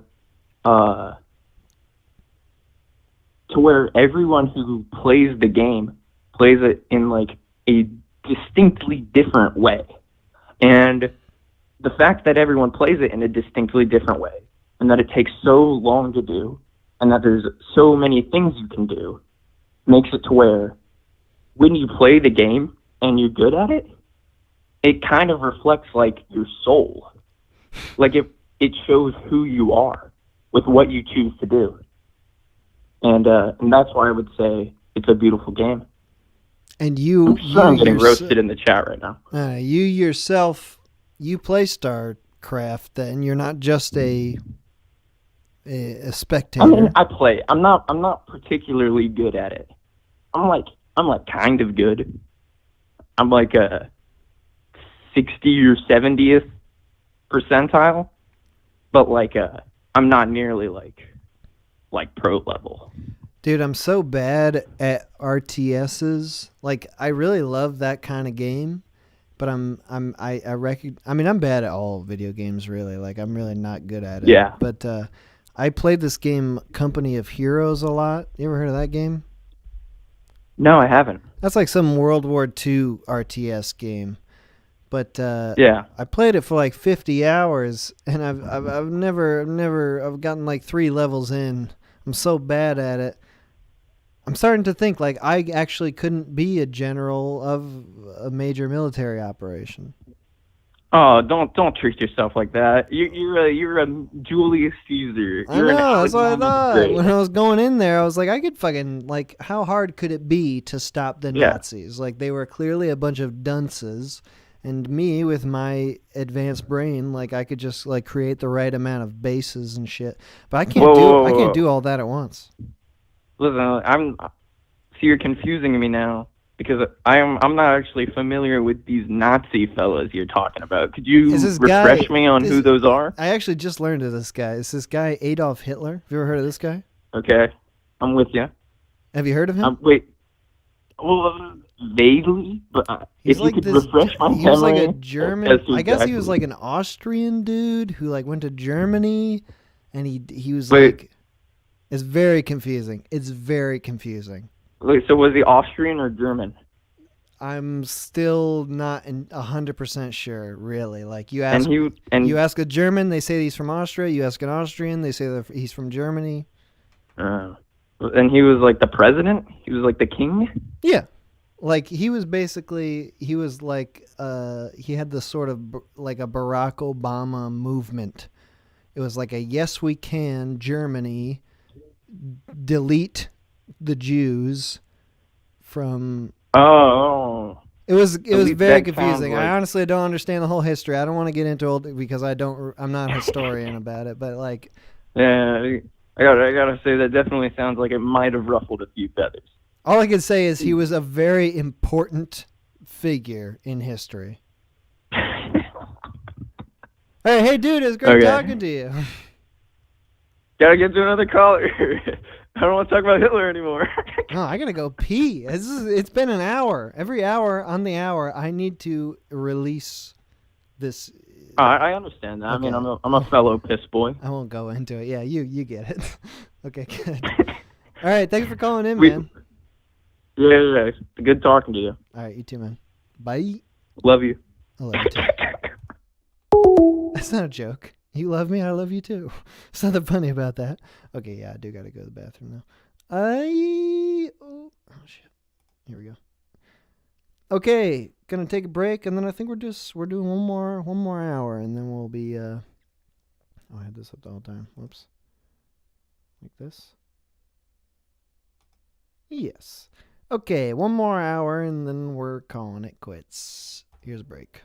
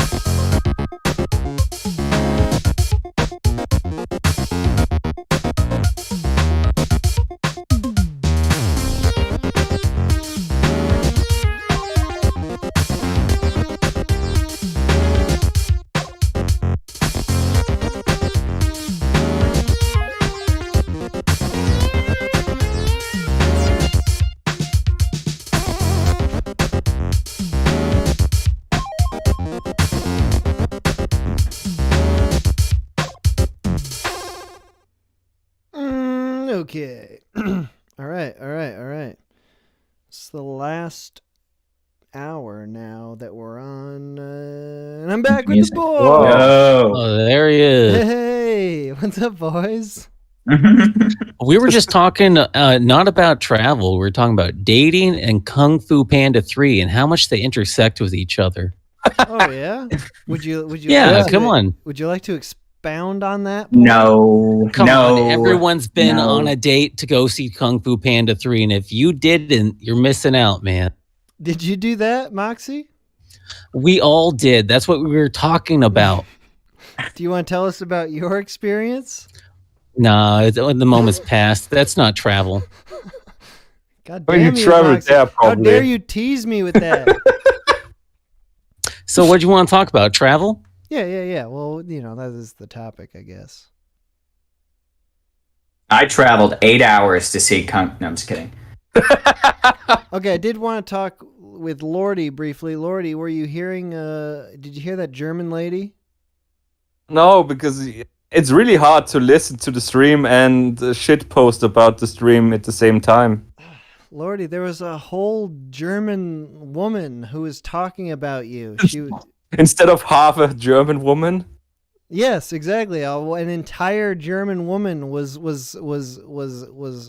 I mean, she didn't like you at all. I mean, I don't want to speak. Why? I don't want to speak for her, but she hated you. Why? What did Did I she do love wrong? America or something? No, she's never been to America. She was wary of your honesty because she was referencing this guy, I guess from the past, named Hitler or something, who was born in Austria. Have you ever heard of this guy? Yeah, we do like 3 years of history on him. Oh yeah, just to get to the bottom of Hitler. Well, what do you mean with the bottom of Hitler? Basically, Austria managed to start 2 world wars in a way, and it kind of sucks. Well, we also lost both of them. So we are pretty good at starting wars and then losing them. Dude, imagine taking 3 years of classes on wars you lost. I mean, Jeez. yeah, because I don't know. Like the First World War started because, some Austrian was murdered. Oh yeah. Yeah. What was his name? The chief dude with the funny hat? Which one? Gavrilo Princip murdered him. I don't know. Honestly, we don't really talk about the First World War because basically we just talk about our role in the Second World War and how Austria basically was way too passive, and we didn't really have any people didn't really protest enough against being overtaken by Germany. Right, And you've talked to me a little bit about this. How people in Austria were pretty much okay with what was going on. Well, I mean, I don't know if people were okay with it, but I think the issue was there was economic reasons and shit. I don't know. I don't understand World War, to be honest. We basically didn't really talk in such a detail that I really understand how the World War happened and worked. That's. It was just. I don't know, but what did the woman say about it? Was just some mad accident that happened. I don't know. I just really don't understand how all of the economy worked, but somehow. Yes, you do. Lordy, we're freaking Nuremberging you right now. Tell us what happened in Austria. We know you know. I don't know. I'm not sure. Where are the teeth? Where are the Jewish teeth? Where'd you hide them? Dude, that's not fun. You can't say that. Somebody talking about Jewish teeth. You can't blame me for that. You can't do that. That's also that would probably be accusing me of an actual crime in Austria. So you can't do that. Spaghetti, do you have any thoughts about Jewish teeth in World War II? Is that the theme of the stream now? Not in World War II. we started. history lesson for people in America that don't know how the World Wars started. It's all travel for me. I mean, yeah, it's like if it wasn't happening in What did the America- German woman say about me, huh? No, you started the no war. spoilers. I still don't. I'm only halfway through World War II, so no spoilers. I don't want to know how it ends yet. This German woman had some very strong feelings about you, Lordy, and not good ones, not positive. Well, tell me what feelings she had about me. Maybe we can work that out. I can't remember every gold darn word everyone says to me on the stream, but I just remember this feeling of like Lordy comes from this sort of bad place where bad people come from, and it's a dangerous place. They've got what? Yeah, it's not a land of plenty like South Korea where the StarCraft is, yeah? I mean, honestly, I think Austria is one of the least dangerous countries that exists. Like, I walk home drunkenly at like 3 a.m. through like a bad part of Vienna, and I've never been robbed or stabbed or anything. Hey, Lordy, you ever been to that super hard to get into German techno club? No, I live in a different country. It's the same general place, you know? Yeah. Yeah, I mean, I have to pass a border to go there. Yeah, you have similar accents. I mean, that's because we speak the same language. Hey, that was another thing. This lady spoke excellent English, just like you, Lordy. Where did you learn your English from? Video games. Hell yeah. Yeah. We got a new boy in town, but I don't know if he can hear what we're saying. Bubba, can you hear us at all? I can hear you. Can you hear me? Yeah. Yeah. Hey, what's going on, boy? We got so many boys. Hell Well, yeah. This is the biggest boys chat room. This is the burliest boys chat room. All of us boys have interesting things to say about travel. Bubba, what about you? Do you have any travel stories? I don't have any travel stories. I just have travel desires. I'm ready to go out there. I'm ready to see the world. I'm ready to fly around, drive around. I just want to be out. I want to be out of the house. That's all I want to do. Bubba, you do love yeah. you love driving. You've as I know you're a big driver. You tell us about what sort of trips you're thinking about that you want to get on. Oh yeah, well I live out in the middle of nowhere. I live in Ohio, and I have to rate. I mean, before all this pandemic hoo-ha, I had to go to Montreal a couple times a year, and that's an 11-hour drive, and I love it. You know, I love driving down 90, and then from Cleveland, and then just going east. I love that. And then you look at all the trees, and you look at the people, and you stop, and you're getting close to Canada when you start seeing Tim Hortons everywhere. That's how you can tell. Yeah, Bubba, the last time you were in Montreal, I was there as well. What are your thoughts on Montreal, the city, the French-Canadian city? I think it's a great place to play poker.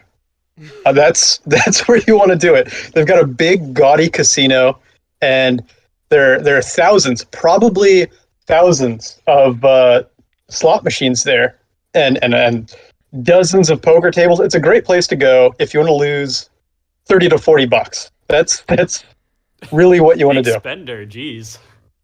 when we were in Montreal, we went to that casino. I don't know, the fucking Montreal casino. I remember getting very upset. Montreal casino. I was okay. So when we were there, it was like the very, very beginning of Corona. It was like late February, early March, 2020. So it was like it was my birthday. It was March, early March. Exactly. And I remember the whole time we were in Montreal, you were kind of you were the fear monger for Corona. Oh yeah. But well before everybody else was getting up in arms about it. So here's the thing. At the time, I was watching all these like 30-second GIFs from China of people just like falling over in the streets dying. Like they'd be out there and then they would like cough and then just fall over. And this was in like January and February or whatever. And I was like, you know what? that's going to happen to us. So I got my girlfriend to buy a bunch of what are they? The masks before anyone else got them. We got them cheap.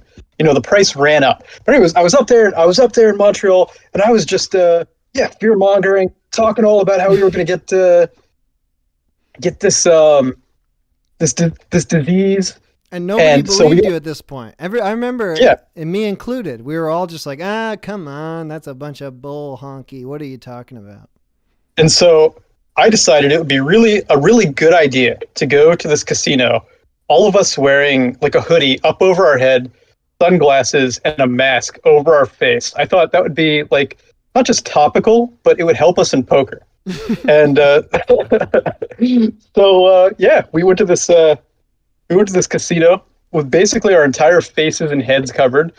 And when we got there, you know, at the time, no one else was wearing masks. Like, we looked ridiculous. We looked really asinine, I think you could say. We looked like assholes.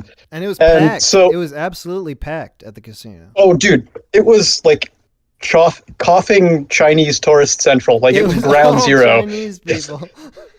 There were like casino tables with like Chinese names that I've never even heard of before. And there were all these people there playing these games. We didn't sit down at those. We went right to the poker table, and none of us had the guts to go to the poker table with our sunglasses and masks on. We looked so asinine. Yeah, I didn't play poker. If I remember correctly, one of our friends actually refused to come along to the casino because he thought that the masks would look so silly that he'd get blasted for it. They'd run him out of town. They'd laugh him out of the casino. First off, he was correct. And second, little did he know we'd all be wearing masks a year from then. Little did he know. But so you sat down at the tables and you made some money, right? Yeah, I think I made. So at the poker table, that was my first time playing poker. But trust me, I've played a few hands on online blockchain poker. I moved the blockchain around a little bit. Okay, so I know what I'm doing. And I sat down and I made $60 at the poker table. And actually, I actually did not know what I was doing. And I put some money down on the table. And this dude who looked like he'd been there like the past 2 days straight, like he hadn't gotten up, he looks at me and his face is like all stubbly. He's got long, disheveled hair. His eyes are red. He looks at me, and this looks like the kind of guy who like you would see like in a prison or something. Like, the man did not look. He was not a normal looking man. He looked like a junkie or something. He looks at me, and he says, "You fucking bluffer," and I was terrified. I was like, "Oh my God, what? This guy's gonna reach across the table and stab me." I didn't know what this guy's problem was. So anyways, I put more money down, and I have like a decent hand. I had like a 2-pair, and so I beat everyone on the table. I get $60, and I get the fuck out of there because that guy scared the shit out of me. Oh my God. Did you tell anyone that it was your birthday? That you had birthday luck on your side? Dude, if I said I was the birthday boy, I don't know what they would say. They would kill me. They would kill me for my birthday boy luck.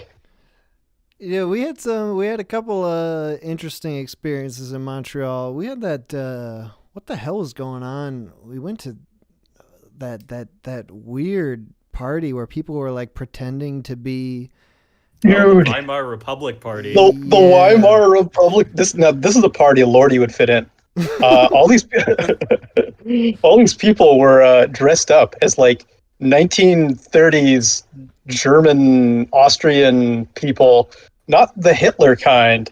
Right before Hitler. Yeah, these are like the decadent, self-indulgent, like the people who were out there. Like, I don't know, man. I don't know what Weimar Germans did, but whatever it was, Hitler hated. Yeah, these are the guys he hated, and they were dressed up like that. And we went, and I guess you could say we were fairly buzzed, in the sense that we had like a drink or 6, and we decided to go to this party. And so we go in, and the second we knock on the door, the second we go in, and we see these people in these costumes, I'm like, okay, so the thing is, this party was at this guy's house, and it might have been a costume, but the house was decked out. All this Weimar Germany shit, like there were awards and stuff on the wall. Like this dude lived like a Weimar flags. This guy lived like a Weimar Germany centric life. That was his lifestyle. He lived his life around like cosplaying Weimar Germans. And so we get there, and there are like 6 people around the table. Some of them we actually know, some of them we knew, but like some of them we'd never seen before. And they're all looking at us. And this dude has like this weird, what's his name? Waters, the guy from Baltimore who makes those weird movies, Divine and stuff. Waters. Oh, John Waters. John Waters. Yeah, he's got that like little mustache. John Waters mustache, dude. And so he comes in, we come in, and he like shuffles us all to the back room because he doesn't know what to do with us. And we're there like looking at all these weird Weimar Germany artifacts and flags, and we basically just ruined their party, but I feel like it was the right thing to do ultimately. Dude, I remember being in that back room and just like I was wildly uncomfortable in this scenario because I had no idea what it meant. What I thought like I was stumbling upon some sort of weird cult shit, and I had no. Well, idea. They were all speaking with like this affected voice too. Oh yeah, They're the all dude doing the was. fake voices. Yeah. Yeah, dude, that was Like, that was good. what do you think of Bernie Sanders losing the primary? So at the time, the guy comes up to us and he's like trying to make like Weimar Germany centric conversation, but in like our time. So he says, "What do you guys think of Bernie Sanders?" And like, I was drunk and I just wanted to be like a little antagonistic shit. So I said, "We're all Bloomberg men here." And he was like, "Oh my God!" He recoiled, and his eyes widened. I had to tell him, "Oh, I'm just fucking around. I'm kidding." But I remember being in that back room and looking at all this shit, and I turned over to you, and you're wearing like the black iron cross of Germany around your neck. Because you had just found this emblem, this pendant or whatever it would be, and I was very shocked. I don't remember that. That sounds like something I would do. I think I was pretty toasty. I remember the bullet points. Yeah, it's a great place though, Montreal. A lot of crazy shit going on there, I guess. Yeah, I love Montreal. I love the travel there. The one thing I don't like is that every time I go there, I feel like the ugliest man in the city. Everyone there is beautiful. They're all beautiful, gorgeous, supermodel-looking people. And it's not like other places I've been. Like, I've been to other places where, like Miami, for instance. I've been to Miami. All the dudes there are troglodytes, but the women are all gorgeous. So you walk around and you see all these, like, goblins with beautiful, tall women. It's not like that. You go to Montreal and every single person, the guys and the girls, are all just like 10 out of 10s. And I'm there in like, dude, nasty Levi's and like torn up Chuck Taylors. And I look like a bum. Dude, it's the worst. It's the worst. I feel like a true chump. It's true. Like in any major city, you've got like, there are far more beautiful people there than like just a regular small town. But in Montreal specifically, it's like everybody is good looking, and they're all fucking French too. So they're like they're so not part of your ecosystem. So they can just like be beautiful and French together, and they can just like to ignore you. They just start speaking French. Yeah, you can't even approach them. Yeah, they're utterly unapproachable. Okay, yeah. But yeah, that's Montreal. Oh yeah. Good place. Boys, before I cut this off, this is going to be the last boys talk of the stream. Did anybody have any last travel stories? I wanted to get it out. No? Mm-mm. That's okay. No. Okay, good. Good. Good. Yeah, All right. putting us on the spot here. Hey, that's how it works. Okay, we're gonna figure out how to make the boys nice and smooth from here on out. All right, boys, good talking to you. Thank you. Say goodbye then. I guess for the stream, say goodbye. Goodbye. Bye, everyone. All right, good. Thanks for having us. Thanks for being on, boys. GG. All right, hell yeah. Yeah, I am gonna figure out my intros and outros to the boys to make that nice and smooth. Okay. Last hour, taking calls, 518-288-7938. Tell me about your travel shit. Good, bad travel experiences. The actual act of traveling, traversing from one place to the next, or to just the story you might have that you, when you reach some place. Call from. Hey, it's Elise. Elise. Hello, sir. How you doing? Good. How are you? Good. I just got off work. I'm on my second beer. I'm sitting with a bunch of kittens, and I'm just listening to y'all and the boys. How you faring, sir? How you doing from your Alaska trip? Hell yeah, I'm doing good. I'm on my 7th beer. God damn, I gotta catch up with you. Yeah, I'm way ahead. Oh, I got a terrible burp coming too. Sorry, one moment. If I burp any on this call, I apologize ahead of time. I realize that's not very ladylike. We don't have to apologize. It went back inside me, so I'll get it later. All right, Elise, you called into the travel stream. Did you have a travel story you wanted to tell us about? Well, here's the thing. I have a feeling, and just prefacing it, if I humble brag during any of the things I talk about, please stop me, because I've been to a lot of places. I've stayed in really shitty hotels, really nice hotels. I've been to huge metropolitan areas. I've been to bumfuck nowhere areas. I pretty much every mode of travel I've done, with the exception of sea. So I talk too goddamn much. You never traveled by boat like the immigrants of the early 1900s? Not yet, but I mean, that's something on the bucket list. Sure. Okay, so what's the most recent place you traveled to? Well, pre-COVID, I was actually supposed to be going to Chicago to visit a friend of mine, but I will be going back now that I got my vaccination and everything. I really want to go back to Chicago, because I've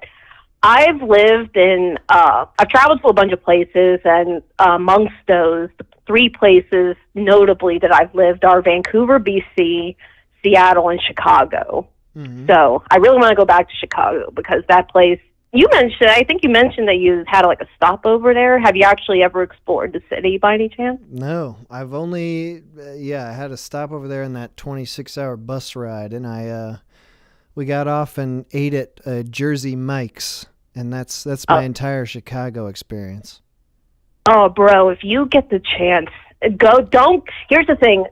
Chicago is great during the summer, but if you're living there, you really need your overpriced apartment, because you're going to be stuck there 5 months out of the year, because it is fucking cold up there, man. Yeah, and you're just stuck? The snow is bad? Oh, yeah. You can't even, it's that kind of cold where it's not even a dry cold. It's a get down to your bones kind of cold. So if you go out, you better be fucking wrapped up or you're going to die. Have you lived there? Oh, yeah, I lived there for a couple years. Okay. So you were going back to visit friends that you knew when you were there? Oh, yeah. I was there originally. I drove there from Houston to Chicago. When I moved there, I went there to go work at Second City and Improv Olympic up there. And I really liked it up there, but I had to come back for family. To where you're at now? Where's that? The South? Oh, no. I'm in Texas right now. Okay. So you the last time you traveled was up to Chicago? Yes, sir. And what about what do you do when you go to Chicago? What's your game plan? Usually my game plan is that I hang out with my friends. There are people that I've known for well over a decade now, and usually what we do, we go to a really fancy restaurant, we order something to share, we drink a bunch of booze, and then we get up to some bullshit. That sounds like fun. What kind of bullshit? Some Chicago bullshit? You go harass some homeless people? Oh, they love harassing me because I'm a 5'1" woman. So, that's pretty much that's the norm. But one thing I wanted to talk about, who was talking about Montreal being full of beautiful people? Was it Teratoma or somebody else? That was Bubba. It was Bubba? Dude, I wanted to ask you, actually, before I get into my travel experience bullshit, where do you want to go? I mean, I may have missed this because I've been in and out of the stream, but where do you want to go? Like, what kind of places do you want to go to? At this point, I'm pretty sick of cities. I feel like, I don't know, that was like once you've fucking seen one, you've seen them all. Sorta, yeah. Where it's like that was like a very intense, passionate feeling I had when I was younger. It's like I want to live in cities where it's happening and where it's cool, where there's always shit going on. But now, I don't want to live where anything's going on. I want to live where nothing's going on, where no one is gonna be looking for me or trying to talk to me or anything. I just want to live out in the mountains or something. Dude, I don't blame you because all of my prior travel experiences have been the cities. I just want to be somewhere where people leave me to fuck alone. Yeah. You ever traveled to anywhere where it's like that?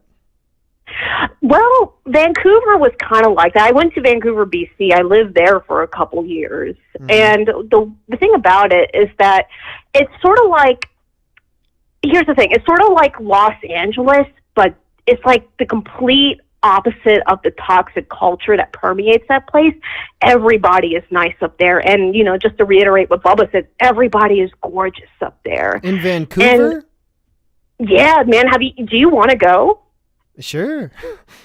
Sounds Dude, great now.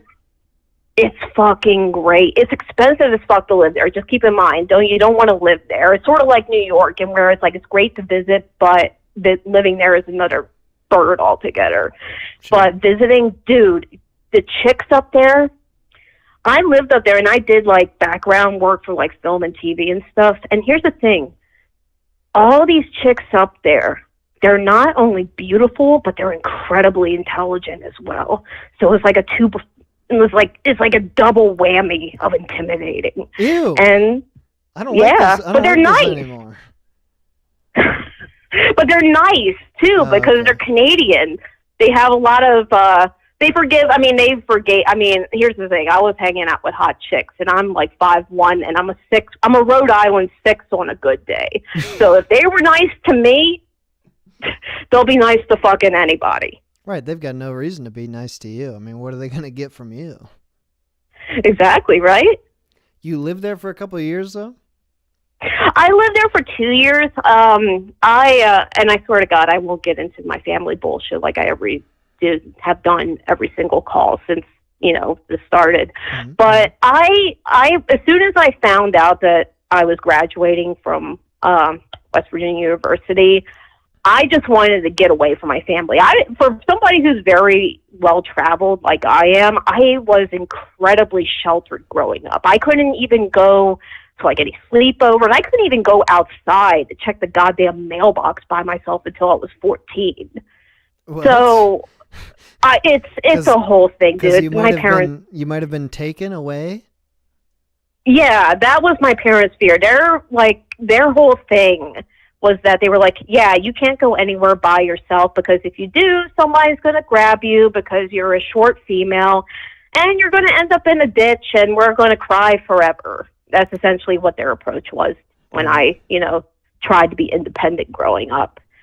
And as soon as I found out I was graduating university, I didn't even go to my graduation ceremony. I moved up to Canada and it really expanded my worldview, for lack of better words. Was that the first?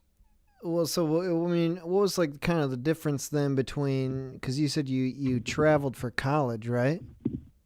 Oh no, I traveled after college. What I did is that I applied for a work visa right out of university because you can take you ever heard of something called a gap year by any chance? Yeah. It's sort of like that.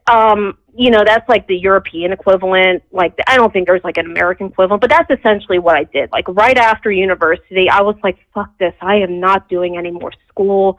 I'm going to go see what the world is like. And I ended up in Canada. Were you like living at home then and commuting to school when you were doing college? Oh, no. I was at the dorm. I didn't live at home. And I just basically went from dorm to Canada. Were you far enough away though from like your parents and stuff? Were like when you were in college, like were you still kind of dealing with their bullshit? Yes. I was a couple hours away, but the thing is that as soon as I graduate, like their plans for me. Here's the thing: is that they didn't believe I could do it. This was like back in 2010, and like getting a passport now is a pain in the ass, but back then, especially without a smartphone or anything like that, it was a huge fucking pain in the ass. And I had to save up money. I did everything by myself.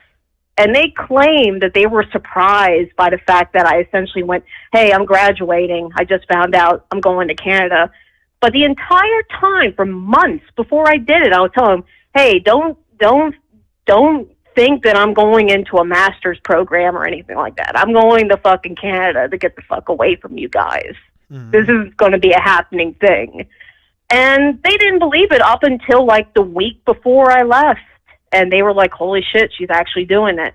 And I'm glad I did it. Did they ever visit you up there? Follow you up Hell there? No. Hell no. I was by myself. Did they visit you ever anywhere like where you're living now? Are they? Oh no, I came back to Texas because all my family is centralized in Texas. So I came back from Chicago to here for them. So they all live here now, but man, I'm telling you, I'm going to be, my fiance and I are going to be parting ways soon enough. Parting ways from your family to get out of there? From Texas in general. I'm going to go back up to the Pacific Northwest. For what reason exactly? Is it your family or like, is it nice out there? You said you lived in Seattle gorgeous too, out right? there.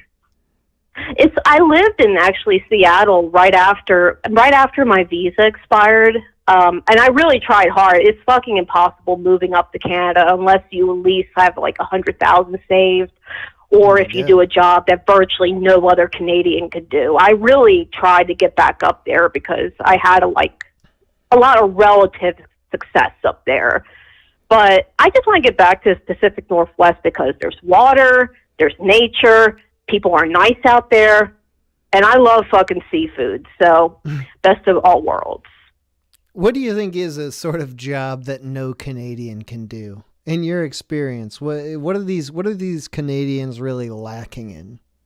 Well, the thing is that what jobs are there that require you to be a fucking asshole? Because none of them can do it because they're all nice. Is that what you were doing then when you were up there? A job where you could really lay into people? I wish I had that sort of personality back then, especially in my early 20s. No, I worked as I did like acting and all that bullshit, and I worked as an extra to make ends meet. I actually got a movie role up there like the first year that I was there, so that was good. Oh yeah? Some sort of Canadian movie? No, it's like I'm in the movie for like 5 seconds. What's I was the supposed movie? to have a long... Tell us the movie. Sorry, I'm a little bit drunk, so I'm rambling. I'm sorry. Do you want to tell us the movie? You don't have to. Yeah, it was... No, I don't give a fuck. It was, oh god, it sounds like fucking... Like, I hate being one of those star fuckers that is like, oh, I was in a Pringles commercial, and I'm in it for 1 second. I'm forcing you to tell us. This has nothing to do with you. So I was in this movie. It was a really shitty movie. Keep in mind, it was with Reese Witherspoon, Tom Hardy, Chris Pine. What? Yeah, big names, baby. It's so stupid, dude. It's like So what it was, I had a pixie cut at the time. I cut all my hair off before I moved because I was like, I knew I was going to be working in background work. And I was like, man, I should just cut all my fucking hair off because there's going to be like 5 a.m. call times. I don't want to show up having to get my goddamn hair done at that time. I'm just going to get my hair short. And I show up there and they have fucking like the best hairdressers for the extras. Like I would get in, like all these girls with all these long, gorgeous hair would get into the chair before me, get their hair done beautifully. I get in the fucking chair. They're just like, fuck it, let's just slap some gel in our hands and ruffle up her hair a bit, call it a day. But I ended up getting this role of this girl who's in this video store by accident. Like the director apparently liked the way I look.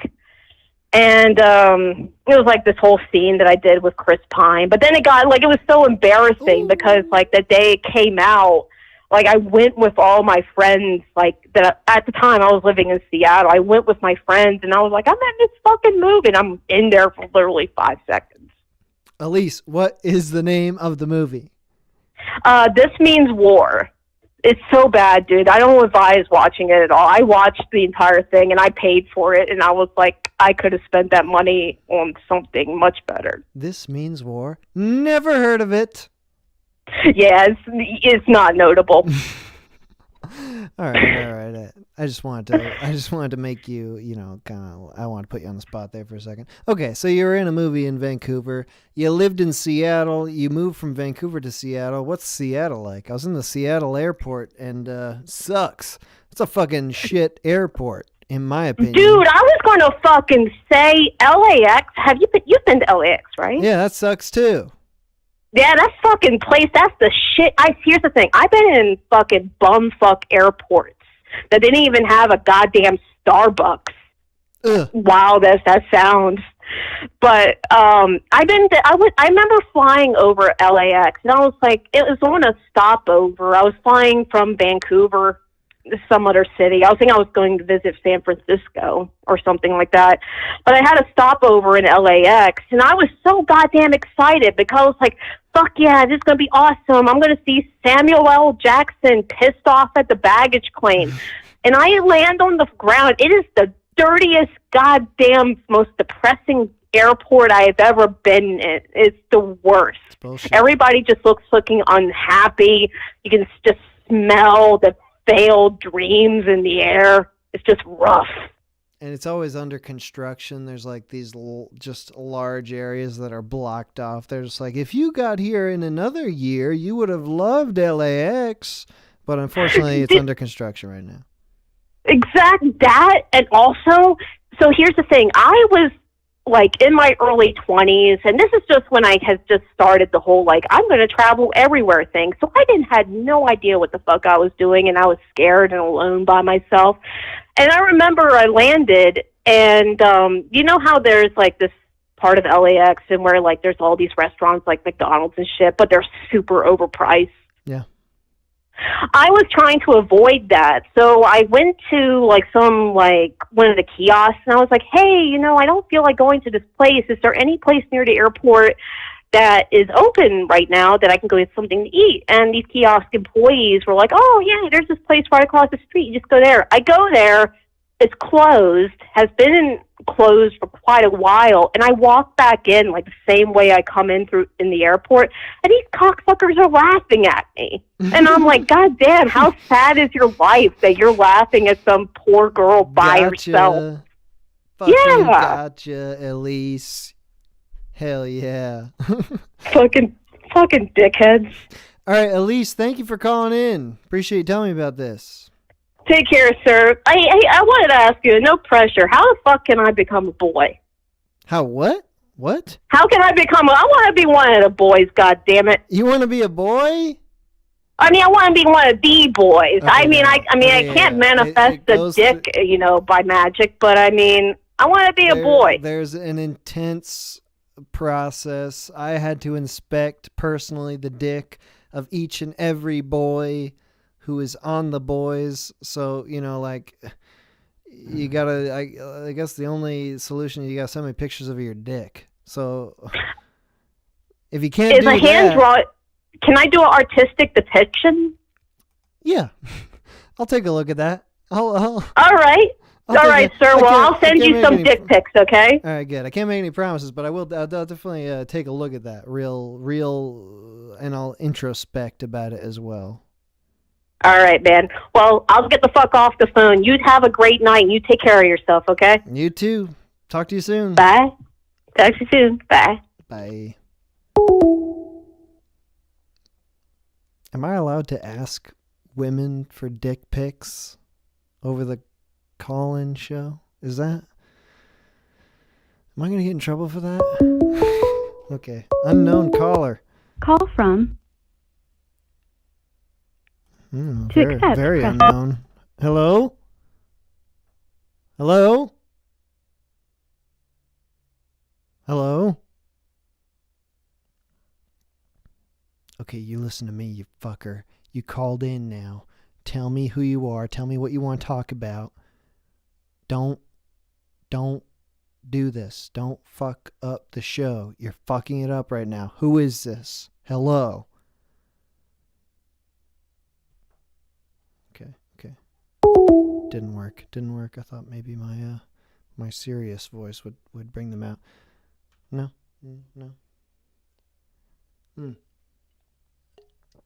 Just one or two more callers now, and then we're gonna call it quits. I gotta eat. I haven't eaten all day. I'm getting hungry. Oh God! I still have more beers left because I got more beers than usual. Usually I get the 6-pack of 16-ounce beers, but this time I got the 9-pack, and I'm on the 7th. But I can't do much more than this. I gotta eat before I drink more. Come on, baby. One more caller. One more. Then we're done. 518-288-7938. Don't make me go back to the boys. Don't make me. I'll do it. Don't test me.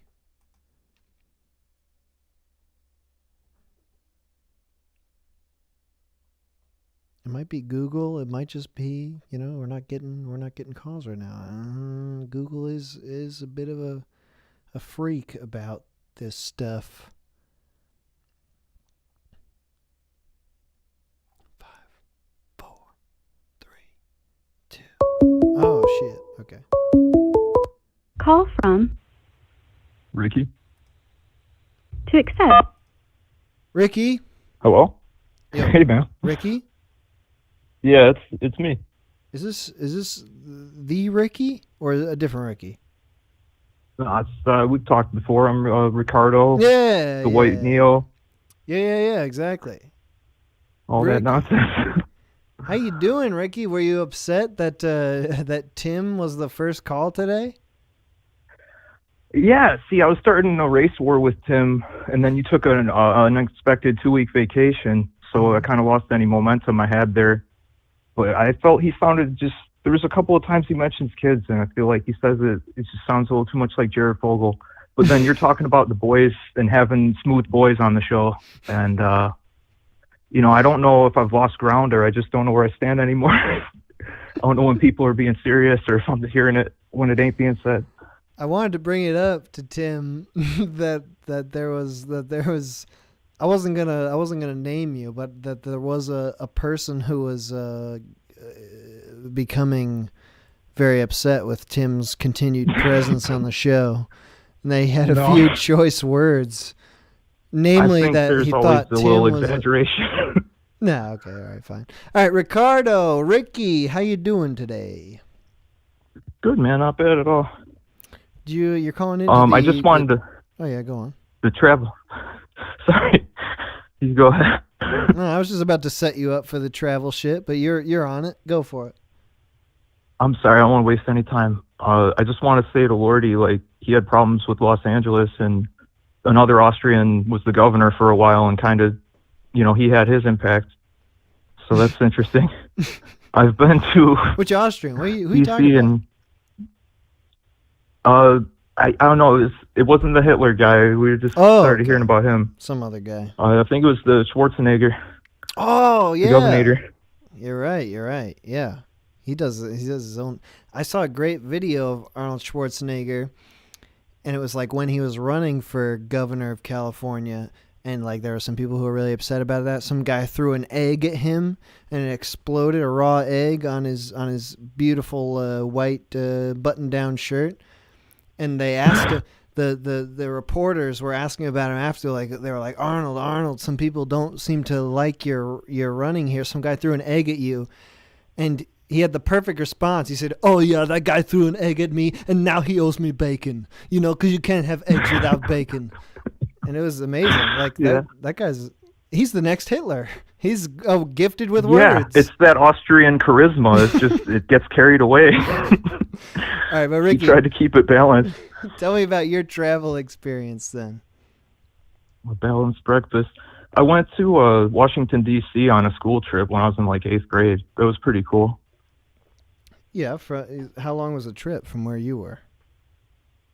I don't really remember. What kind of not that well traveled did you take? We took a bus. It was like a thing you could sign up with at a middle school. What'd you think about our nation's? We stayed for like a nation's- few days. What'd you think about Our nation's capital. Yeah, the old capital. I don't know. I don't know what to make of statues. It's like weirdly.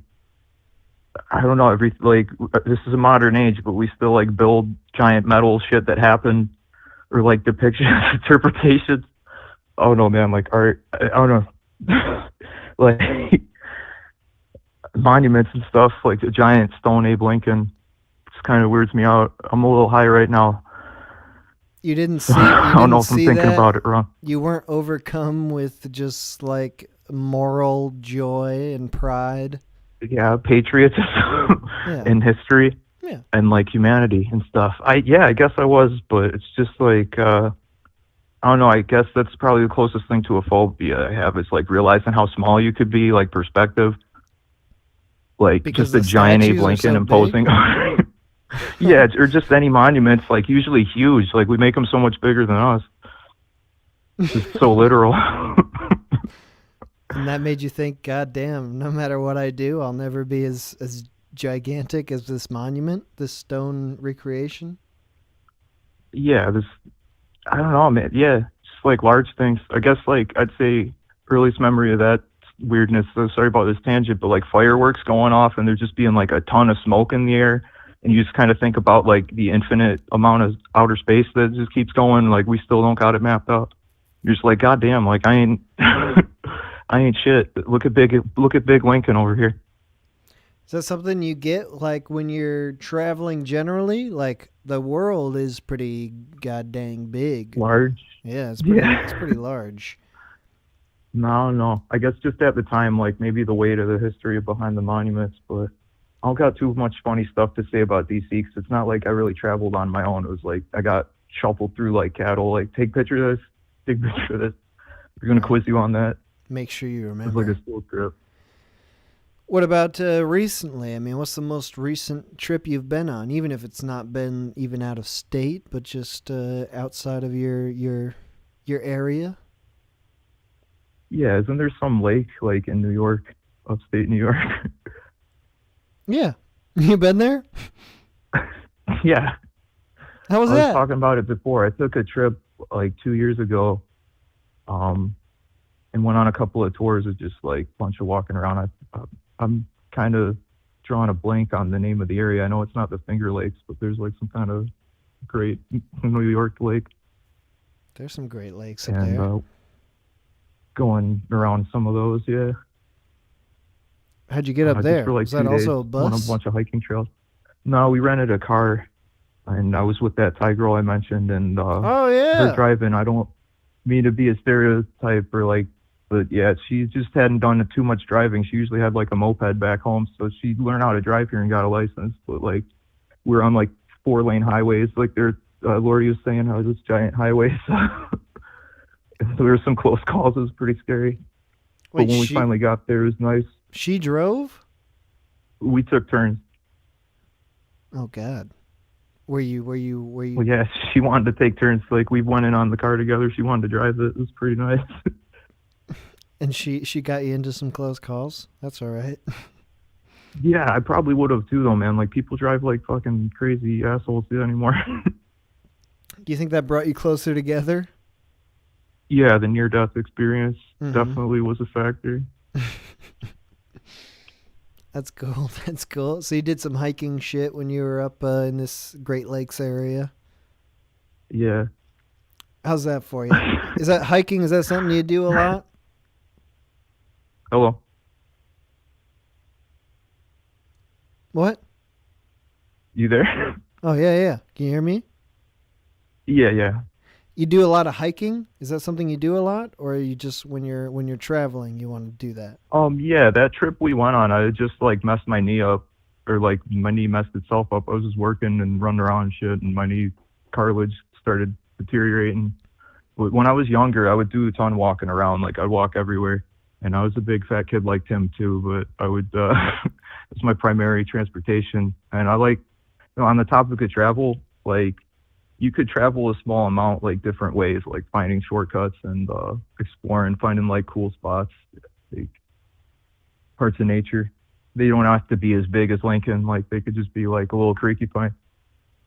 Yeah. Do you feel like like your mental state is changed at all when you're traveling? Like, you might not have to, because you don't have to worry about like the specific day-to-day shit that plagues you at home. Like, you're able to do more like travel-y type shit. Like, you can walk around and appreciate it more, or is it just, well, how do you feel when you travel? What's your Definitely. goal? What's your goal? I think the goal is to just keep traveling forever, but I keep like either running out of money or like ideas. But it'd be cool to just like keep going place to place and live like that. Yeah, you enjoy that? Yeah, like freedom's good. Like, it's good to have stability in a job and a relationship and stuff too, but it'd be cool to like wander around. And like, I guess if you're trying to have both, then you just travel for less time, like, and then you do get that mentality where it's like a vacation. It's just like, you're going to have to go back to the other thing. Do you have places try that and you get it all think done. of that like this is my next travel spot, my next destination, or does it just come to you when you want to?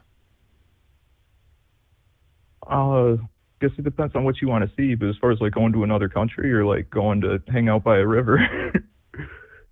Yeah, you've been like to Europe? No, or I some really shit? haven't done any of that cool stuff. All those calls beat me, but I would like to.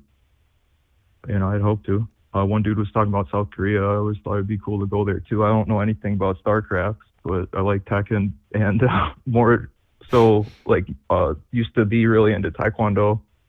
Thought it'd be cool to check out the real thing instead of like the McDonald's equivalent we got here, which can Right. be really helpful, but it's definitely far removed from the real thing.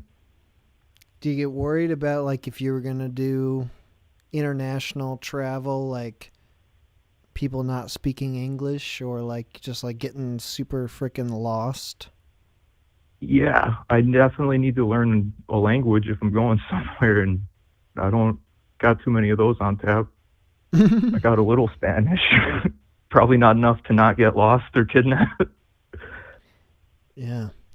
I mean, that's what like it weirds me out about international travel, is like just feeling how like out of my depth I would be. Like, I really feel like I would fail. I would falter in that environment. I saw that movie Hostel, that horror movie from a while ago, and that really, What's that? it's like some Is it horror one of those movie Hitler where guys it's just, movies? it was like some fun-loving dudes traveled to Holland or the Netherlands or some sort of drug-smoking country, and then they just get kidnapped and they get put into some sort of weird warehouse where rich people are like paying to kill tourists for fun. For sure. I've seen that too. That's basically what I think is going to happen, no matter where I go. Because I think I am a like a perfect target for that. Like, I don't know what the hell I'm doing. I don't know where I am. Like, I'm perfect to murder for recreation. Or for profit, like those juicy kidneys inside you. You know, I those know, are like- like a commodity someplace. Yeah, if I could harness that money and send it back home or something, it would feel like it was worth it. But they just kill you, according to this movie. Well, you went to Canada. I know they're really polite and shit, but like they don't got anyone collecting kidneys out of people, or you know, I'm sure they got a few people. I That was so ready. Nice. I was definitely like looking over my shoulder, and like I don't know if you're listening. A little while ago, we were talking about this Weimar Germany party. I definitely felt like that was you hit a time. Well, yeah, no, I felt like that was an area that was ripe for human trafficking trade. Like it was all wrong. It was all incorrect. It was nothing about it felt like real life. So I felt like it was just like this is where people go right before they're about to be kidnapped, just so that they can like have their minds scrambled. It's just like you don't even know what fucking year you're living in. It's 1930s Germany right now, you crazy tourist. But it turns out it was just some crazy people. I never heard of that kind of party, but big ups. Like anyone could throw a party, I guess. Exactly. So it's a good way to, that's like, you know, that can relax your mind. Anybody can throw a party. It's not necessarily human traffickers. All right, but so you guys did seek that out though. Like you thought about that and went. I was not part of where we were going at all. I was just along for the ride. I thought it was hilarious. I think at the time. Bubba was seeking out all kinds of shenanigans Yeah, from what I Bubba- would Bubba remember, was- but I might have heard it wrong. No, yeah, he was trying to take us to hell and back. All right, Ricardo, any final thoughts you had here? Like, you know, what might be just one place that you might want to visit? Let's say within the country. Is there any places that you're interested in? Maybe they don't have any Thai women who love elephants and you and whatnot. But None of that interests me. But if I would probably pick New York City because I've been in New York State my whole life and never been there, and like oh yeah, I think I might be in a position to go check it out pretty soon. So I'm hoping to. you should check it out. But I will warn you, it's disgusting. It's absolutely filthy. Shit that's in the street. Yeah.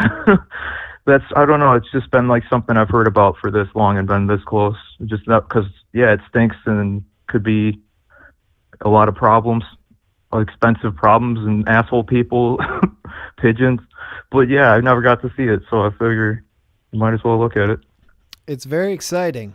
Like it's definitely like it is a freaking mega city. And like I lived in LA for a little bit, and LA is like not even like New York at all. Like it's not even close. Just like the feeling of being in New York is just like these tall building. It's very claustrophobic. You're always in shadow, and it's always dirty and disgusting, and it's just like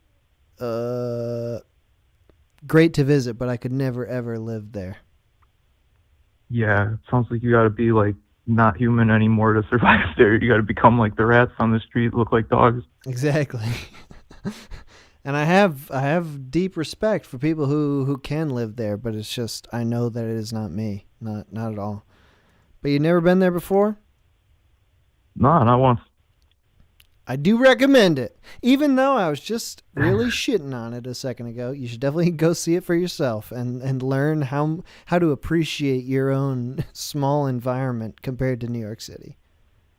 Yeah, personal space and like you're talking like having a cabin in the woods where you could get people trying to visit hostels in Munich or whatever. Hell yeah. All right, Ricky, thank you for calling in. Appreciate talking to you. Good talking to you. All right, have a good one. I think I was the first one that said I love you, but I'm sure you heard it before that, you know. But yeah. You gonna say it again? I just said it in a roundabout way. Are you demanding a strict I love you out of me? No, I was just wondering if you might say it directly again, but you don't have to. You complete me. Yeah, that's good enough. All right, thank you, Ricky. Good night, man. Talk to you soon. Bye. All right. 7:30. Yeah. Okay. That's the show. We're going to call it because I am so gold darn hungry right now. I gotta call this. Thank you everyone for listening. This has been the travel call-in show. I have nothing else to say. We took plenty of calls, got some good calls, talked to the boys. The boys will be back next week. Still boys in here? Should I try to get? All right, let me just see if I can get. Yo, boys. Jeez. Yo. I'm coming back for the final word from the boys because I didn't have anything good to say to end the show. So that means it's up to you guys. Dude, we were having a deep conversation. We were still talking about Kung Fu Panda 3. Yeah, I mean, good movie. Really? Do you have so much to say? Do you have It's a good date movie. No, we already we said everything we needed to. What do you want us to say? Okay, what do you want us to say? We'll do it. Who sponsored this stream? Who do we have to thank? Do we have to thank Audible? Or is it Raid Shadow Legends? Why don't we thank Audible just to be Audible? Thank you. Thank you, Raid Shadow Legends. What I really like about Raid Shadow Legends is all of the heroes or like characters or whatever they call them, and they just released a new update in which you like I don't know, I think they added a tower or something, and if you do all of the quest lines, they and you get a new hero or something. I don't know. Dude, hell yeah. Or you got me. I need to get that. I need to get that again on another phone. There is a code, by the way, that I found that if you use it when you download Raid Shadow Legends, you get 10% off on some in-game purchase. Wow. Hell yeah. The saddest.